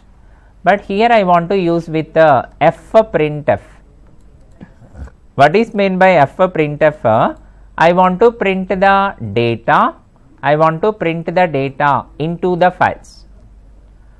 What is the meaning of fprintf? File printf. Whatever variables you created in C monitor, those details I want to print on the files. Suppose I am reading employee number, employee name, salary, those details I want to print on the files. You see the description here. What is meant by fprintf? This function store the data into the file. If I want to store the data into the file with the help of fprintf, variable data storing. You see the syntax of that? fprintf. First argument is file pointer. Next argument is format strings. Format string is nothing but %d, %s, %f based on your types. Format specifier, comma variables, which variable to be print. What is a normal printf syntax? Same syntax, format string variables. Normal printf syntax, format string comma variables. If I go for file printf, which is extra, file pointer is extra. Because of your variables you want to send it to the files, within the file pointer to be print. You see some example, fprintf, fp called as file pointer, some file name. Now I want to create some variables, employee number variable, employee name variable, employee basic salary. I inputted some number, I inputted some name, I inputted some salary. These variables I want to print into the files. with the help of which function? fprintf. Employee number is integer %d. Employee name is string %s. Employee basic salary float %f. This variable data to print into the files. Similarly, one more file function you have. One more file function fscanf. Previous file function fprintf. Now this is fscanf. Generally in C language, how to read the data from the keyboard? Scanf function to be used. If you want to read the inputs at runtime, scanf function to be used. From the keyboard you want to read. What is meant by fscanf function? File scanf. If I want to read the data, I want to read the data from the files. Which data already in the files? The data I want to read into variables. That is possible fscanf function. This function also available under stdio.h. Now this function read the data from the file pointer. What is the syntax of that? fscanf file pointer. Similar to fprintf syntax. File pointer. Format strings. Format string means %d, %s, %f like this, comma ampersand variables. What is meant by ampersand? Indicates address of the variables. What is the meaning of this function now? I want to read the data from the file pointer. From the file pointer I want to read the data stored into variables. You see the example here, fscanf. Fscanf is nothing but file scanf, fp called as file pointer. Now I want to read for ampersand employee number, that is read from the files. What is one more I want to read? Ampersand employee name, that is for name reading. Ampersand basic salary, that is reading as a float from the files. What is the meaning of this fscanf function now? Already I have some file data in the file pointer. Employee number is there, employee name is there, employee basic salary is there. That data I want to read into these variables. That is the reason ampersand number, ampersand name, ampersand basic salary to read from the files. Now totally here you observe, what is my conclusion here? Two types of file functions I used. The first type of file function called as fprintf. What is the reason of fprintf? If you are already created some variables, those variable data you want to send to the files. C monitor you are enter some variables, employee number, employee name and employee salary. Those variable data you want to send to the files with the help of fprintf function. One more function you have, fscanf function. Already you are created one file. Within the file you have some number, name, salary. Those details you want to read from the files and stored into some variables. That is the reason which function to be used? fscanf function to be used, file scanf. But anyway, both functions are used for files. Available on which header file? stdio.h. Suppose I want to explain now one simple program. What is my program here? I want to create with file handling only. What is my program? I want to program to create the my.txt or emp.txt one file, accept employee number, name, basic salary and stored into the files. What is my program? emp.txt. I want to make a file. Accept the number, accept the name, accept the salary under C monitor, but that I want to store to the files. That is my program here.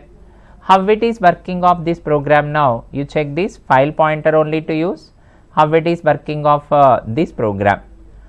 You see that first I want to go for here to be used. Listen, if I want to work off this program now, check it. I want to create this program. What is my program? Write a program to create one text file. To create a text file, which details emp.txt and store employee number, employee name, salary, employee number, employee name and salary details. How it is working of that? Hash include stdio.h. Next I want to use with hash include conio.h. One more header file also I want to use, stdlib.h, standard library. Under stdlib.h exit function I have. Inside of main function file file. How to create the file pointer? Star fp file pointer. Now I want to declare integer employee number. Next I want to declare character employee name, it's a string. Next I want to declare float basic salary, employee number as a integer, employee name as a character string, basic salary as a float.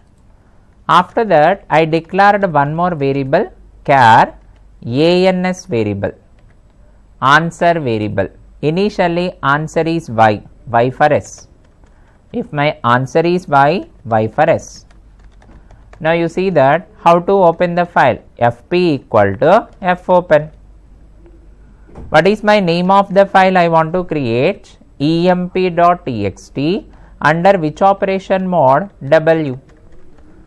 What is the meaning of that? I want to make a emp.txt file under tc bin location. W indicates write the file, new file. If fp equal to null, null is a constant. If fp equal to null, I want to print one message. What is my message? File not found. File is unable to open. File not found. Exit. Exit means to come out the memory. Here I want to take with the file not found and exit. Come out the memory. After that, whenever if fp not equal to null, I want to enter the details. But before enter the details, while loop I used. While loop. Now here, what is my while loop I used? If while answer equal to small y or answer equal to capital Y, if answer equal to small y, answer equal to capital Y, y for s, y for s. Now I want to continue to read the details. Whenever my answer is s, I want to read the details. Employee number, enter the number. How to read the number? Scanf, %d, ampersand employee number. Once I read the employee number, next I want to read the name. Enter employee name, name to be read. How to read off the name? Scanf, %s, string to be read. Ampersand employee name, that should be read. Once I read the name, I want to read the basic salary. Enter basic, basic salary to be entered. How to read off the basic salary here? Scanf, %f, %f for float. Ampersand basic to be read. I want to read the number, I want to read the name, I want to read the basic. After reading of this, which function I want to use? printf function. This is only most important function in this program, which is my highlighted function, printf function. What is meant by printf function? General printf function. I want to print the answer on the C monitor. Answer on the C monitor. But I want to print these details printing on the files. fprintf used to print the details into the files. What is the syntax? fp. fp indicates file pointer. What is my file name? emp.txt. This is my file name, emp.txt. After that, I used format specifiers, %d space %s string %f. Which I want to print here? Employee number should be print. I mean whatever number you entered, employee name to be print, whatever name you are inputted, employee basic salary to be print. What is the meaning of this? Whatever number I inputted, whatever name I inputted, whatever basic salary inputted, these details sending to the file pointer FP called as emp.txt. But actually here only one employee number, name, basic salary only sending. If I want to continue another employee, you want to make one question, do you want to continue for another employee to read, yes or no? Do you want to continue another employee to read, yes or no? How to read of that? ANS equal to get CHE function. What is meant by get CHE function? To read the character, one character reading, and that is printing also. Get CH means to read the character, at ending of that printing also, at end of your monitor printing also. If my answer is Y, I can continue. If my answer is no, I don't want to continue that. Whenever my answer is S, then I want to continue. Finally, that information will be sending to the files. After that, F close of FP, file pointer to be close, get CH to end of the main. Now you see that what is my program actually? What is my program here? I want to create the emp.txt file in the notepad. In that emp.txt file, number I want to send, name I want to send, salary to send. But these details where to be input? C monitor only to input. C monitor I want to input of this and I want to send it to the files. How to read of that? Int employee number, character employee name string, float basic salary. How to read of that? First W means write a new file. FP equal to null means unable to open the file or file not found. Null means no value. If my answer equal to small y or capital Y, Y for S, I want to continue. Which I want to enter now? Enter employee number. How to read of the number? %D ampersand employee number, address of number. Next I want to read the name. Percentages, S for string, ampersand employee name. Next I want to read the basic salary, percentage of ampersand basic salary. One employee read the number, one employee read the name, one employee read the basic. These details I want to send it to the files with the help of which function? fprintf function I have. In this program fprintf is highlighted. These number, name, basic salary send it to the file pointer. Once I send off this, do you want to continue? Do you want to continue another employee or not? Yes or no? ANS equal to answer variable equal to get CHE function. What is meant by get CHE function? To read the characters as well as print. At end of your monitor to read the character as well as prints. F close of FP, file pointer to be close. Now you see here, whenever I read of that and I want to print of that, then I want to display of the process here. Check it now here, how it is working of that. You see the program, I want to save this program, file, save, files2.c. Program name is files2.c. Now in this program files2.c I want to open now. Files2.c. Now I compile it. While statement is missing here. You see that or operator should use. Or operator use. Enter employee number 1. Enter employee name Suman. Enter employee salary 12,000. What is the message asking? Do you want to continue? Y for S. If I use Y for S, another employee 2. Varun, another employee Varun, basic salary 15,000. Do you want to continue? No, I don't want to continue. At that time 2 employees. First employee 1 Suman 12,000, second employee 2 Varun 15,000. Those employees actually entered for C monitor, but those details send to the emp.txt. You can verify also. Is it those details are sending to the emp.txt? How to verify? Go to file menu, DOS shell. Go to file menu, DOS shell. Type, what is my file name? emp.txt. You see that emp.txt? 1 Suman 12,000, 2 Varun 15,000. 2 employee details are storing. Under notepad also you can verify. 2 employee details are storing here. You can verify under notepad also. Go to file, open. Under you observe emp.txt file just now created. Just now that file is created. Open. How many employee details are reading here? 2 employees. Now the 2 employee details are reading. Now these details are saving. That is the process of that, how to write the file and store the data into the files. Now what is one more operation I want to use here, one more program observe.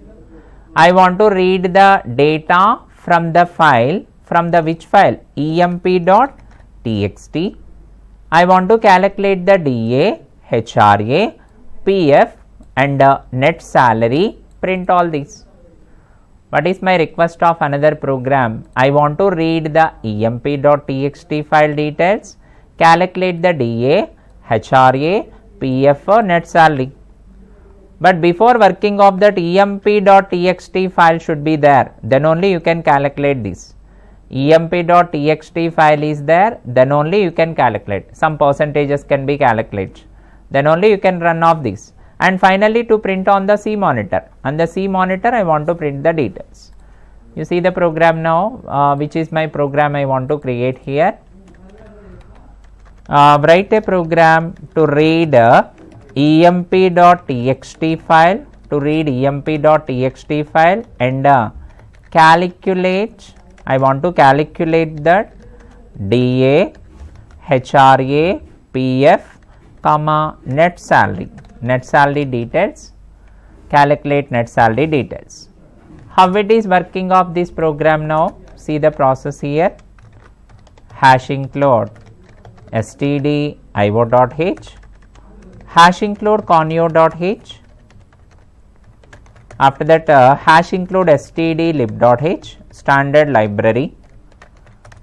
Within that you have exit function is there, some more file functions.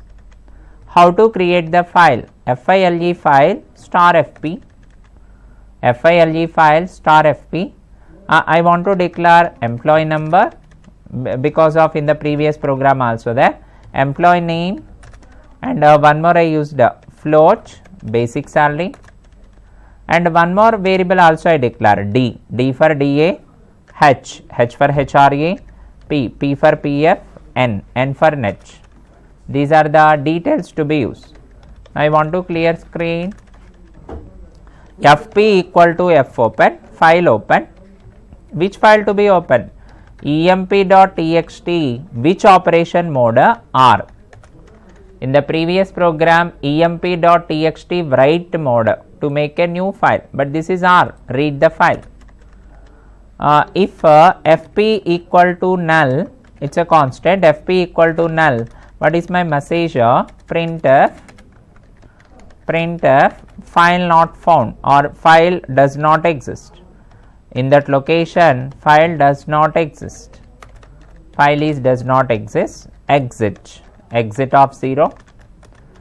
Now I want to check with if the file is already exist, while. If the file is already exist, while fscanf function to be read, fscanf. What is mean by fscanf function now? General scanf to read the data from the C monitor. You want to read the variable data from the C monitor, but fscanf means to read the data from the files to be monitored. fp comma, which are the formats? %d, %s, %f. How to read that? Ampersand employee number to read ampersand number, ampersand employee name, ampersand basic salary. I mean from that I want to read off the details. From that I want to read the details. Whenever when I read the file greater than 0, what is mean by greater than 0? When I read the file details, in that file at least one employee should be exist. Whenever I want to try to read the file details in emp.txt, at least one employee detail should be there. Greater than 0 indicates more than 0, I mean at least 1 or more than 1. Whenever it is true, I want to calculate d equal to basic into d equal to basic into 0.10, 10%. HRA equal to basic into basic salary into 0.20, 20%. PF equal to basic into 0.30, 30%. N for net basic plus D plus H minus P deduction. Finally, I want to print the details. On the C monitor, I want to print. Which I want to print the details? I want to print the DA, percentage F, percentage point 2F, I mean 2 points. HRA equal to percentage point 2F, again 2 points. PF equal to percentage point 2F, I mean 2 points. Net salary equal to percentage point 2F, I mean 2 points. How to print off that? D for DA, H for HRA, P for PF, N for net. Whenever I print off these details, actually I reading from the files, then I want to print off these details. Now I want to close off that, get CH, I mean to close the screen. Again I want to close it, but before close I used F close of FP, file pointer should be closed. Finally, what is my conclusion in this program? Previous program I created emp.txt file, I have 2 employee details. Those details I want to read. In the details already salary available, basic salary available. That basic salary which I want to calculate, 10% DA, 20% HRA, 30% PF and net salaries. I want to print those details on the monitor. But here fscanf function I used to read the data from the files. Greater than 0 indicates in that file at least one record should be there, 1 or above. Now I want to save this files 3.c, files 3.c. I want to use of that files 3.c. Now I want to verify this, open files 3.c. I want to verify that. I want to compile it, then I want to run it. You see that which is coming now, DA 1200, HRA 2400, PF is 3600, net equal to 12,000. It's first employee. If I press enter, second employee. Multiple employee details you are getting of this. See that finally what is my conclusion here. Now in this I discussed with printf function I discussed, and one more function is fscanf. Fprintf is used to read the fprintf is used to print the details into the files. On the C monitor, whatever details you are inputted, that will be sent to the files. Fscanf function means which file is already there, within the file the details I want to read from the file, and those details I want to print to the C monitor. One function is C monitor data send to the files, another function is file data send to the C monitor. General scanf to read the C monitor data, general printf to print the monitor, but here fscanf means to read the data from the files, fprintf means to print the data into the files. Both functions available on stdio.h, that is called as file functions discussed. Today I want to stop these file functions, which function I completed fscanf and printf. In the next session I can continue some more file functions. In the tomorrow session I can continue the some more file functions. Thank you for this video.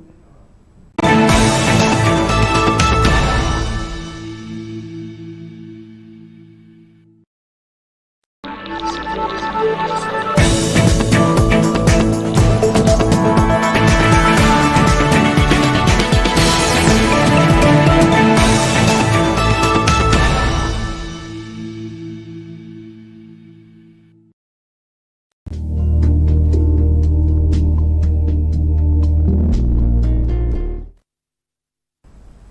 students, welcome to the C language training program. Today I want to discuss about file handling. Only some functions we have, how to use the file read function and how to use the file write function to be used. Now the last sessions I discussed file handling functions, which are some important functions. I discussed fscanf, fprintf. What is meant by fscanf function? To read the data from the file pointers. If you are already created file, within the file some data to be read, that is called as fscanf function. fprintf function you have, that is called as file printf. What is the reason of fprintf function? Which data you are entered into the C monitor, those data send to the files. fscanf function to read the data from the files, fprintf function to print the data into the files. Both functions are available under stdio.h. And one more file functions already I discussed, fgetC function, fputC function.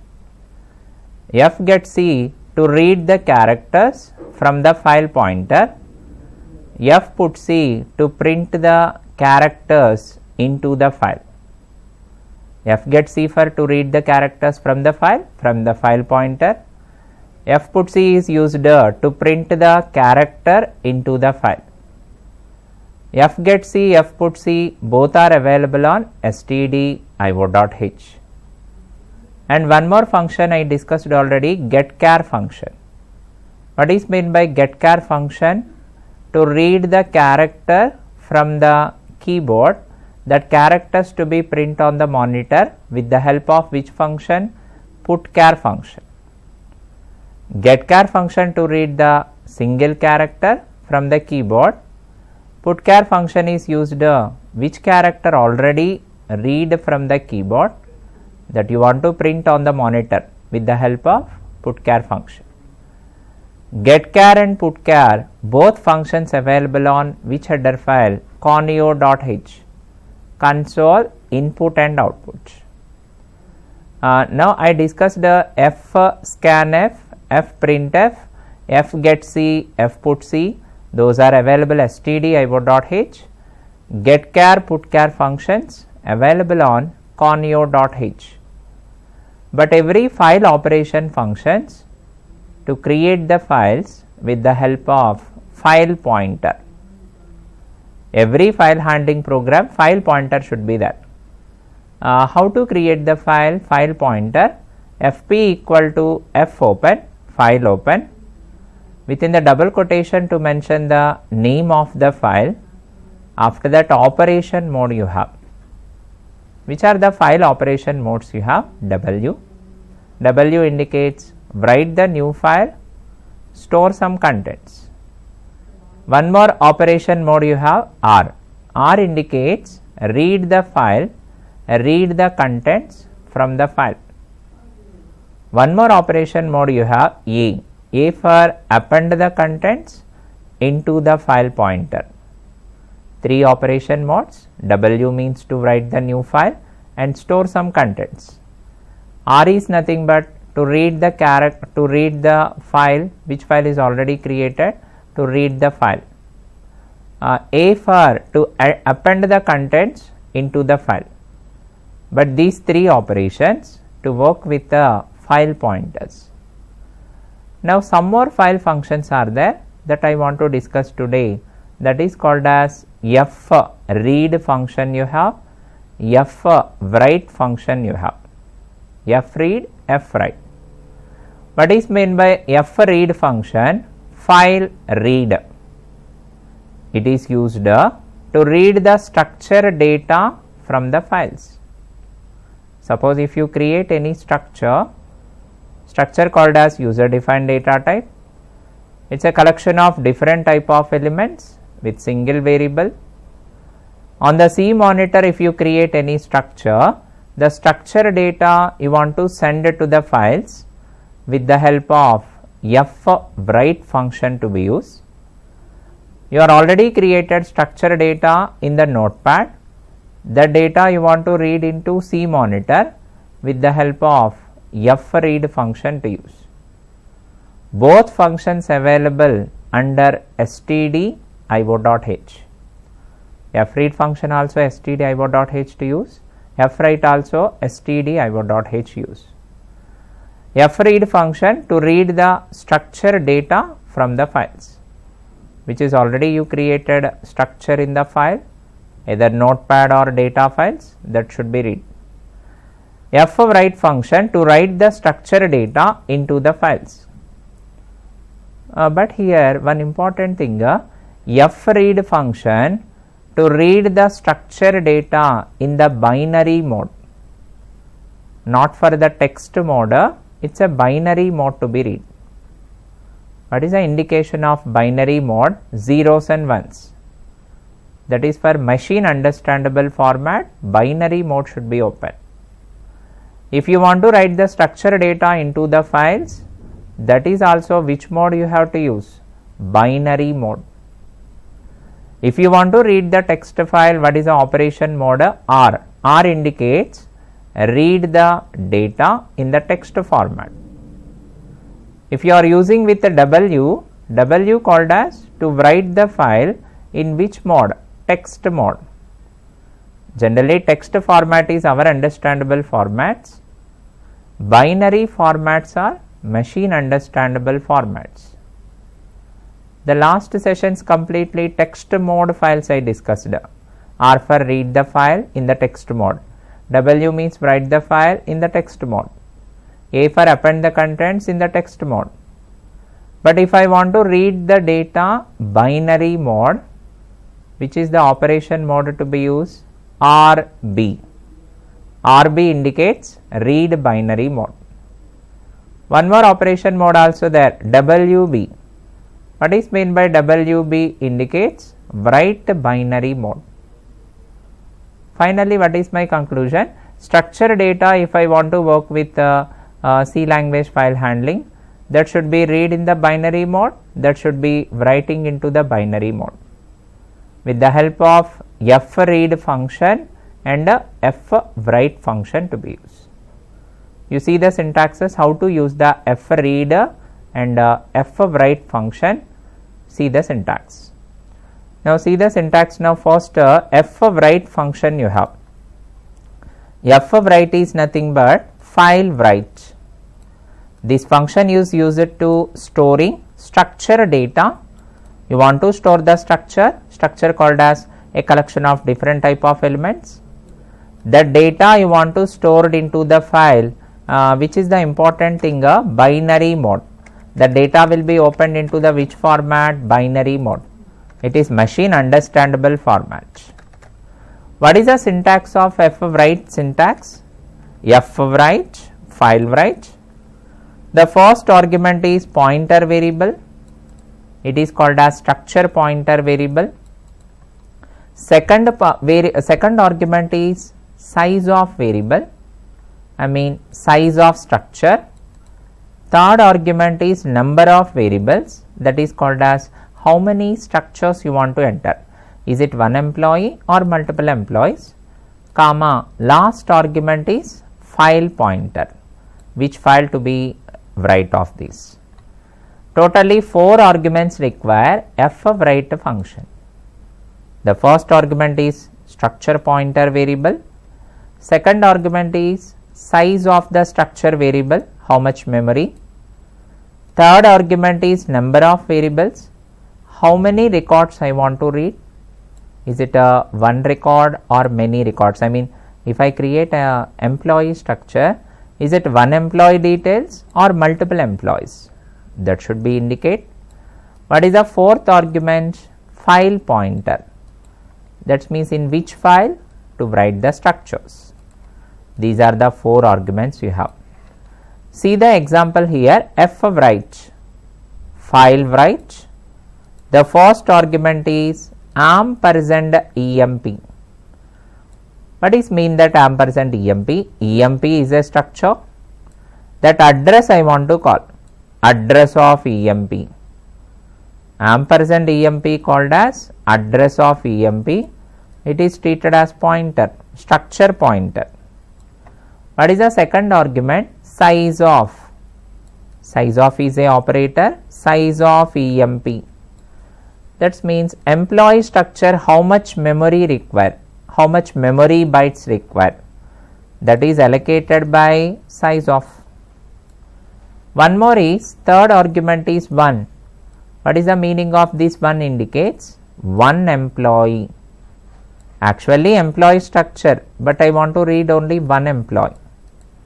What is the fourth argument of this? File pointer. This complete employee structure details to send to which files, that should be indicate or file pointer. These are the arguments, 4 arguments. The first argument is address of employee structure address because of pointer. The second argument is employee structure, totally how much memory required, memory bytes. Third argument is how many employees to read. Is it 1 employee record or multiple employees? Fourth argument is file pointer. This complete employee details send to which files? File pointer. These are the arguments to be used. What is next function you have? fread function. This is called as file read, to read the file.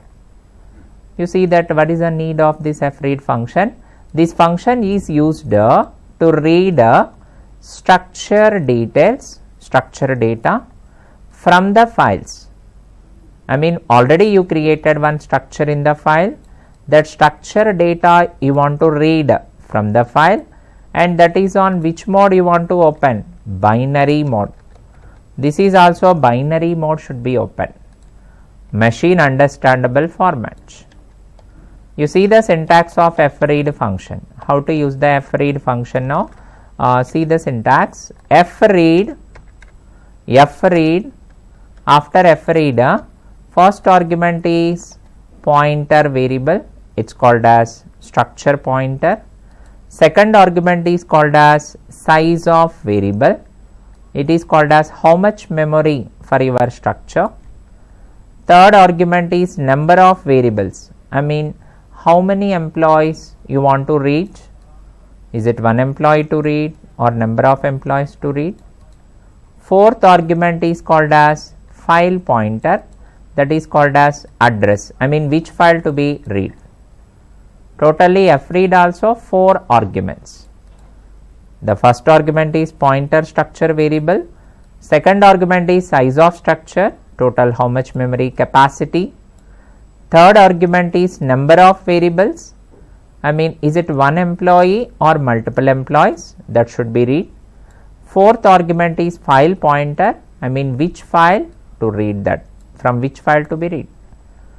You see the example, fread, file read, ampersand emp. It's called as address of employee details, address of employee. Next argument is size of employee. I mean that employee structure, how much size, how many bytes, totally how much capacity of your employee structure memory. 1 indicates 1 employee should be read. FP indicates file pointer. And what to be understand, write also, fread also, both are for the same syntaxes. Write function also 4 arguments. fread function also 4 arguments. But fwrite function to write the file into the files. Whatever structure data created, that is sent to the files. But fread function, whatever file already you have, the structure detail, that should be read. Both are for file handling functions, structure data reading. But what is a common thing? Both functions are readed in the binary mode. In the binary mode only to read this. You see some example program. What is my program? I want to create one structure. That structure details I want to send it to the files with the help of binary mode. Within the binary mode, I want to send the details. How to send the binary mode? WB. What is the meaning of WB? Write the binary mode. Your employee details sending to the binary mode. If you are sending to the binary mode, which extension to be create? .dat data files. If you are working with the W called as write mode .txt.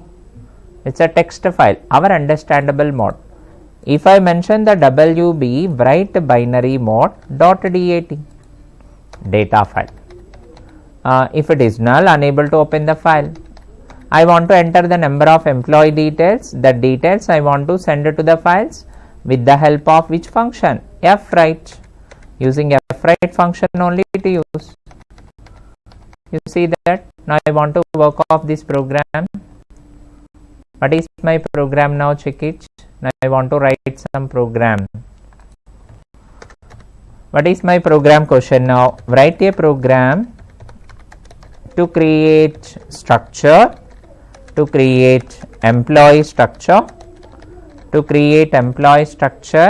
and stored into files. In files I want to store employee structure to be created and stored into files. Hash include std io.h. After that I want to create conio.h. One more header file also I used stdlib.h, standard library. Now I want to create the structure, because my program is I want to create employee structure data stored into files. How to create structure? Struct employee. Inside of that employee number. After that I created employee name, it's a string. After that I created float salary, it's a float.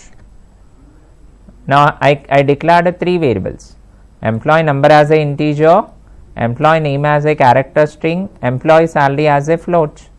Employee number integer, how much memory? 2 bytes. Employee name as a string, 20 characters, 20 bytes. Employee salary as a float, how much memory creates? 4 bytes. One is for 2 bytes, another one 20 bytes, another one 4 bytes.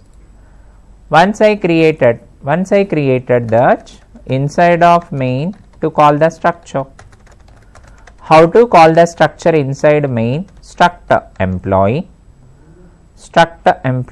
What is my variable? E1. E1 is my variable employee. After that, how to create file? file file star fp. File pointer, character ans, answer variable, ans for answer. That means you want to read only one employee or more than one employee. If your answer is yes, you can continue many records. If your answer is no, just one record should be read. After that, now I want to declare clear screen. How to create the file pointer? fp equal to fopen. What is my name of the file? emp. Here I used emp details dot, otherwise emp info dot dat, data file. Whenever I am working with the structure details, then go for binary mode, WB. What is meant by WB? You want to data writing into binary mode. You want to write the data in the binary mode. If fp equal to null, null is a constant. If fp equal to null, I want to print some message. What is my message I want to print? Unable to open the file,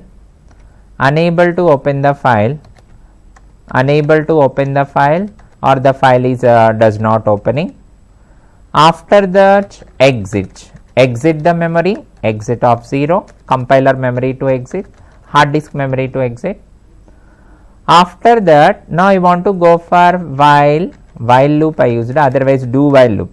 Inside of do while I want to read that. Inside of do while, first I want to read the employee number. What is my structure employee? First I want to enter the employee number. Scanf %d ampersand, what is my structure tag name? E1. E1 is my structure tag, E1 variable. E1 dot employee number dot operator to use. Next I want to enter the employee name. At that time how it is read the scanf %s string data ampersand E1 dot e name to read the name. Once I read the number and name, next I want to read the salary, enter basic salary. How to read off the salary? Scanf %f, how to read off that? Ampersand E1 dot sal. Totally in this example, E1 is a structure, employee structure tag. E1 dot employee number means to read the number. E1 dot employee name means to read the name. E1 dot employee salary means to read the salary. 3 inputs. But these inputs are reading at a C monitor. These values I want to send it to the files.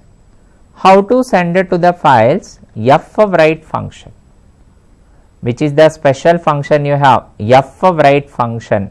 This function only main discussion, F of write. What is my first argument? Ampersand E1. What is meant by ampersand E1? Address of E1 structure. It is a structure pointer, address of E1. Next, size of E1. What is meant by size of E1? Your employee structure size. Employee for how much memory creates? Employee number 2 bytes, employee name 20 bytes, employee salary 4 bytes. Totally how much memory require for these? 26 bytes memory require. 26 bytes memory, total memory. That memory allocated with the help of size of E1, 26 bytes. Comma 1. 1 indicates 1 employee, 1 indicates. After that, FP called as file pointer. Finally, what is the meaning of this fwrite function now? I am already enter the employee 1 details. Those details I want to refer based on the address. I mean it's a pointer. Total memory 26 bytes memory allocated. 1 employee details, that complete employee details send it to the FP. FP called as file pointer. What is my name of the file? .dat data file. Under which mode? WB, write binary mode. In the binary mode it will be write. After that, printf, what is my message? Do you want to continue? Do you want to continue another employee? Yes or no?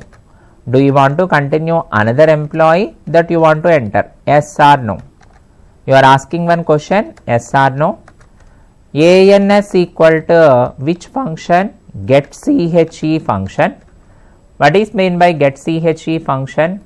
To read the character from the keyboard and one letter only reading. That letter should be either Y or N. Y for S, N for no.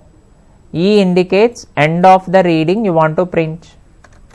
Whenever my answer is Y, I can continue.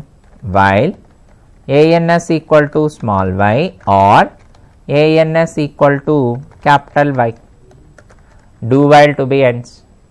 Finally, I want to close the file pointer. How to close that? F close of FP, file pointer close. After that, get CH to end of the main. Finally, this is my program. What is the meaning of this program? First, I want to create one file, emp info.dat data file. This file is separate file. It can be opened with any program. WordPad, MS Word, any program. But this is on which mode open? Binary mode it is open. Write binary mode. If the file pointer is null, unable to open the file. It's an error message. If it is not a null, first read the number, next you read the name, employee, next you read the employee salary. Whatever details I am inputting here, those details I want to send it to the file pointer. One employee I send the details.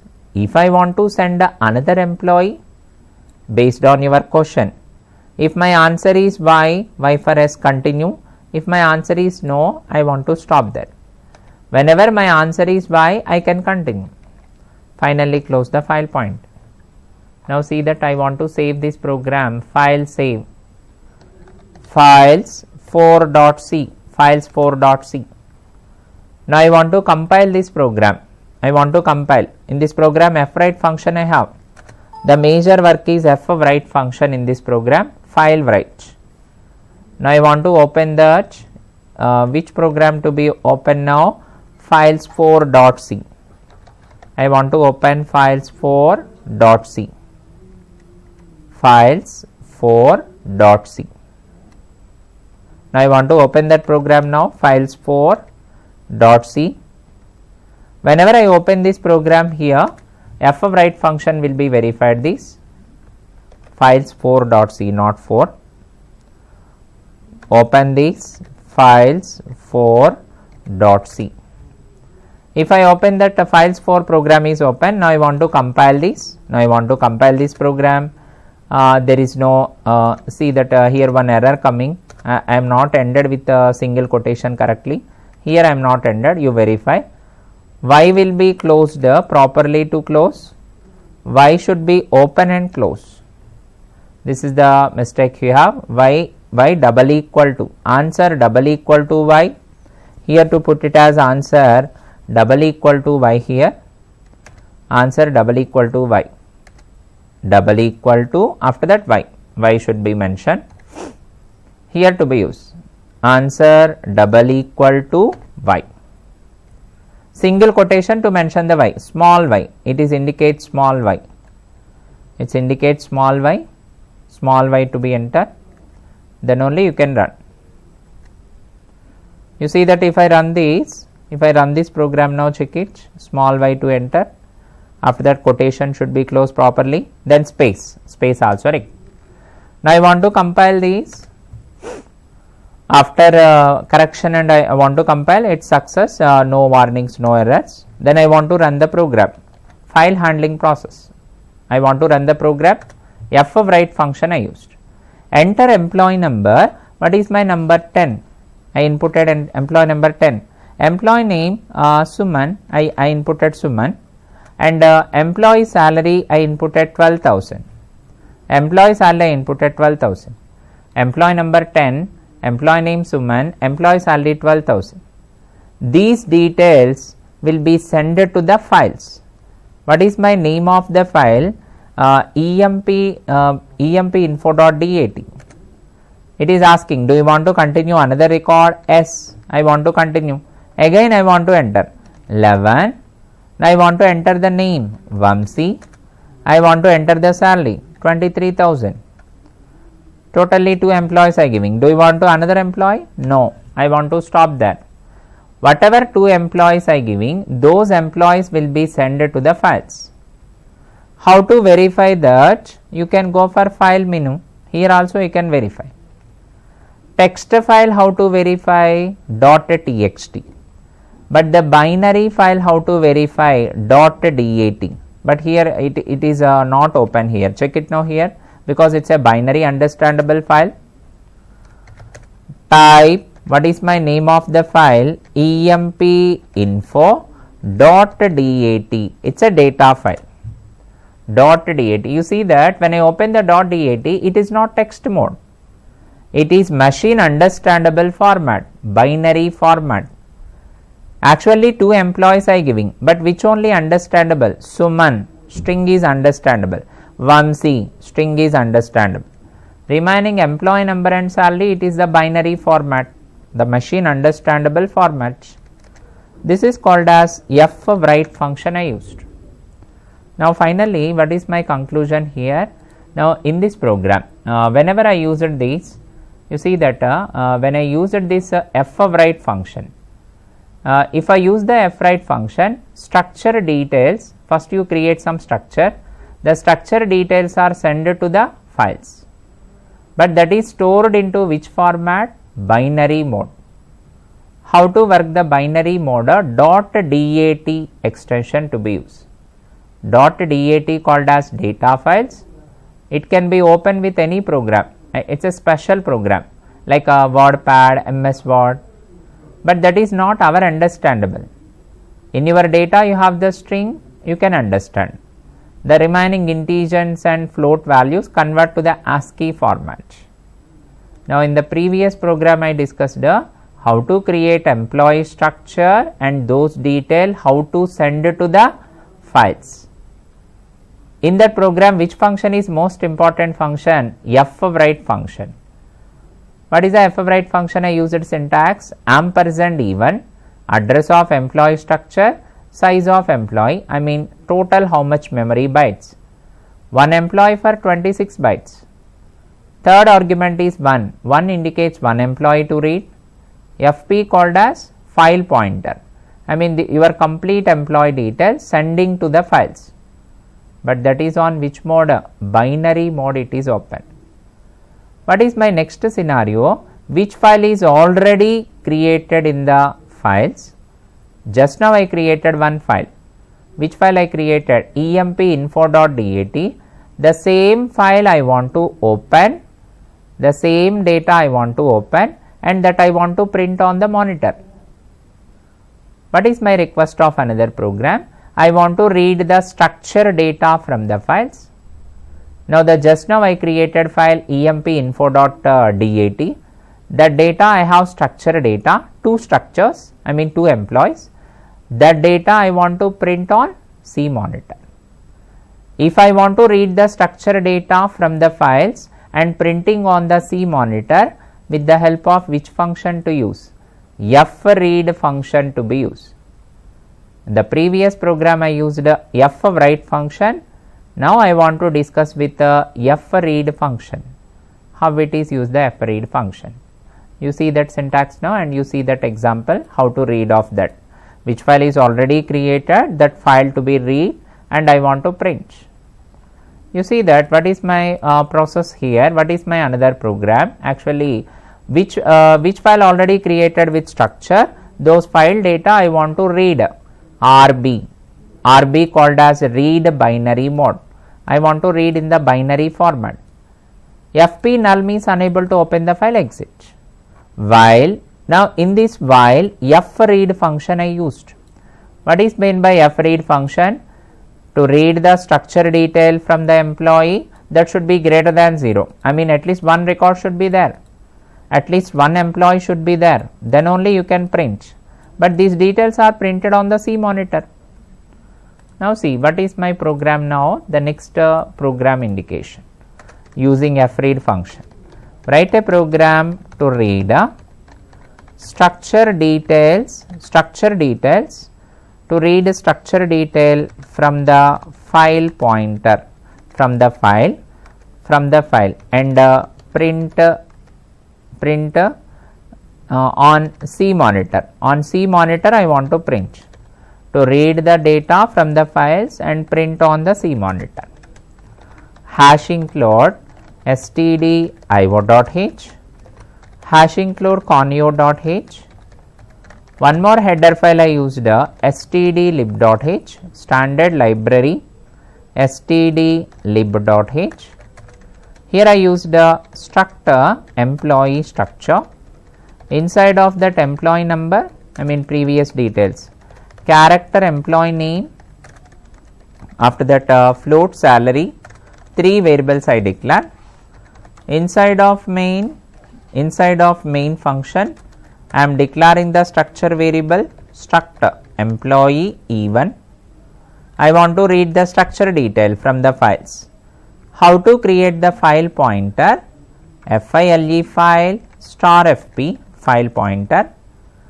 One more I used here, one more I used that is for CLR SCR to clear the screen.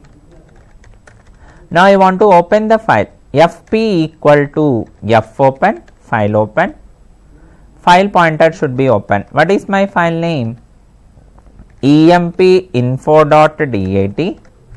It's a .dat data file. This is already which mode? RB, read binary mode. The previous program for WB, write binary, this is read binary. Now this is also .dat, but this file should be exist. If the file already there, then only to read. If fp equal to null, whenever fp equal to null, null is a constant value here. Whenever fp equal to null, I want to print one message. What is my message I want to print? Fp equal to null, file not found, unable to open the file or file not found. Exit, exit the memory, exit 0, exit the memory, from the memory to exit. Whenever the file pointer is equal to null, I want to print the message file not found. After that, if it is not equal to null, I want to read the details from the structure. While function I used. Inside of while function, fread function I used. Inside of while, fread function I used. Now here fread function, what is the syntax? Ampersand E1, address of employee, it's a structure pointer. After that, size of employee, size of E1, I mean size of E1 is 26 bytes, comma 1 means one employee, comma fp, file pointer.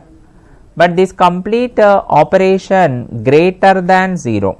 What is the mean that when I read the file, when I read the structure from the file, greater than 0 means at least one record should be there.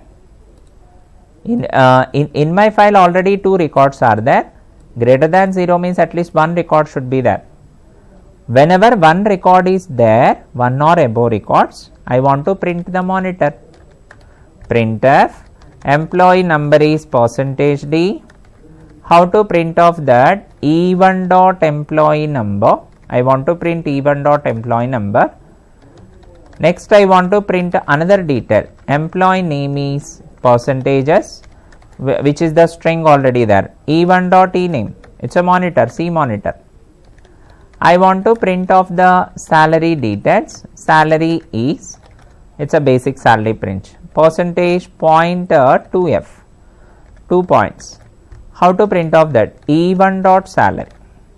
Finally, what is my conclusion here? E1 dot employee number I want to print, E1 dot employee name to be print, E1 dot salary to be print on the C monitor. But these all details coming from which file? File pointer. What is my file pointer file? emp info.dat. That file is already on which mode? Read binary mode. I want to read off that structure details. Once I print on the C monitor, get ch. I mean you want to close off that, and one by one I want to get the answer. And finally I want to close the while loop. F close of fp, file pointer also I want to close without any data corruptions. Finally, this is my program I used. Now in this program, observe what is my program actually here. I want to read the structure detail from the files. Already I created one file. Within that structure is there. Employee structure detail already I write it into file. Which file already I writing? emp info.dat. I want to read that structure detail from the files, and those detail I want to print on the C monitor. How to print off that? Struct employee number, name, salary. This is 2 bytes, this is 20 bytes, this is salary 4 bytes. How to read off that? Struct employee E1, it's a tag name, employee structure tag name, file star fp, file pointer should be used. Fp equal to f open, which file to be open? emp info.dat, it's a data file. What is the mean that? It should be opened into the binary mode. RB indicates. What is meant by RB indicates read binary mode. If FP equal to null, I want to print the message file not found. How to read at least one record or above records I want to check. fread function to be used. fread function, address of E1, address of employee structure, that is called as pointer structure, size of employee, that is called as memory occupation. One is nothing but one employee, FP called as file pointer. If it is greater than 0 means at least one employee should be there. Those detail I want to print on the C monitor. One by one I want to print. Now I want to save this. Save files. What is my name I used? Files5.c. Files5.c. Now I want to compile this program now. I want to compile and run this. See, first I want to open the file files5.c. Files5.c. When I compile this std double d it will be putting here. When I compile and when I run this, you see that details are printing. Actually these details already I giving emp info.dh, but that is opening. This is one employee. If I click off that, press enter, second employee. Like that you can enter multiple employees, which is already created on emp info. Those details will be printing on C monitor. But in this program, which is the main important function I used, fread function I used. fread. What is meant by fread function now? To read the file from the structure pointer and memory also occupied and one employee, it should be greater than 0. It should be greater than 0 means at least one employee should be there. Here you can verify also. In your machine you can verify computer and C drive, under which location? Program files, Turbo C++ editor, disk Turbo C3. Here you can work with the bin folder. In that bin folder you can verify what is my name of the file, emp info. You see that emp info is a data file I have, data file. If I want to open with you see open, if I open this, if I open with it is asking which format you want to open. Suppose I open with Microsoft Word. Under Microsoft Word I want to open. At that time what happened now? Your format is on data format. It is opened into Microsoft Word. On which mode? Binary mode. You see that in this data which is our understandable, Suman our understandable, Vamsi our understandable. This remaining data will be ASCII format. It is a binary mode, machine understandable. Those details will be number and salary. That is the process of which function to be used here, fread and fwrite function to use. See that finally what is my discussion now? Whenever you are working with the files, if I want to work with files, here two functions we have. What is the first function I used in this program? First function I used fwrite function I used. What is meant by fwrite function now? To write the details, into the file. Which is the structure you created, the structure detail you want to send to the files.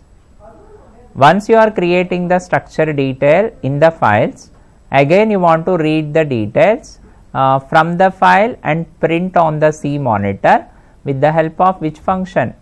fread function. But both fwrite also, fread also in which format? Binary format.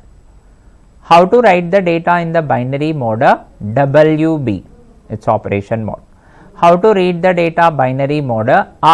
RB should be used. But both files are not our understandable format. Which format should be used? .dat. Generally our understandable means which format to be used? .txt, but this is .dat.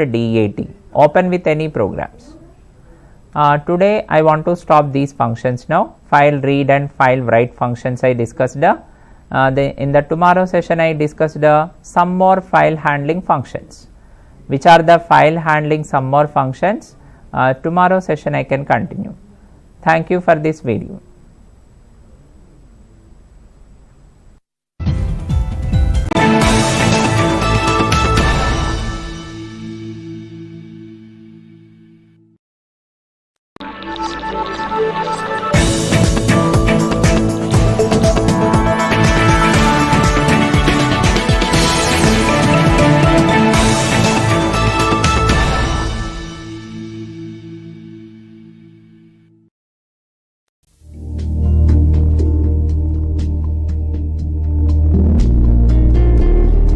Hello students, welcome to the C language training program. Today I want to discuss with which are the types of different file operations. For file handling purpose, different type of file functions. Now the last 3 or 4 day sessions I discussed different type of file functions.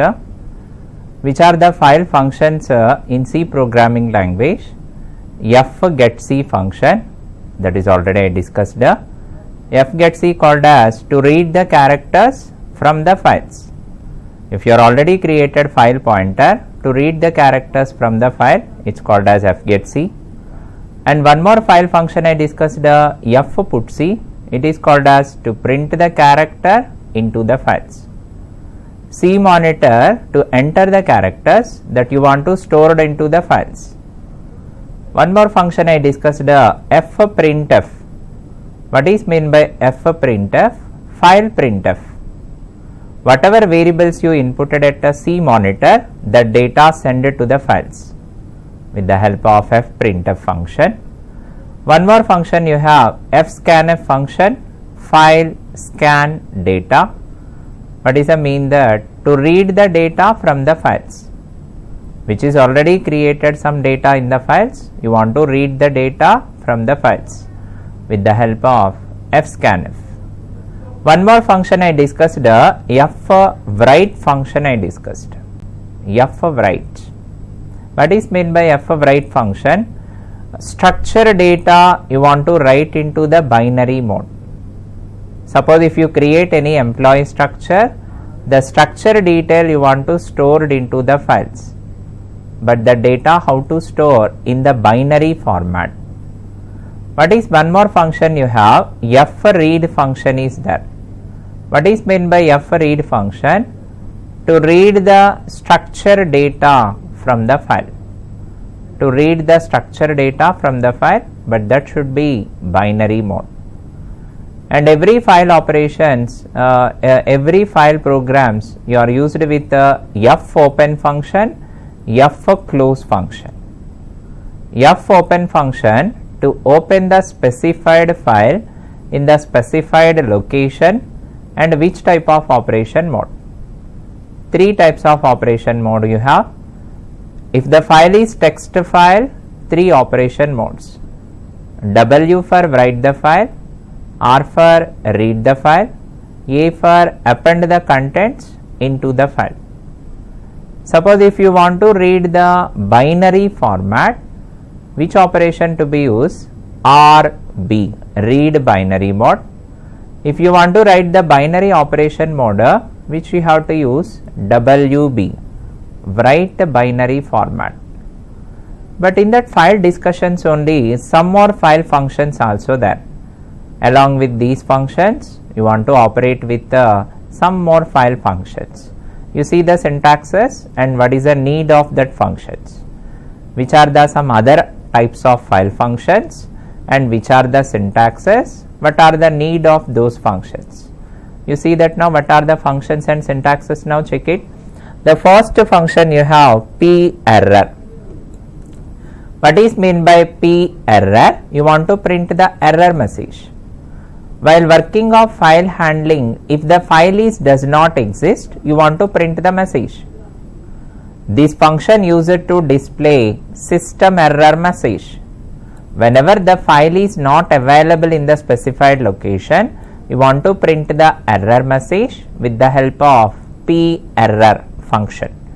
P error within the double quotes what to be mentioned? Message. What is one more important function? In the file handling, fseek function you have. What is meant by fseek function you have? File search the operation. It is called as file search. The specified record available or not, you want to search. Seek is nothing but search. Now this function used to move the specified file pointer. How to use the fseek function? What is the syntax? Fseek, file seek, file pointer, which file name you want to search the records? File pointer. After that 0 offset, 0 called as offset, which record you want to start. After that, you have three types of seek modes you have. While working of files, three types of search modes or seek modes. The first type of mode, seek underscore beg. What is meant by seek underscore beg? In my file, I have many records. Suppose I am entering many records.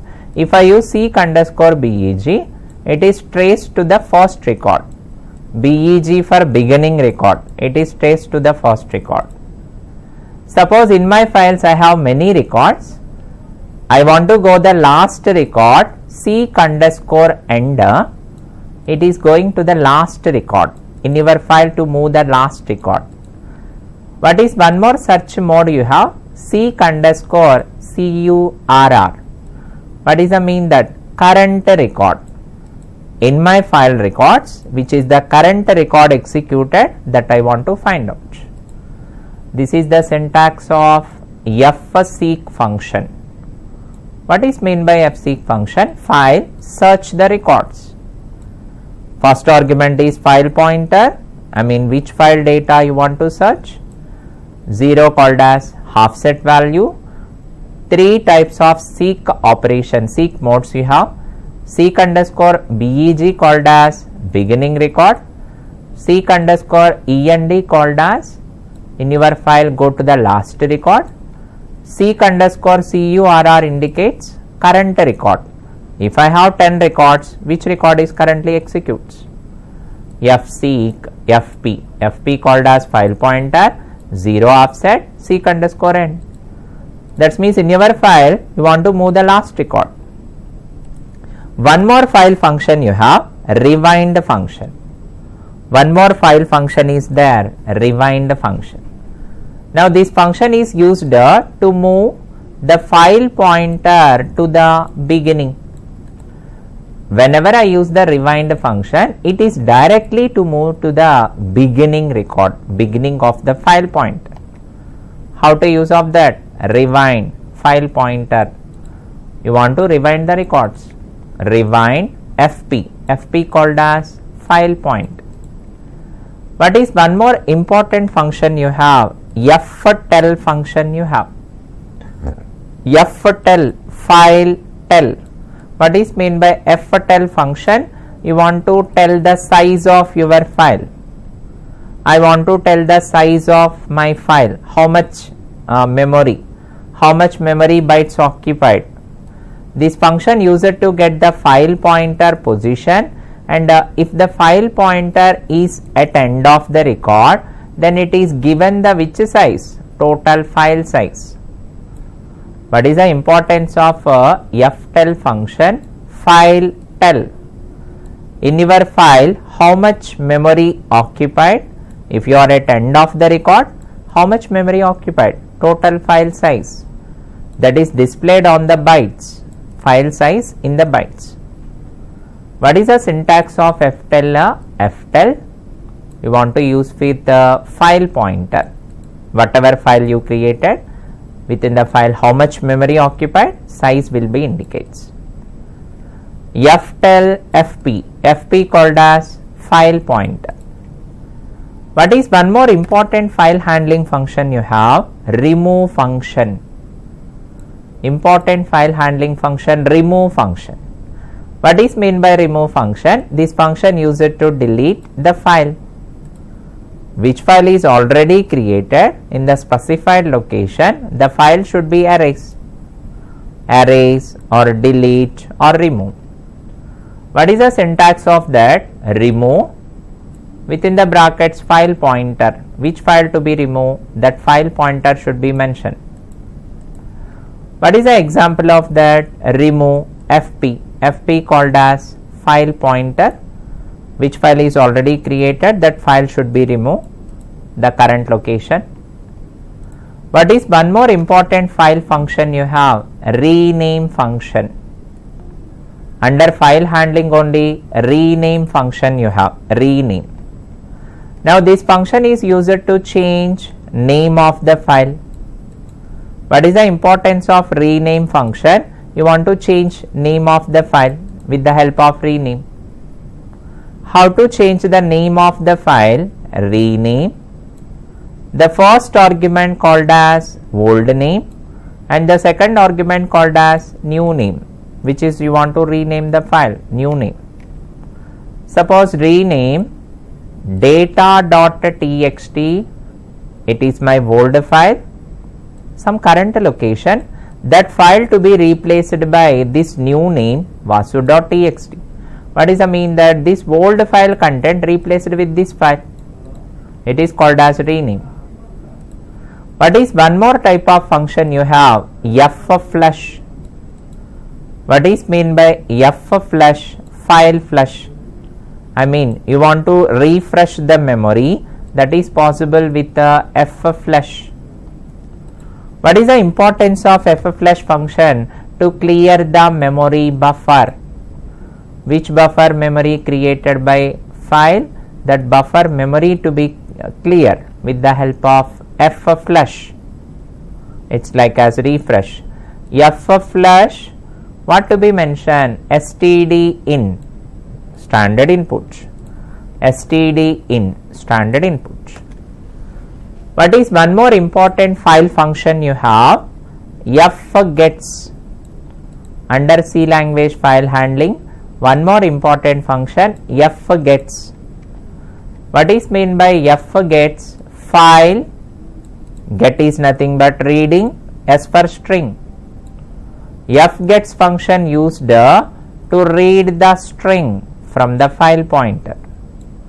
Which file is already created? Within the file, string data to be read with the help of F-gets. What is the syntax of that? Character, name of 20. It is called as string, 20 letter string. Now in this name variable, I want to read the string. In this name variable to read the string from the files. How to read the string from the files? With the help of which function? F-gets function to read the file, to read the string from the file. What is one more file handling function you have?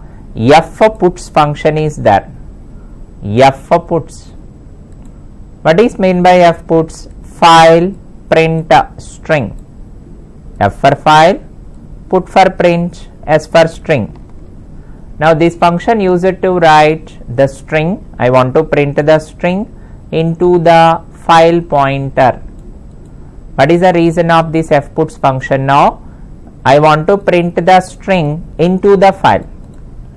That means you are reading some string, C monitor, but I want to print into the files, string data. Char, what is the syntax of that? Name of 20, that is called as string variable. If I entered with some string, Vasu string, this string I want to send it to the files. How to send off that? F-puts function you have. File, print a string. I mean name variable can be sent to the file pointers. This is the syntax of F-puts. Name comma FP, file pointer. What is one more function you have? F-get-W. What is mean F-get-W? F means file, get means read, W means works for integer. W indicates you want to work for integer data, number data to be read. This function is used to read the integer data from the files. What is the mean that? In your file already created some number you created, that number how to read? With the help of F-get-W. It is used to read the integer data from the files. What is the syntax of that? Int n. Suppose I declare any number. In that number, I want to read the number from the files. I want to read some integer from the files. With the help of F-get-W. File, read. Get means reader. W means works for number, works for integer. What is one more important file handling function you have? F-put W. What is meant by F put W? F for file, PUT means print, W means work for numbers or work for integers. What is the importance of F put W? This is for to print the number into the files. Which number you created on the C monitor, that will be sent to the files. It is used to write the integer data into the files. What is the syntax of that? Int n equal to 5. Suppose in the C language monitor, I am declaring n variable. N is a integer variable, n equal to 5. F put W, that is called as file printer, integer data to use. Number, n is already integer, that number I want to send it to the files, file pointer.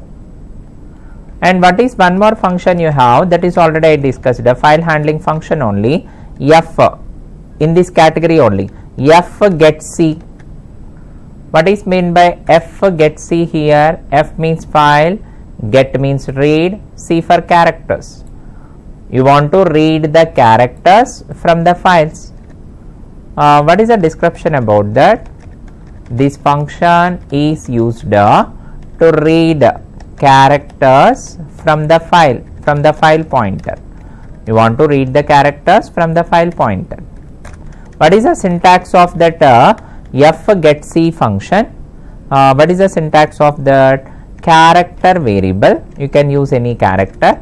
CH equal to F get C of file pointer. What is the mean that? To read the character from the file pointer, that is sent to the CH, C monitor variable to send. Similar to this, what is one more important file handling function? F put C, F put C, file print character, F put C, file print character. What is the reason of that? This function is used to write or to write character data into the file pointer. What is the meaning of this? F put C, you are already creating some character on the C monitor, that character will be putting into the files. C language monitor character data sending to the files, that is called as F put C function. What is the syntax of that? This function is used to write, this syntax I want to discuss now. What is the syntax here? F put C, PUTC, F put C, what to be mentioned here? Character variable, comma FP called as file pointer. Now this CH for character variable, FP means file pointer. Whatever characters you entered at a C monitor, that will be sent to the files. And what is one more important file handling function? One more function you have, fprintf. What is meant by fprintf function? This function is used to print a variable values into file pointer. Whatever variables you created on C language, those variables to be sent to the file pointer. What is the syntax of fprintf function? Fprintf file pointer, any file pointer, after that like %d, percentages, format specifiers, after that variables, employee number, employee name, any variables. What is the reason of fprintf function now? File printer. Whatever variables you created on the C monitor, those variables send it to the files. Generally, normal printf function to print the outputs on the C monitor, to print the variable values on the C monitor. But the fprintf means to print the variable value into the files. What is one more function? Important file handling function fscanf function. File scanf. What is the reason of this? This function is used to read variable values, from file pointer. What is the meaning of that? fscanf means, generally scanf means to read the data at a C monitor, to read the variable data at C monitor. What is meant by fscanf?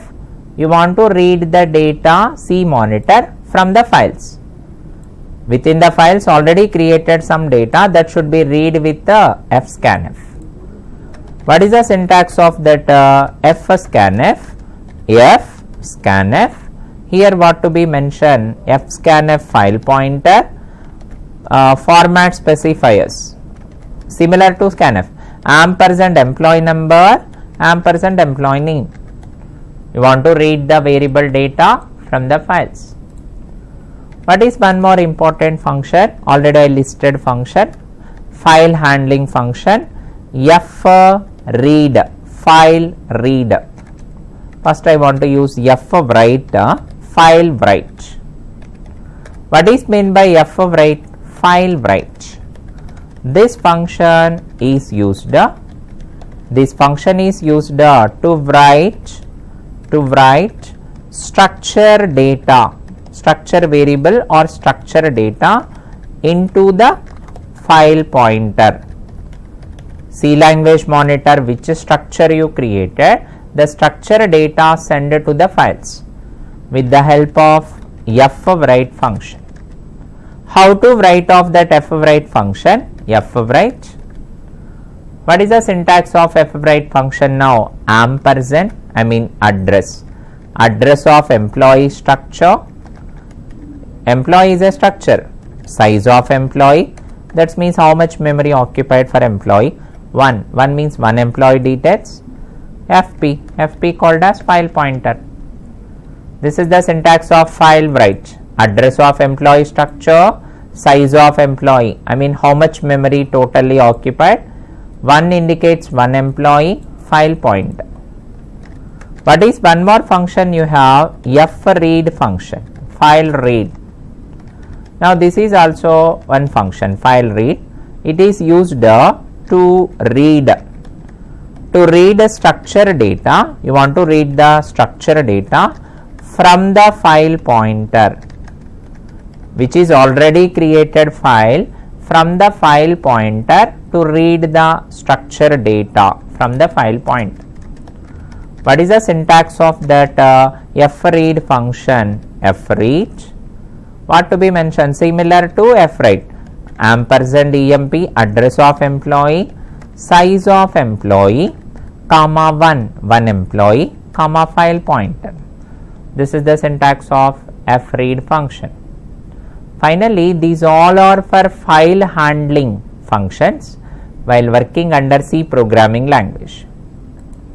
You see that which are the file functions majorly mostly used. Once again repeat that what are the file functions. The first important function you have, fseek function is there. What is the reason of fseek function? File search the records. What is the reason of fseek? File search the record. Suppose I created one file. Within the file already I entered a number of details like a first employee, second employee, third employee, number of records. I want to search first employee, I want to search last employee with the help of fseek function. What is the syntax of that? Fseek, file pointer, offset value, seek underscore end means last record should be find out. Seek underscore beg called as beginning record should be move on. Seek underscore curr called as current record should be find. Next one more is rewind function. What is meant by rewind function? It is directly going to the beginning record of the file pointer. Next function ftell. Ftell function used to tell the size of your file. Which file is you created? the file totally how much size occupied, how much memory occupied, that is told by ftel. Next function, remove function. What is meant by remove function? To remove the file, to delete the file, to erase the file. Next function, rename function. What is meant by rename function? The old file name changed with the new name. Rename function, old file name changed with the new name for file handling. Next function, fflush, file flush, the memory to refresh, file flush, memory buffer to be clear. Next function, fgets. What is meant by fgets function now? To read a string, to read the string from the files, only string. One more is fputs function, file print a string. You want to print the string into the files. Fgets function, you are already created one file, string data reading from the file. Fputs function, you are already entered some string on the C monitor, that should be sent to the files. One more function, fgetw. What is meant by fgetw? To read number data. W means work for integers. You want to read the integer data, fgetw. Next I want to use with fputw. What is meant by fputw? To print number data into the files. Fputw called as to print the number data into the files. Fgetc function you have. What is meant by fgetc function you have? To read the character from the files. This is only just reading the characters from the file. Like in file you are already created some characters, you want to read that, fgetc function. One more function you have, fputc function. What is meant by fputc function you have? To print the characters into the files. You are already writing some characters in the C monitor, but those characters you want to send to the files.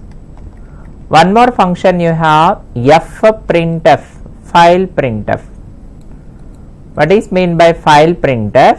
You want to print the variable data into the files. Whatever variables you created, those variables you want to send it to the files, fprintf. One more function you have, fscanf function is there, fscanf. What is meant by fscanf? You want to scan the data from the files, file variable data to scan. One more function you have under file handling, fwrite function is there, fwrite. You want to write the structure data into the files. If I want to write the structure data into the files, binary mode you want to store, binary mode. Binary mode means not our understandable, machine understand. One more file function, the last one you have, fread function. This is called as file to read, but this is to read the structure data from the file. Fread function to read the structure data from the file in which mode? Binary mode. Finally, these are some different type of file functions you have. These all are the discussed syntaxes you have. These all are used for file operation purpose. To sending of the data, different type of data you can send. You see that finally what is the reason of these file functions? Why you have to go for these file functions? Suppose you are already created some data on the C monitor, maybe integer data or maybe characters or maybe strings or maybe structures or maybe variables. If you are entered with integer data on the C monitor, if you want to store it into the files, which function to be used? fputw. fputw to send the integer data into the files. If you want to enter the C monitor string data, that you want to store it into the files. Which function to be used? F, puts function to be used, PUTS. Suppose in the C monitor you are enter the character data, that character you want to send to the files. Which function to be used? F put C function. In C monitor you are enter the structure data, the data you want to store it into the files. With the help of which function? F write function you have. Character data printing into the file, F put C. Structure data printing into the file, F write function. String data printing into the files, F puts. And integer data you want to print it to the files, F put W. Any type of variable you want to send it to the files, F printf. What does that mean? That integer, character, string, float, every variable data you can send to the files. Vice versa, which are the functions? If I want to read the data from the files, one scenario to send it to the files, another scenario to read the data from the files. If you want to read the character data from the files, which function to be used? F get C function to use.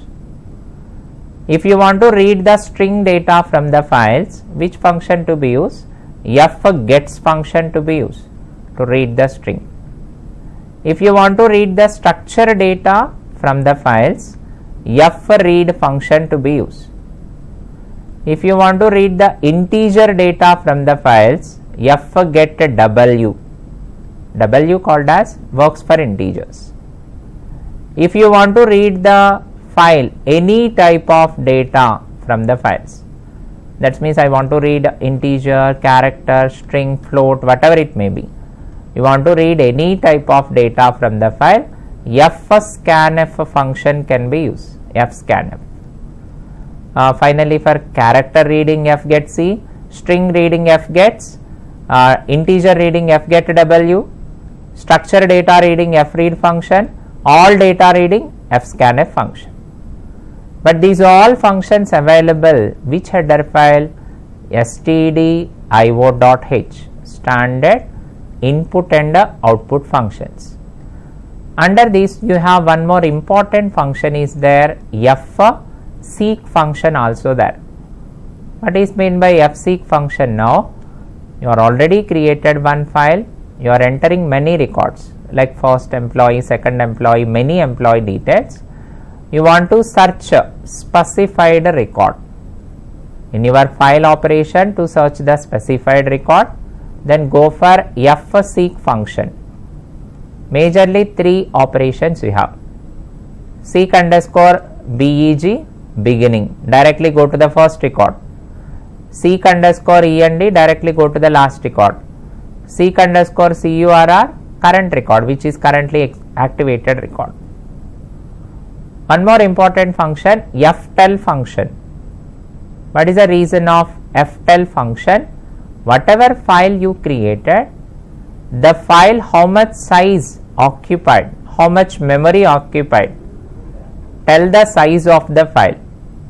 That is possible with the help of ftell function. You can indicate the size of the file, that can be used.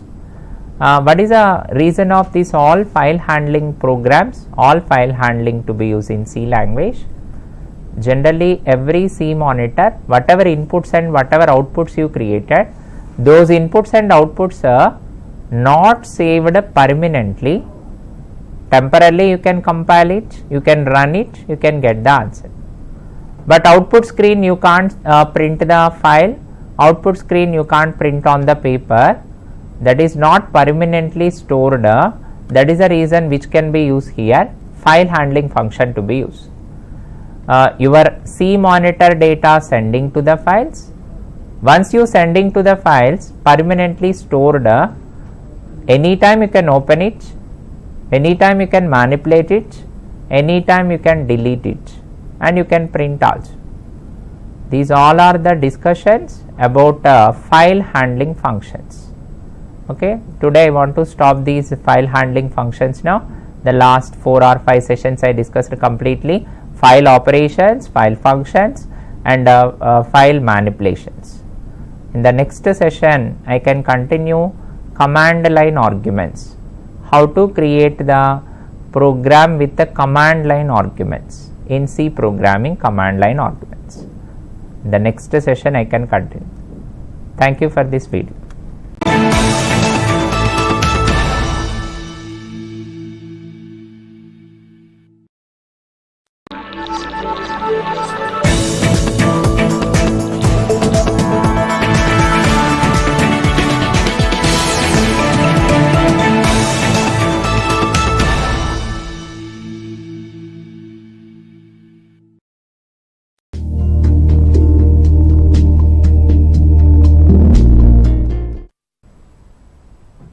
Hello students, welcome to the C language training program.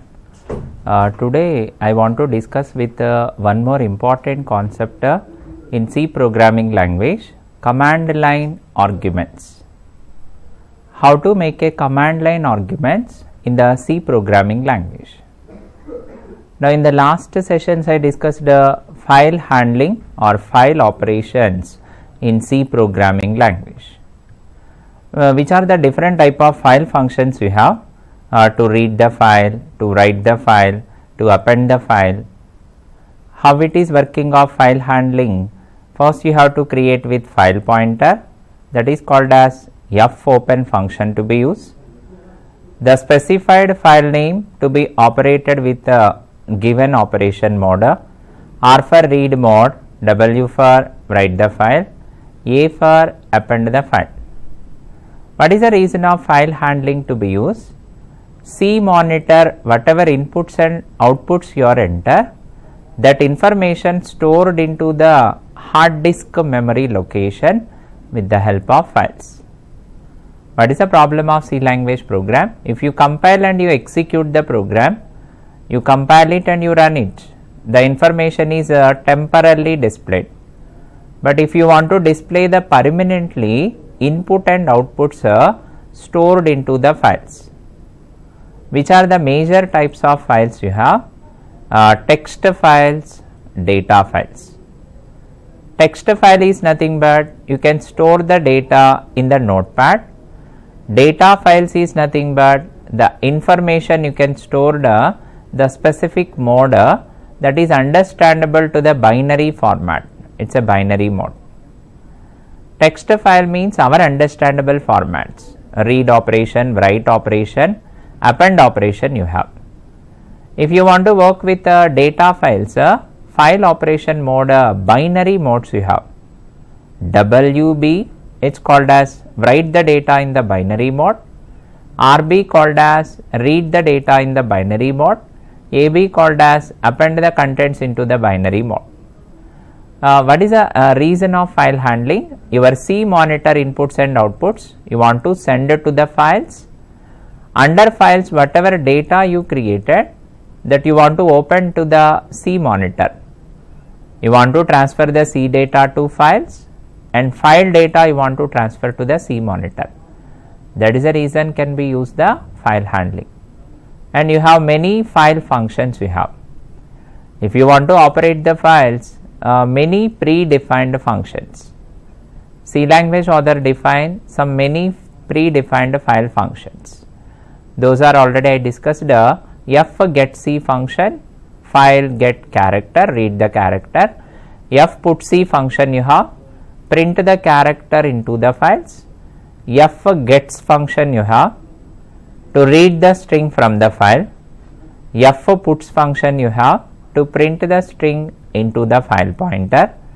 F get W you have to read the integer data from the files. F put W you have to print the integer data into the files. F scanf you have to read the data from the files, to read the variables from the files. F printf function you have whatever variables you created in the C monitor that you want to send it to the files. F get C, F put C, F gets, F puts, F get W, F put W, F scanf, fprintf. If I want to work with the structured data into the files, f of write function you have. If you want to read the structured data from the files, f read function you have. These all are the different type of file functions. Those functions how to process, the last sessions I discussed. Now today I want to discuss with one more important concept in the C programming language, command line arguments. What is meant by command line arguments? If you make any function in the C programming, the functions are with argument also there, without argument also there. If you want to define the function no return, no arguments, no return called as void, no argument means you are not passing any values. One more type of function you have, no return means void with arguments. I mean you want to pass the arguments, through the function you want to pass the inputs. What is one more category of function you have, with return with arguments. With return with arguments means through the function you pass the inputs, after processing of your arguments return back your answer, call back to your answer. From the function you want to call back some answer, it is called as return type function. Now see the last all programs I discussed, every C program, which are the last sessions I discussed every C program, void main function I used. Every C program main function is compulsory function, it is mandatory function, because through main only compilation begins. Every program compilation at main, through main only compilation begins. But the main function every day I used without arguments. The main function I am not passed any arguments, without arguments. Main function before I used daily void, void means no returns. What is the meaning of this? Daily I am using with the main function without arguments, I am not pass any arguments through main. What is meant by command line arguments? If user want to pass the arguments through the main function, through main function you want to pass some arguments, that discussion called as command line arguments. What is the definition of command line arguments? If user wants to pass the inputs at a command prompt, command prompt is nothing but MS-DOS prompt. Using MS-DOS prompt you want to pass the inputs, that method is called as command line arguments. But how to pass the inputs at a command prompt? C language program inputs at a command prompt, main function to pass the two keywords. The C program main function to pass the two keywords. One keyword is called as argv, argv called as argument value, and args, argument of string, but that is args of square bracket, argument string array, argument of string array you have. That means what? While working of command line arguments, main function two keywords to be passed, main function two arguments to be passed. One is for argv keyword, another one args. Argv called as in your C program how many arguments you passed, that number of arguments returned by argv. If you compile any C program, if you run the C program, how many number of inputs you are passed, that will be decided by argv. Argv return total number of arguments. One more keyword you have, args. What is meant by args now? Argument of string, argument of string array. What does that mean? That whatever arguments you passed at command prompt, those arguments you want to print values with the help of args. Finally, what is my conclusion? Argv keyword used at your command prompt, how many inputs you passed, the total number of input value counted by argv, the length of arguments counted by ARGV. What are the arguments you passed at command prompt? That argument value should be displayed with the help of ARGS, argument of string. But generally whenever you are using with the command line arguments, through the command prompt, whatever inputs you passed at your C program, whatever inputs you passed, those inputs by default treated as strings. Whatever inputs you passed, maybe 10, 20, it's integer. Maybe you passed Shiva Hari, it's a string. Maybe you passed 37.3, 47.3 floating. Any type of values you passed at a command prompt, by default it is treated as strings. Every argument treated as strings. Whatever value, maybe integer, maybe string, or maybe float, by default it is treated as strings. How to read the first input value ARGS of 1? At your command prompt, every argument treated as a string, it is a string array. What is meant by string array? First string, second string, third string. Every string array index value first started with 0. Next I want to use with 1, so on, so n minus 1. How to read the first argument? ARGS of 0. How to read the second argument? ARGS of 1. But at command prompt, whatever program you pass the input, the program also treated as arguments. Whatever inputs you passed at your program, including that, and your program name also treated as arguments. Program name as a first argument, remaining inputs are second, third, like this. Finally, what is my discussion about command line arguments? Why you have to go for command line arguments? Generally every program, C program, main function without arguments, but I want to pass some values through main function. Through main function I want to pass some arguments, some values to be passed through main function. That is possible with the help of command line arguments. Generally where to be passed the command line arguments? Suppose if you are creating main with arguments, where to be passed your inputs?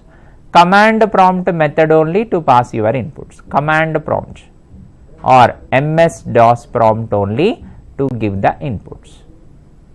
Now for the working of command line arguments, two keywords. C language author defined two keywords: ARGV, argument value; ARGS, argument string. ARGV used to find how many number of arguments you passed for your program. In your program, how many number of arguments you passed? The length will be calculated by ARGV. Which are the arguments you passed at command prompt? If you want to print those values with the help of ARGS, it's called as string array. The first value treated as 0, second value treated as 1. But the program name also treated as argument of string. It treated as ARGS of 0. But why you have to go for command line arguments? Actually command line arguments are passed through command prompt. Your inputs and outputs getting to through command prompt. Input also command prompt, output also command prompt. But what is the advantage of command line arguments? What is the advantage of command line arguments? Why to use the command line arguments? Because of at command prompt method only you can input directly your values, your program values. At a command prompt method only you can get the answers. At that time what is the advantage now? Security. Your complete program no need to open. Every time, every day, whatever program you saved, the program you have to open, that to be compiled, that to be run. No need to open that editor, no need to open that everyday program. Just one day you save the program, that program name to be remembered, that program to be passed the inputs. What is a major advantage? Security reason. And one more is hiding. Your original program you are not seeing. You can't see the original program. While execution time, command prompt you can pass the inputs. When I execute that exe file, whenever exe file is generated for C, at exe file only to pass the inputs. That is the advantage of command line arguments. Mostly your project inputs are, if you develop any application with the C language, if you develop any project with C language, your application inputs are through command prompt method you can input. It is a very easy method and conveniently and frequently to work off these. That is the reason to go for command line arguments. You see that discussion about command line arguments, what is the syntax, how to use of that command line arguments. What is meant by command line arguments? You see that the arguments can be passed to any function when they are calling. Generally, whenever you create any function, the function can be called to some arguments. Any function can be passed the arguments. Arguments called as values. Suppose I am giving with void add is a function. Suppose void add is a function, I am passing with int x, integer x, int y. Now this discussion is called as what? You are creating function with arguments. You are passing two integers 10, 20. Whenever you are creating any function, you are passing the values that is called as arguments. You are passing the arguments. Now see, the main is also a function, and through main I want to pass some arguments. Using main function to pass some arguments. That can be passed from which location to be passed? MS-DOS prompt. Using MS-DOS prompt only to pass the arguments. For which function to pass the arguments? Main function. In main function to pass the arguments using MS-DOS prompt. While working of this main function with arguments, to use the two keywords, first keyword is argv, argv called as argument value. Second keyword is called as args, argument of string. argv is nothing but argument of value. Args is called as argument of string. It is a square bracket. Now see here, argv is an integer value. It is an integer, and it is a number of arguments passed. At your command prompt, how many number of arguments are passed at your command prompt? That number will be displayed with the help of argv. Whatever strings you passed, whatever inputs you passed at a command prompt, that inputs will be displayed with the help of args. Args used to print the array of string values. By default, every command prompt, whatever inputs you passed, those inputs are by default treated as strings. At your prompt, whatever inputs I passed, those I want to print with the help of args. But args is a array, square bracket, it is a array, string array. Every args treated as array, string array. But this is a pointer with help of address to read. Finally, here two keywords will be referred, argv, and what is one more keyword should be referred? Args. This is one keyword I have, and one more is args. Argv is used argument of value. When I pass the arguments at a command prompt, how many number of arguments I passed? The total number value will be displayed by argv. Whatever arguments I passed at command prompt, I want to display those values. Array of string values I want to display with the help of args. What is the syntax of that? Main is a function. Main is a function. After that, int argv. Every argv keyword passed as an integer, your argument as an integer. And args, argument of string array, it is a pointer. This is which data type? Character. Totally, this is the syntax of command line argument syntax. What is the command line argument syntax? Main, int argv, totally number of arguments, how many passed, it will be returned by integer. Which are the arguments you passed that should be displayed with the help of args. but this is character. Now I want to discuss with how to create a command line argument, one simple program. What is my program? Example program. You see that what is my program discussion? Write a program to demonstrate command line arguments. Now I want to demonstrate that command line arguments. C programming, how to work the command line arguments, that to be discussed. Command line arguments. I want to create header file hash include stdio.h. Now I want to create another header file hash include conio.h. After that I used a main function. Till all main functions, all C language program, all C programs I used without arguments, main function without arguments. Whatever programs I discussed on C language, every program, all programs main function without arguments. But now I want to pass the arguments.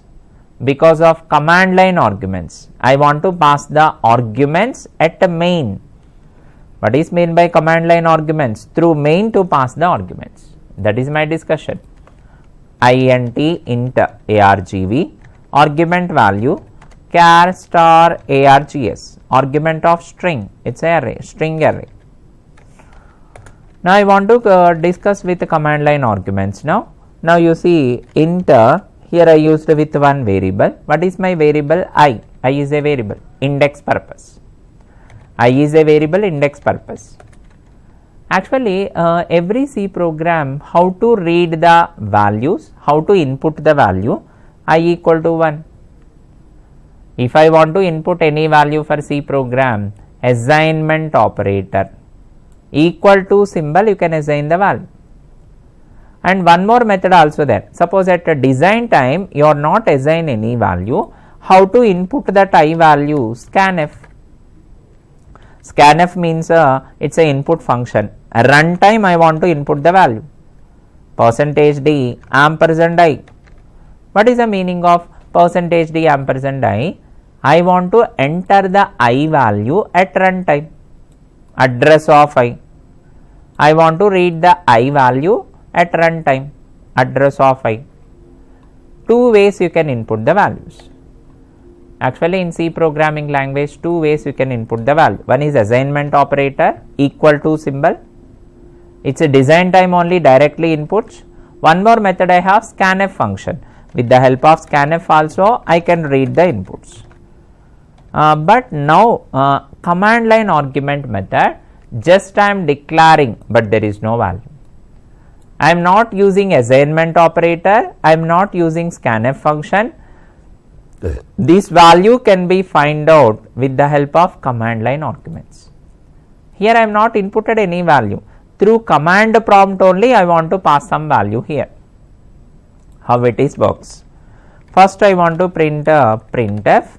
I want to print a total number of arguments. Whatever program you created, that program totally how many number of arguments, that I want to print. I want to print the total number of arguments value %d, because I want to return which data type? Integer. Argument value should be written integer, that is the reason %d.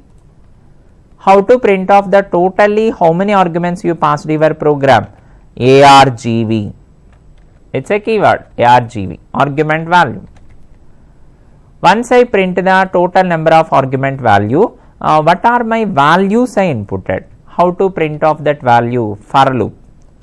I equal to 0, index, I less than or equal to, I less than or equal to or I less than args, I less than argv. What is meant by argv? Argument value.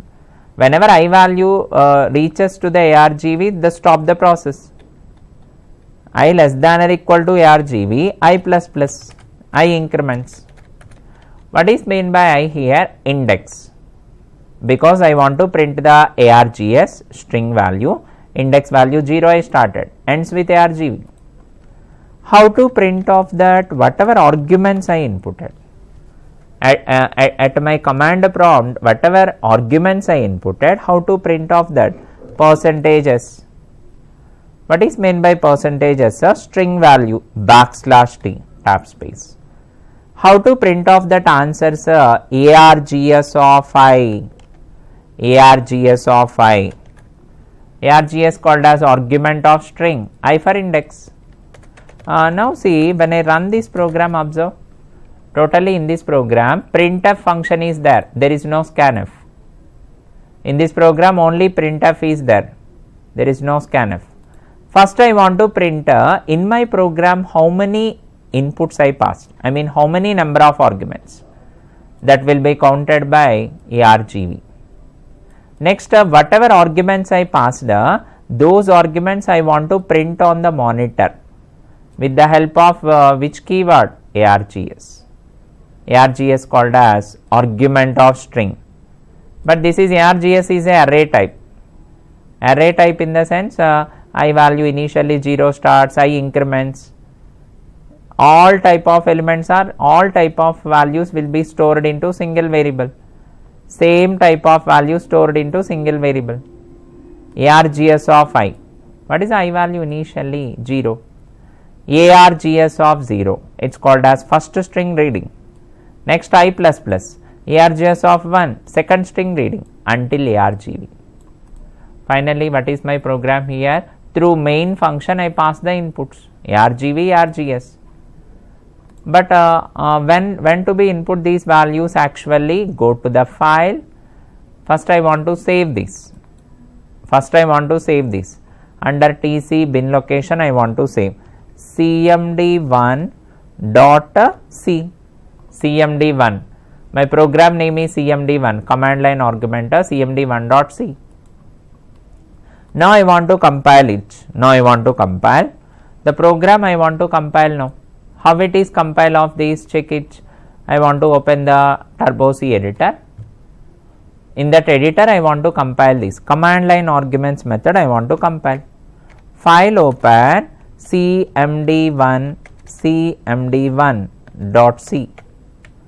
Now when I compile this program, there is no, when I compile this program you see star ARGS argument of string. Here you observe ARGV, not ARGS, int ARGV char ARGS. When I compile and run this program, there is no any errors, but you are not getting any answer also. You see that I want to pass the outputs. How to pass the inputs? Then only get the outputs. How to pass the inputs? DOS shell.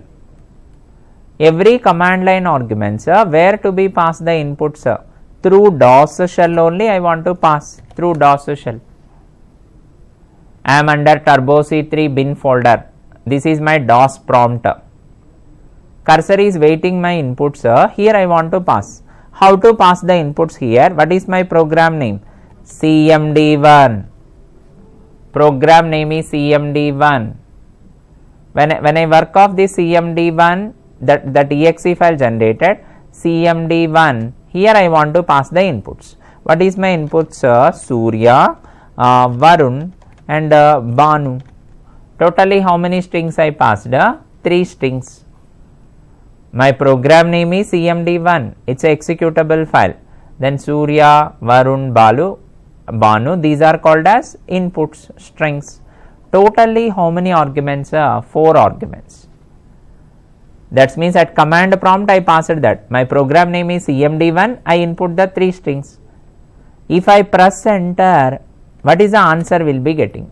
You see that first you have to verify which is my program name. Is it that program name available or not? You verify that. What is my program name? Check it. cmd1.c. First I want to compile that. Program now. Alt C, compilation, Alt R, run. Now I want to go for DOS shell. Go for DOS shell. CMD1. That is my program name. After that to pass the inputs. Surya, Suman, whatever. Now you see here CMD1, it's a legal command actually. Program name, you check the program name. The program name I changed. Program name is the problem here. Program name I changed.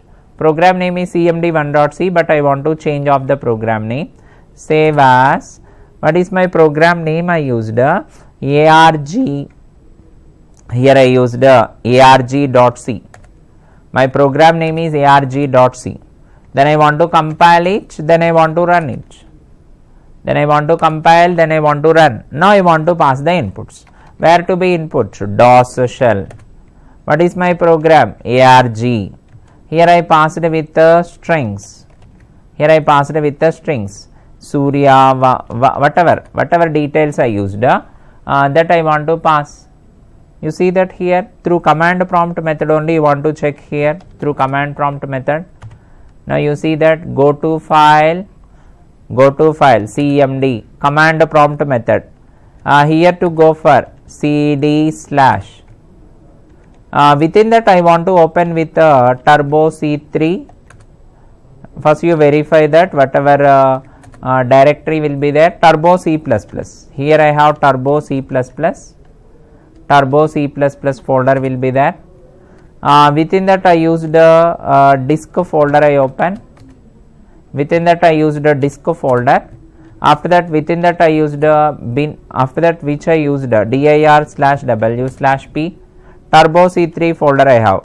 Turbo C3 folder is there. Within that turbo C3 folder only cd bin I have. Within that tc bin only I want to run. What is my program name? ARG 1020. You see that ARG 1020, but here it is not recognized. Program name, suppose I used arg.exe 20 and 30. You see that it is not recognized. Once I verified that, check it. Here actually what is the program name I giving? Through command line argument method means what is the program name I compiled. That program is arg.c and you verify that. Open.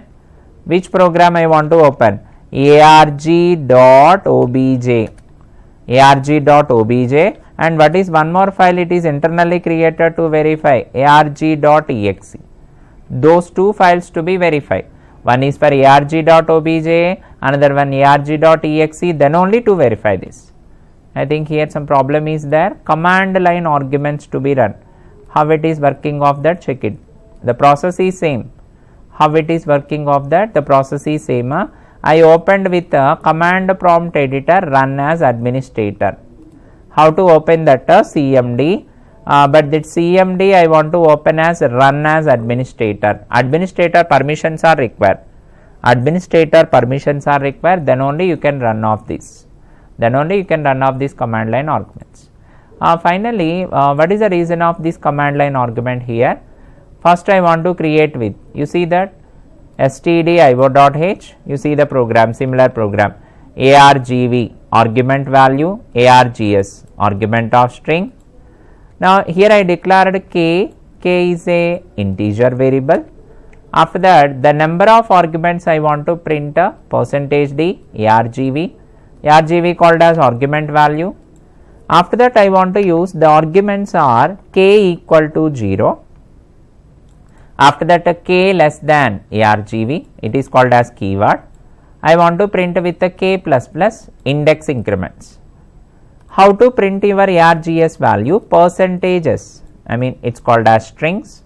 How to print of that? Args of k, that means args of 0, args of 1, args of 2.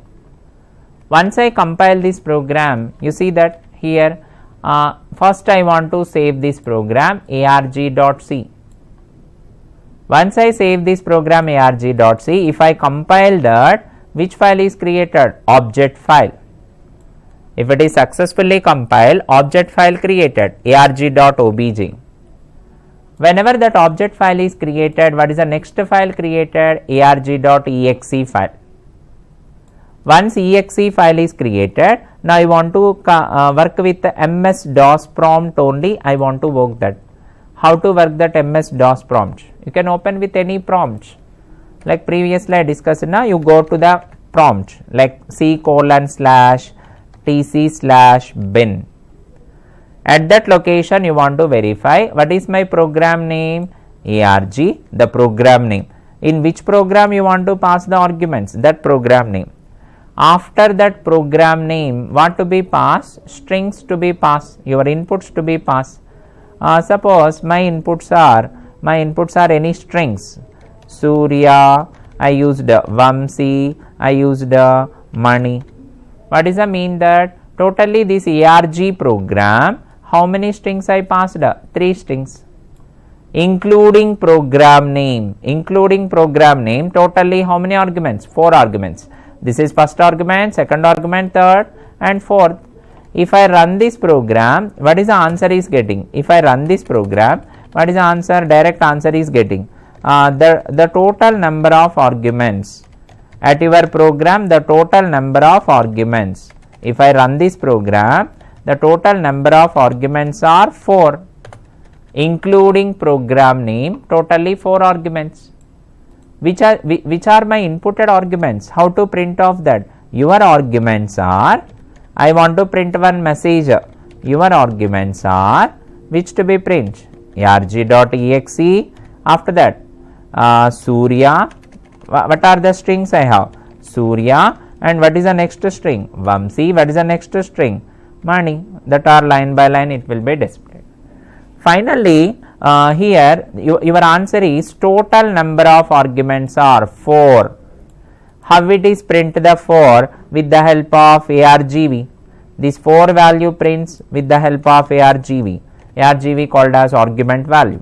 If I want to print these argument values, how to print off these argument values here? ARGS. If I want to work with the first argument, ARGS of 0. If I want to work with Surya, ARGS of 1, ARGS of 2, ARGS of 3. These are the command line argument method, you can pass these. Finally, for this command line argument method, you see that whenever you are working with the command line argument method, check that whenever you are working with the command line argument method, through main function to pass your inputs. Through the main function to pass the 2 keywords ARGV, ARGS. ARGV identified argument value, I mean totally your program how many number of arguments. ARGS indicates argument of strings, which is your inputs I giving those strings to be displayed. But here whenever you are working with these 2 command line arguments, where to be pass your inputs? Command prompt method, I mean MS-DOS prompt method. Through MS-DOS prompt method only to input the values. Generally every C program, how many ways to input the values? 2 ways. How to input the value? First method is assignment operator. Using assignment operator you can input the value. And what is my second model? If I want to input the value, scanf function. With the help of scanf also I can input the value. And one more model is assignment operator. But another way to input the value using command line arguments. Using command line argument also you can input your values. Where to be pass your input values? Through command prompts. Now you see, if I want to work with one simple program, I want to work with the addition of 2 numbers. I want to add with the addition of 2 numbers with the help of command line arguments. Using command line arguments, I want to add the 2 numbers. Generally normal program how to add the 2 numbers. Suppose A is one variable, B is one variable. If you are created A is 10, if you are created B is 20, C equal to A plus B. But that A value, B value where you are inputted? Assignment operator. Design of the program only you are inputted. But one more method is there, scanf method also you are inputted this method.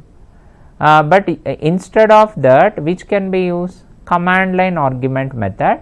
How to read off the first input? If I want to add the 2 numbers, at a command prompt, how to read off the first number? How to read off the first number? ARGS of 1. Why? Because ARGS of 0 called as program name. In which program you want to add the 2 numbers? The program name. It is generated exe file. What is the next one? Second argument is nothing but your first input. Actually your first input is second argument. What is my next argument is second number. With the help of command line arguments, you can add the numbers and you can finally get the answer. Now see, the last sessions whatever C programs I discussed, same program inputs and outputs can be passed with the help of command line arguments. This is also one more way. If I want to input that, assignment operator can be input, scanf function also I can input. But one more way also there, using command line argument also your C program can be input. The last C language programs also you can input. Using command line arguments only you can make the file operations. Already I discussed how to make a file, how to read a file, how to write a file, how to append a file. But the same file operations I want to work with command line arguments also, you can make a files. Okay, that discussions on in the next session I can continue. In the next session I can discuss with how to write the command line arguments with files. Using files also you can make a command line arguments. Okay, in the next session I can continue. Thank you for this video.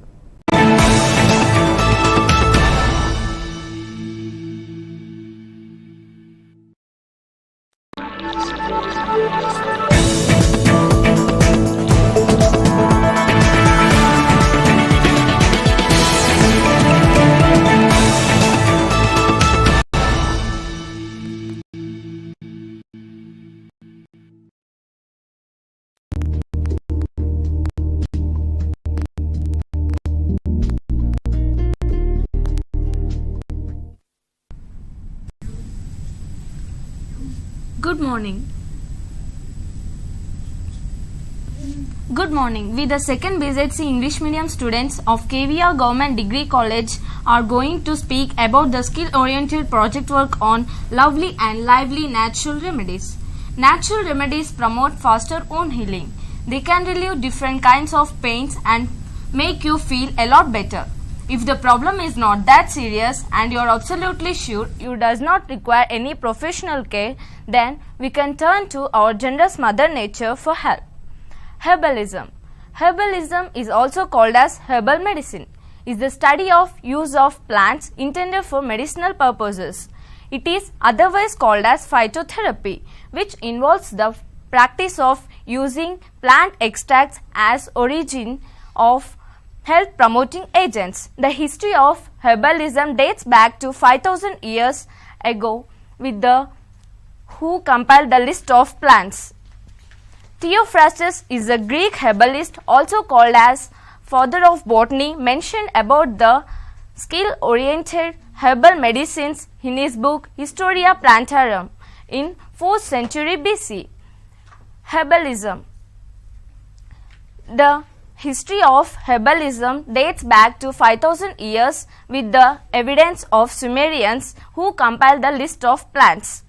Theophrastus is a Greek herbalist also called as Theophrastus is also called as father of botany who mentioned the herbal medicine in his book Historia Plantarum in 4th century BC.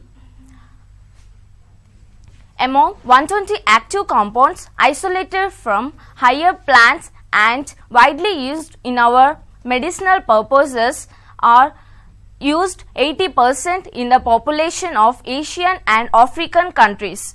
80% show a positive correlation between their therapeutic use and medicinal use of traditional process in their livelihood.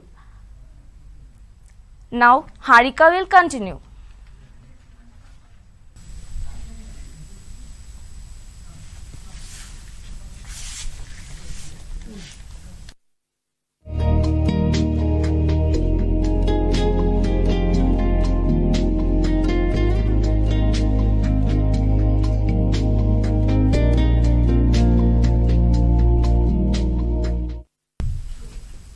Now, let us discuss about the topic. The present generation prefers to be trendy largely in two aspects. They are look and the physical fitness. They take every care of their body from top to toe.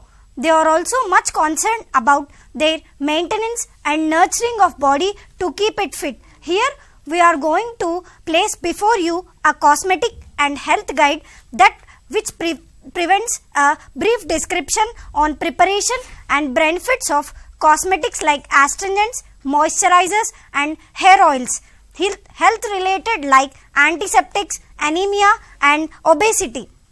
Astringents. At the time of commencement, while using a homemade astringent, the following facts should be noted. Normally, the astringent should be applied after thoroughly cleaning the skin with the water. It can be used 2 to 3 times every day. Astringent application can be followed up with a light moisturizer if necessary. An astringent breaks through the skin pores to constrict them, removes dirt, and thus it counterbalances surplus oil and tightens the skin. It has a revitalizing effect. It imparts a healthy glow and minimizes the possibilities of acne, pimples and blemishes. Now let's see some homemade astringents. Rose astringent. The ingredients required are rose petals and distilled water. Procedure. Heat the water and when it starts boiling, pour water slowly over the rose petals and boil. Keep it undisturbed for around 30 minutes and filter the petals in such a way that rose water comes out. Benefits. The mixture is very effective and is good for oily skins, cleans the skin and removes the dust. Next, the lemon orange astringent. Ingredients. Thinly sliced pieces of half a lemon and half an orange along with 3/4 cup of ethanol. Procedure. All the ingredients ought to be combined in a blender and mix until the fruits are thoroughly crushed. Filter the liquid. It can be stored for about 6 months in a freezer. Apply this to the skin using a cotton ball. Benefits. The mixture is very effective in tightening pores, refreshing the skin and removes dirt. One more astringent is sandalwood astringent. Ingredients. 8 spoons of sandalwood, 2 spoons of almond oil, 1 spoon of honey, 4 spoons of rose water, 4 orange peel extracts and 5 grams of baking soda, that is sodium carbonate. Benefits. All the ingredients ought to be mixed, stored in a refrigerator. They do not have negative effects and are gentle on the skin. Can be applied for dry skins. Next, another natural remedy is moisturizers.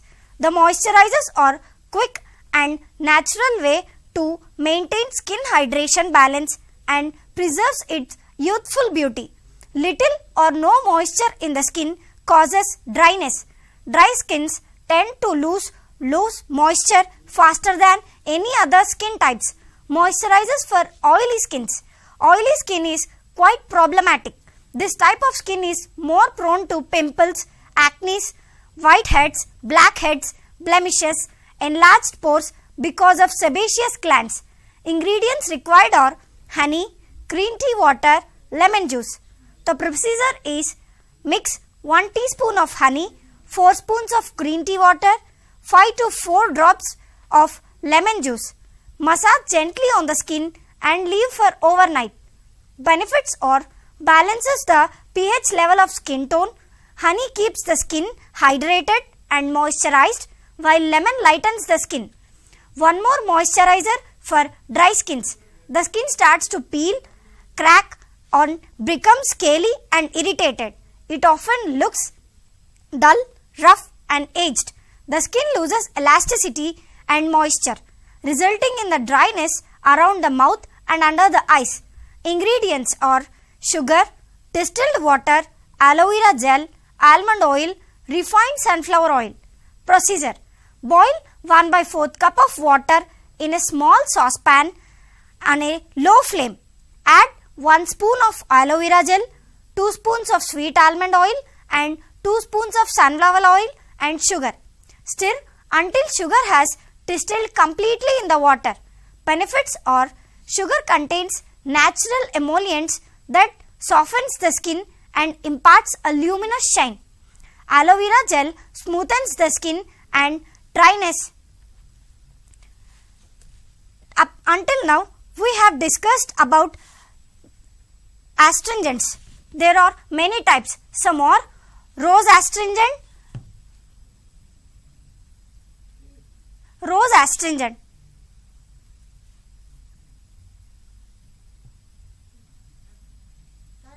lemon orange astringent and sandalwood astringent, and also moisturizers for dry skins and oily skins. Now Sana will continue.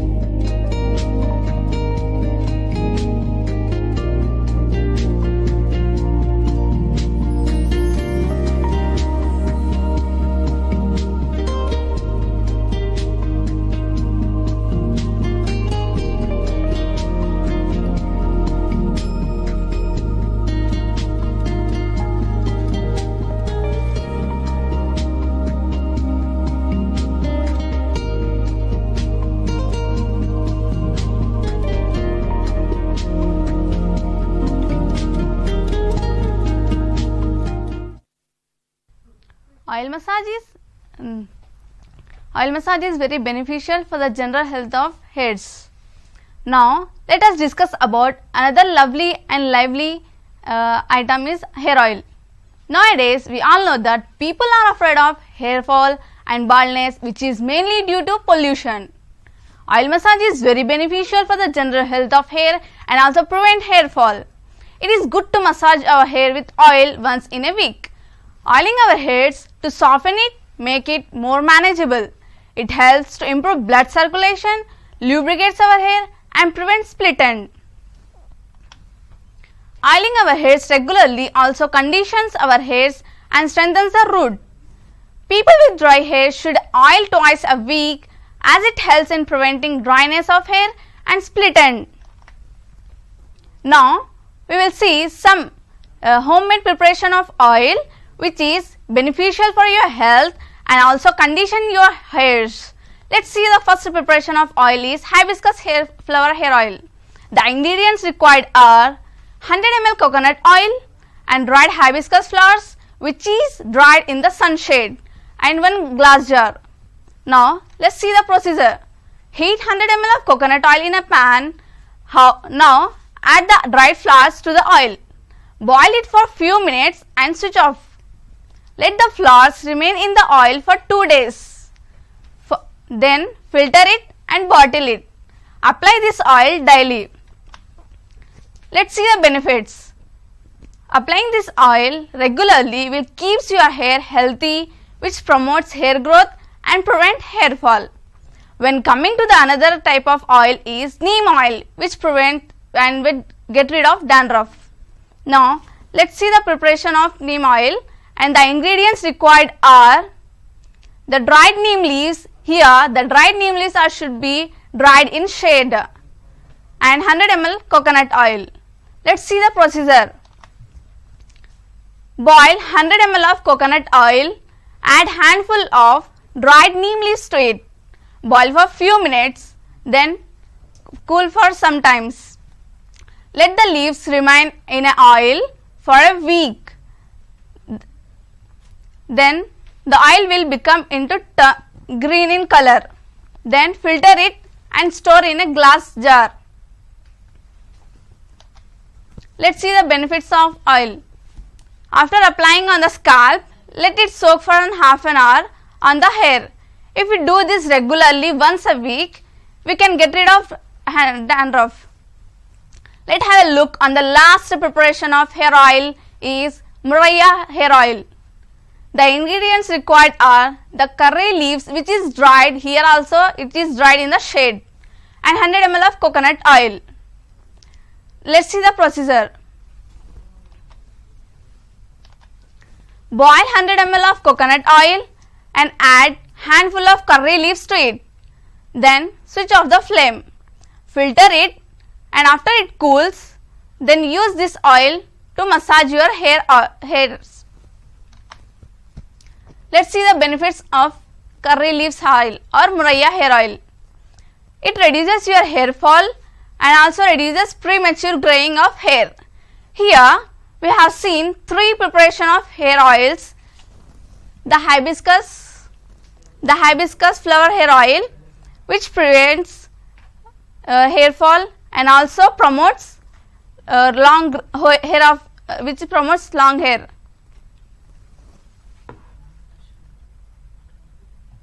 Second preparation is neem oil.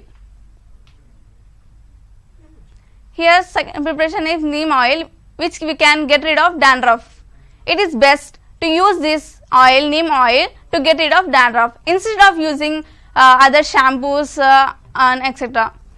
When coming to the third preparation of oil is Muraya or curry leaves oil. It is good for prematuring of hair or premature graying of hair. We have seen these 3 types of oil here. Instead of using other products, we have to use this natural preparation, homemade preparation of oil, which promotes your hair growth and also prevents splitting of ends and also for get rid of dandruff. Now Monica will continue.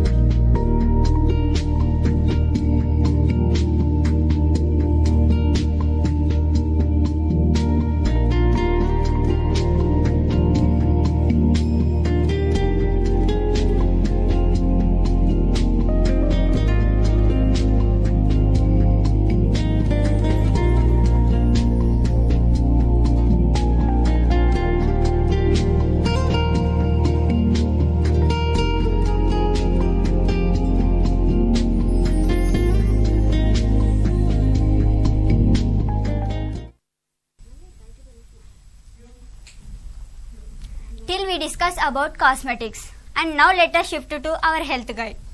The antiseptics are used to kill the germs on the skin. We the KVR students have prepared a wonderful product for antiseptics. This homemade antiseptic ointment is packed full with germ killing properties that will help to treat every day, such as minor cuts, scrapes, abrasions, etc. This ointment mainly serves as first aid antiseptic cream. The ingredients required are approximately 2 teaspoons of grated raw bee wax, olive oil, 1 cup olive oil, 1 cup almond oil, 1 cup coconut oil, 1 cup 10 drops of lemon oil. Let us see how to prepare the product. Take a small pot or a double boiler, melt olive oil, almond oil, coconut oil and coconut oil. Then stir well mixed. Now these oils melt and also grated raw bee wax in a very low heat for 10 to 15 minutes. Now add lemon oil. Then stir well mixed. Allow it to be cool and store this mixture in a cool or dark places in glass containers.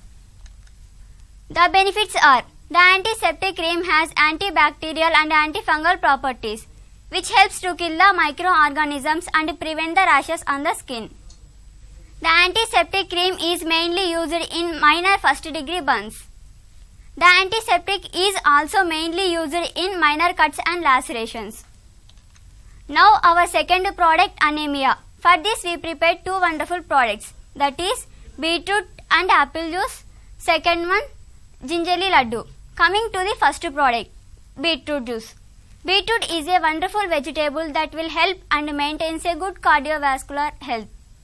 It has been scientifically proven that beetroot juice helps in lowering higher blood pressure.